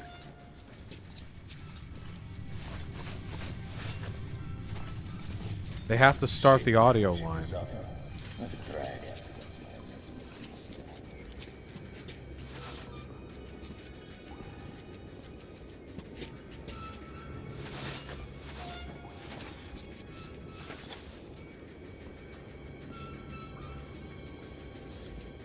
Still, that's your guard check, eh?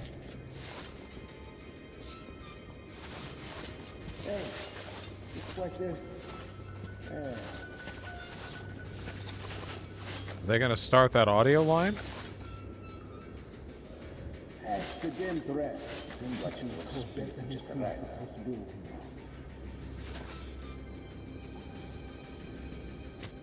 I have a plan. It's a good plan.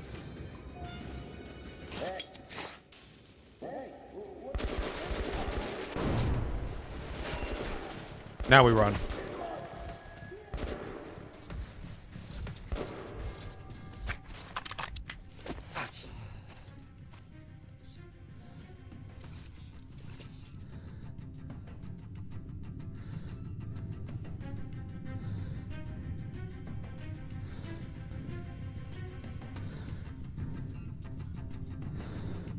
Wait, did that actually work?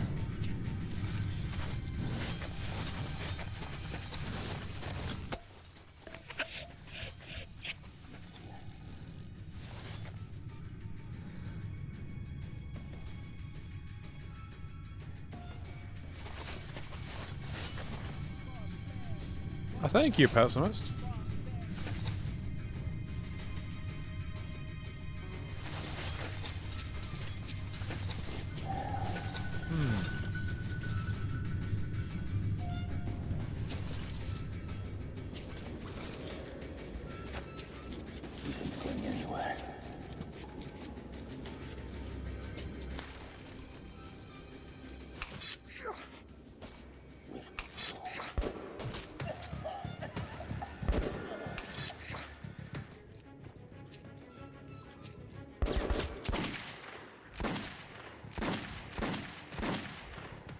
We're just killing them now.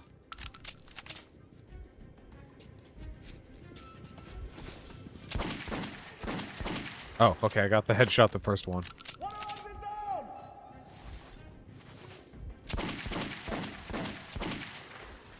Whoa! In control.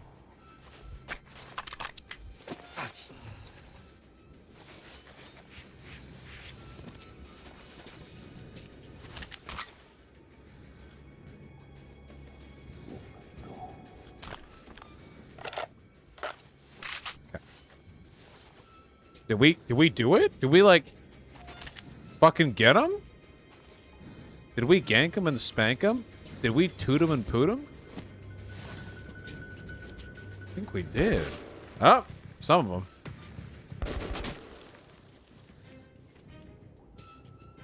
Where?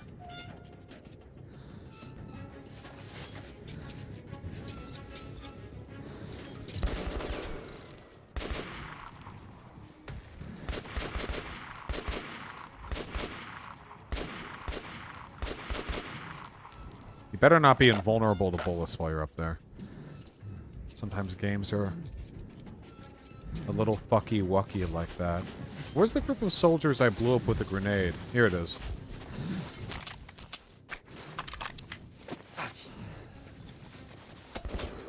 Come on.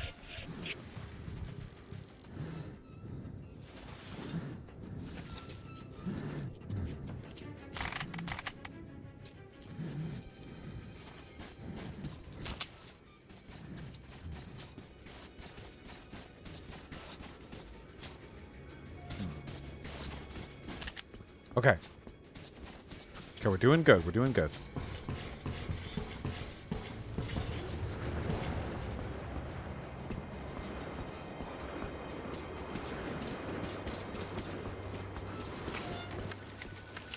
Sorry, I'm just... This area seems kind of difficult. I'm just trying to get through it, okay?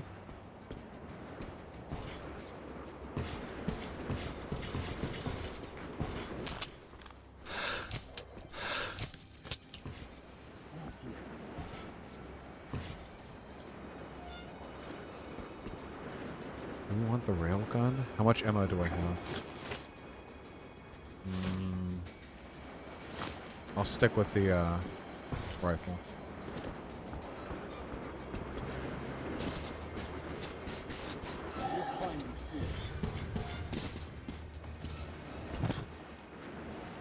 I really hope they don't know where I am.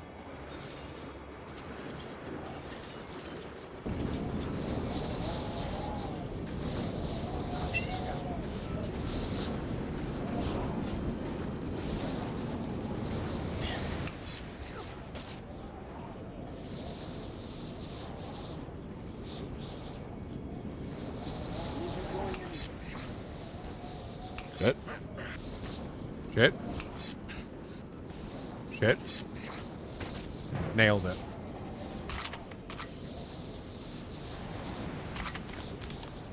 I love video game throwing knives. Oh, we got a save point. Nice.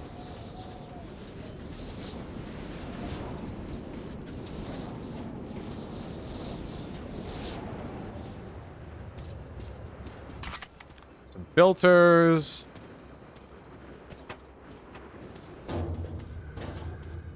Okay, once I got the vibe down there, that wasn't too bad.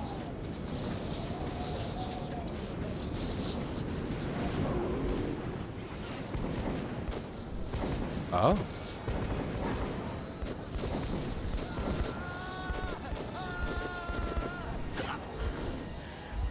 I had a feeling I'd be in the way.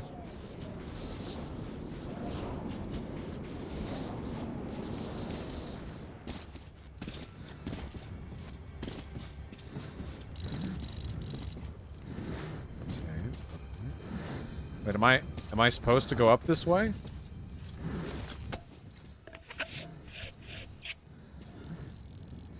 Am I not? The game's saved. I guess not. The game's saved when I went up here, and it was a prominently highlighted spot. Go up to the sky to meet Sasha again? Yeah, the fucking sky god.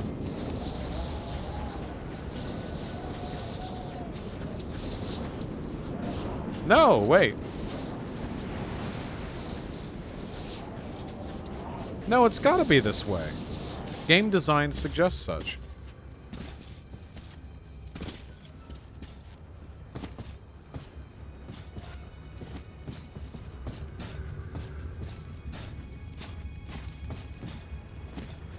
Oh! I'm a little fucking cumlord, aren't I? Just a little fucking shit for brain. Shitty shit brain. Poo and brain.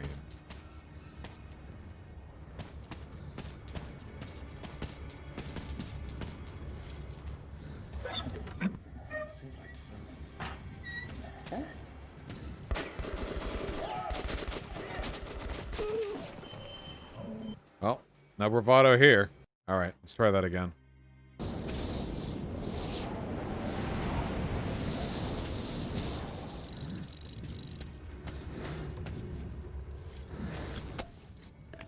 So how you doing, chat?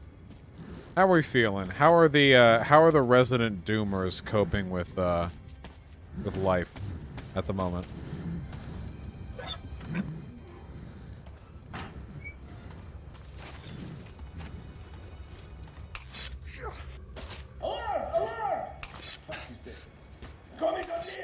Oh, there were like a lot of them down there. Oh, well. Alarm! The gummies are coming!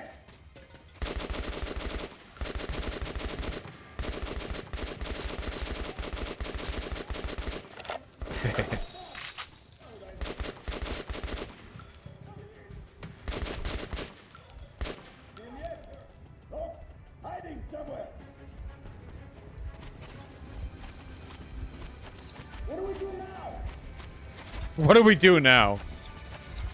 Like 6 seconds after the engagement begins. Let's get the ball rolling. You. Move on. You know what annoys me a little bit about this game's like realism mode, the mode that we're playing on right now? There's something that the game does for difficulty's sake that is actually distinctly unrealistic. Why, when I loot a freshly killed enemy, do I pull out their fucking assault rifle clip and find 3 bullets in it? It's like that with every enemy. They have no problem firing at me over and over and over again. They're certainly not wanting for ammunition.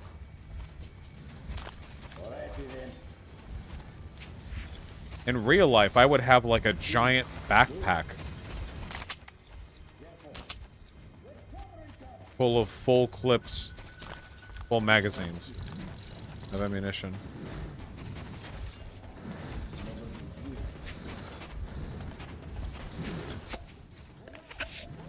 Maybe Lepsy. Can't really say.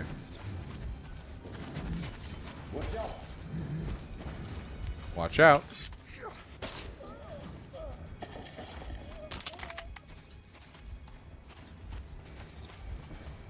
So let's go look through the comic. Look around now. Look for this cabin check.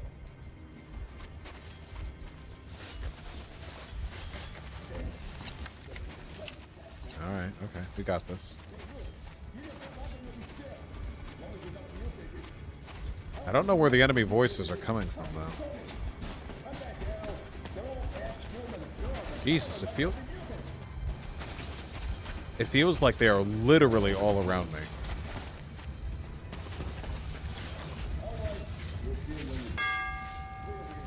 I just hit a bell.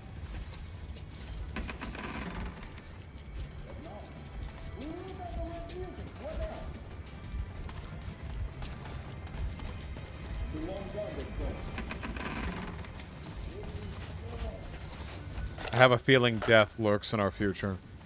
No way Crowder died. No, Trevor Noah died. They got the wrong comedian.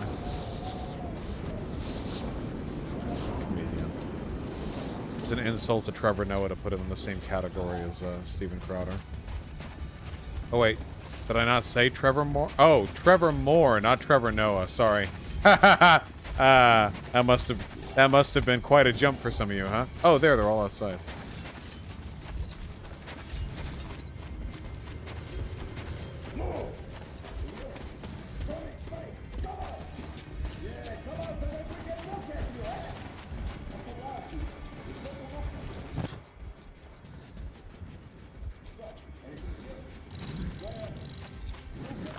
We out here in the club tonight.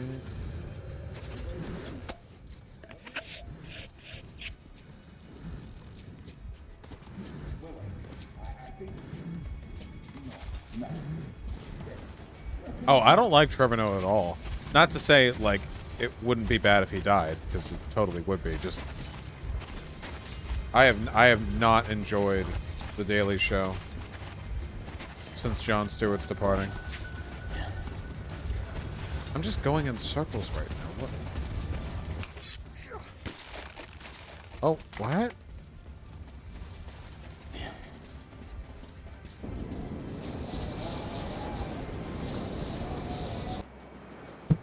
What?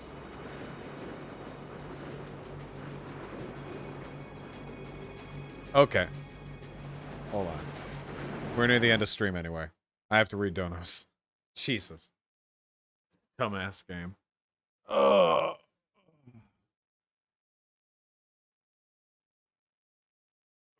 God. The new staff is really good. The problem is you grew too fond of the old one. Yeah, maybe, but like, do you really think Trevor Noah holds up to Jon Stewart? James Miola, thank you for the $5. Yes, I watched Better Call Saul too. Boy Meets Many, thanks the tier 2 sub. Round Baby, thank you for the very kind $10. Yes, I've heard of the October general national strike. I just think it's going to be a disappointment, you know? Sake Tanuki with the 2 consecutive $10 donations. I really, really appreciate that. If you did some prepared content, would you get away with more questionable dumbfuck comments on Twitter?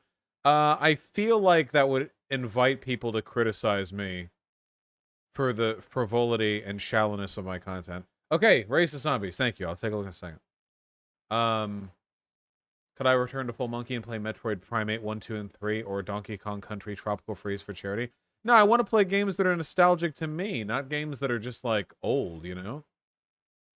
And Shimniak and Iridian Knight, thank you for the $5 both. Really appreciate that. Sake with a very kind $10. This is all I remember from JoJo. It's gotta be another fucking copyright thing, isn't it?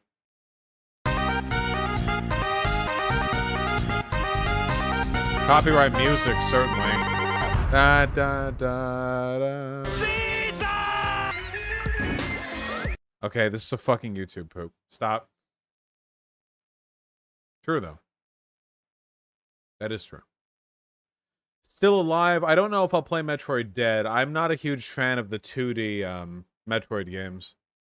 And Sake with the 2 consecutive $10 donations. What about Domino from the MCU? Having the ability to alter probability to 1-to-1 and make literally anything occur seems like the strongest possible power. Yeah, I guess. It just... I feel like there's no way a writing team could ever make that power, like, satisfying, you know? Because you could do, like, anything with that. Like, literally anything. So it seems like I don't know what the narrative stakes would be in an environment like that, you know? She was literally in Deadpool 2. Yeah, but she couldn't make anything happen. She could just, like... Oh, no, wait. I didn't see Deadpool 2. I only saw Deadpool 1. Cakebot, thank you for the very kind Tier 2 sub. Nice! Congrats on passing the class, and thank you.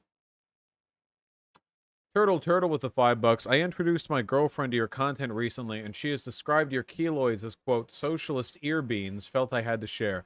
Thank you. That's where I keep all my socialism. Thank you very, very much. Much appreciated. Talek and David Henley, thank you for the $5 both. I really appreciate that. Yeah, maybe David Henley. Look, I'll write the damn thing, okay? Warframer Gaming, too late. I said it first. OO Dolphin, thank you for the very kind $10. Could have something where crooked cops will claim suspects or tier 2s and excuse for roughing them up. Yeah, there's just a lot of potential fuckery that you could engage in, you know? I don't know. Fenrir, thank you for the 5 Australian. Christopher Hines with the incredibly kind $50 donation. Thank you so much. I'm curious what your opinion is on Shu, who purposely tries to court right-wingers when pushing economic populism. Do you think that's a good tactic? It works on me in 2019 and some of my friends, but do you think it could also push people right? Look, there's a good side and a bad side to this. Here's something Shu does that is good. Hey, see all these dumb identity politics? That's dumb. Let's focus on healthcare. That's good. That's good. Keep people centered on the real issues. That'll usually pull people left, okay? The bad side of this is when it goes in the other direction, the idea that the right has something to offer when it comes to economic populism. Basically, there's nothing wrong with reaching out to right-leaning people when it comes to these potential shared interests. You just have to make sure you're also pulling people towards you. It's not like the right is ever going to address the needs of economic populists. DNat and Iridian Knight, thank you for the $5 both. Very much appreciated. Fair, Iridian Knight. Trevor Moore's death has me and my brother real fucked up. We've decided you can't die okay, so congrats. I'll try my best, but no promises. I'll certainly not do anything to hasten that point. Sake, I tweet Artemy and Pigeon pictures decently often. With their baby pics? Yeah, we probably should. We can get a retrospective going sometime down the line. That's more Hyena's thing, though. Hyena has all the pictures on their phone. Pessimist with the $5. My stream is going very well. Slugs with the tier 1 sub, thank you. Kel Doge with the tier 2 sub, do not come. I will always come. You cannot stop me from coming. Oh, by the way, if you're watching this right now and you're not subscribed to the ludicrously bomb Vosh Pit channel, you're kind of missing out. For the first time, we have a video here that is doing main channel numbers, like full on. Hasanabi talks about the Vosh v. Charlie Kirk debate. 60K views shown here means it's actually probably around 75 to 80,000 because the number on the back end is more accurate than the number on the front end, especially shortly after a video is released. Which means this video is going to get 100,000 or more views in the first 24 hours. That's nice. All you had to do was mention Hassan. Yeah, but you know what? I'm really proud of how the second channel is doing. Analytics-wise, it's doing pretty well, too. You know, I don't want to share my secrets, but... God, Stormfly, fuck you. Eagle Beagle, thank you for the $10. I can take a look at it. Furtiv's Yoldashev with a very kind $10. Charlie Kirk really said this? What is this? Was Jesus a Catholic? Wow, you're going to want to hear that one. So again, swipe up and hit subscribe. God bless. Swipe up? Is that like Instagram? What is swipe up? What does that mean? Where is swipe up a desirable... It's Snapchat? Okay. Snapchat? Who uses Snapchat? Are you actually going to paywall VODs and remove chat? No, I'm not actually going to. JRS Zabo, thank you for the very kind $10. Look at my new baby boy. What a handsome little teddy bear.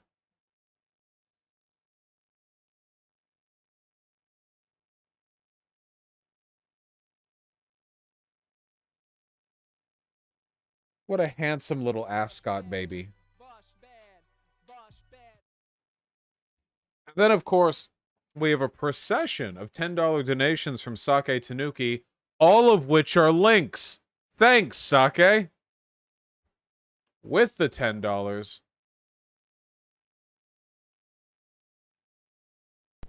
At the river mouth, the bears catch only the tastiest, most tender salmon. It might be. Which is exactly what we at John West want.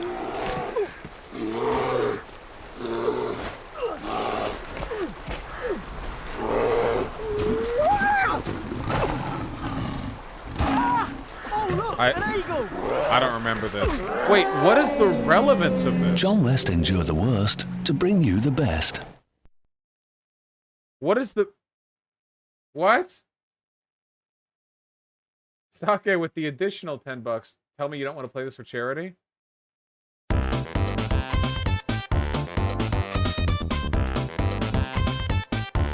What? Sake! Better version? You gave me a better version. You donated twice to give me the HD. It sounds the same!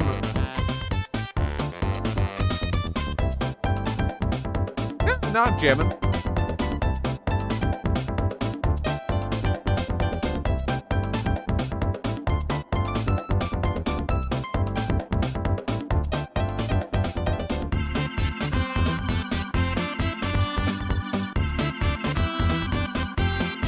Yeah, it's just the HD picture. I love that.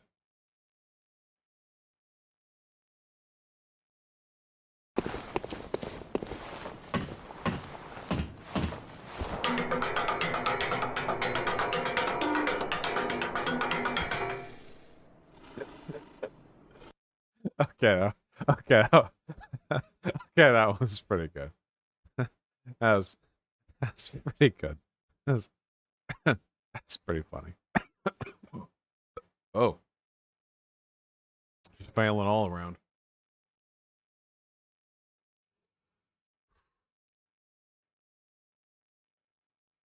Yo, it's Joe Blow from Kokomo. Thank you for the very kind $10. Yeah, the name Vosh was not conceived with any relation whatsoever to Vosh the Stampede. However, it is definitely a relationship.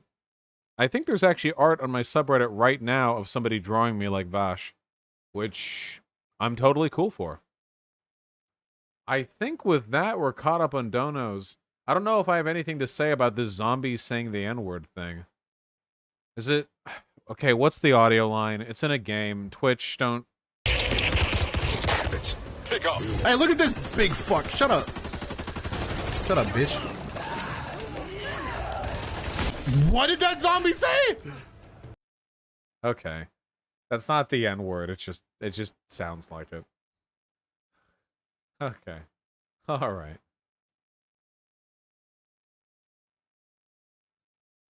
What the fuck is this? Who linked this earlier?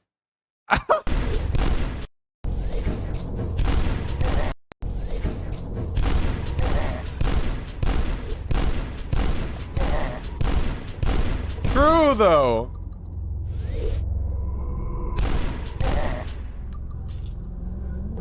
Fucking true.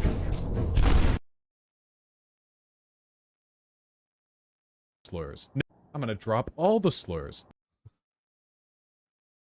They are men. It completely uncovers the lie that quote-unquote trans women are men. Fucking true and based. Clip it and ship it. They are men. I want to be the... Do I want mommy? Or do I want to be the mommy? Yes. Just yes. Do I... Spoilers. I haven't seen it yet. Oh. All right. Nice fucking memes, people. All right. I love you all very much. You're beautiful people. Let me find a person who I'm going to rate on Twitch TV. I don't know if I'm streaming tomorrow. It really depends. I really, really, really would like to finish sending out every last t-shirt that we have on back order. Which admittedly shouldn't be too hard. I'll host Zan. We'll host Xander Hall. There you go. Get on in there. I love you all very much. You're beautiful, beautiful people. Thank you so much for spending this time with me. It never stops meaning a lot. Take care of yourself. Go be kind to Zan. And I'll see all of you very soon. Good night.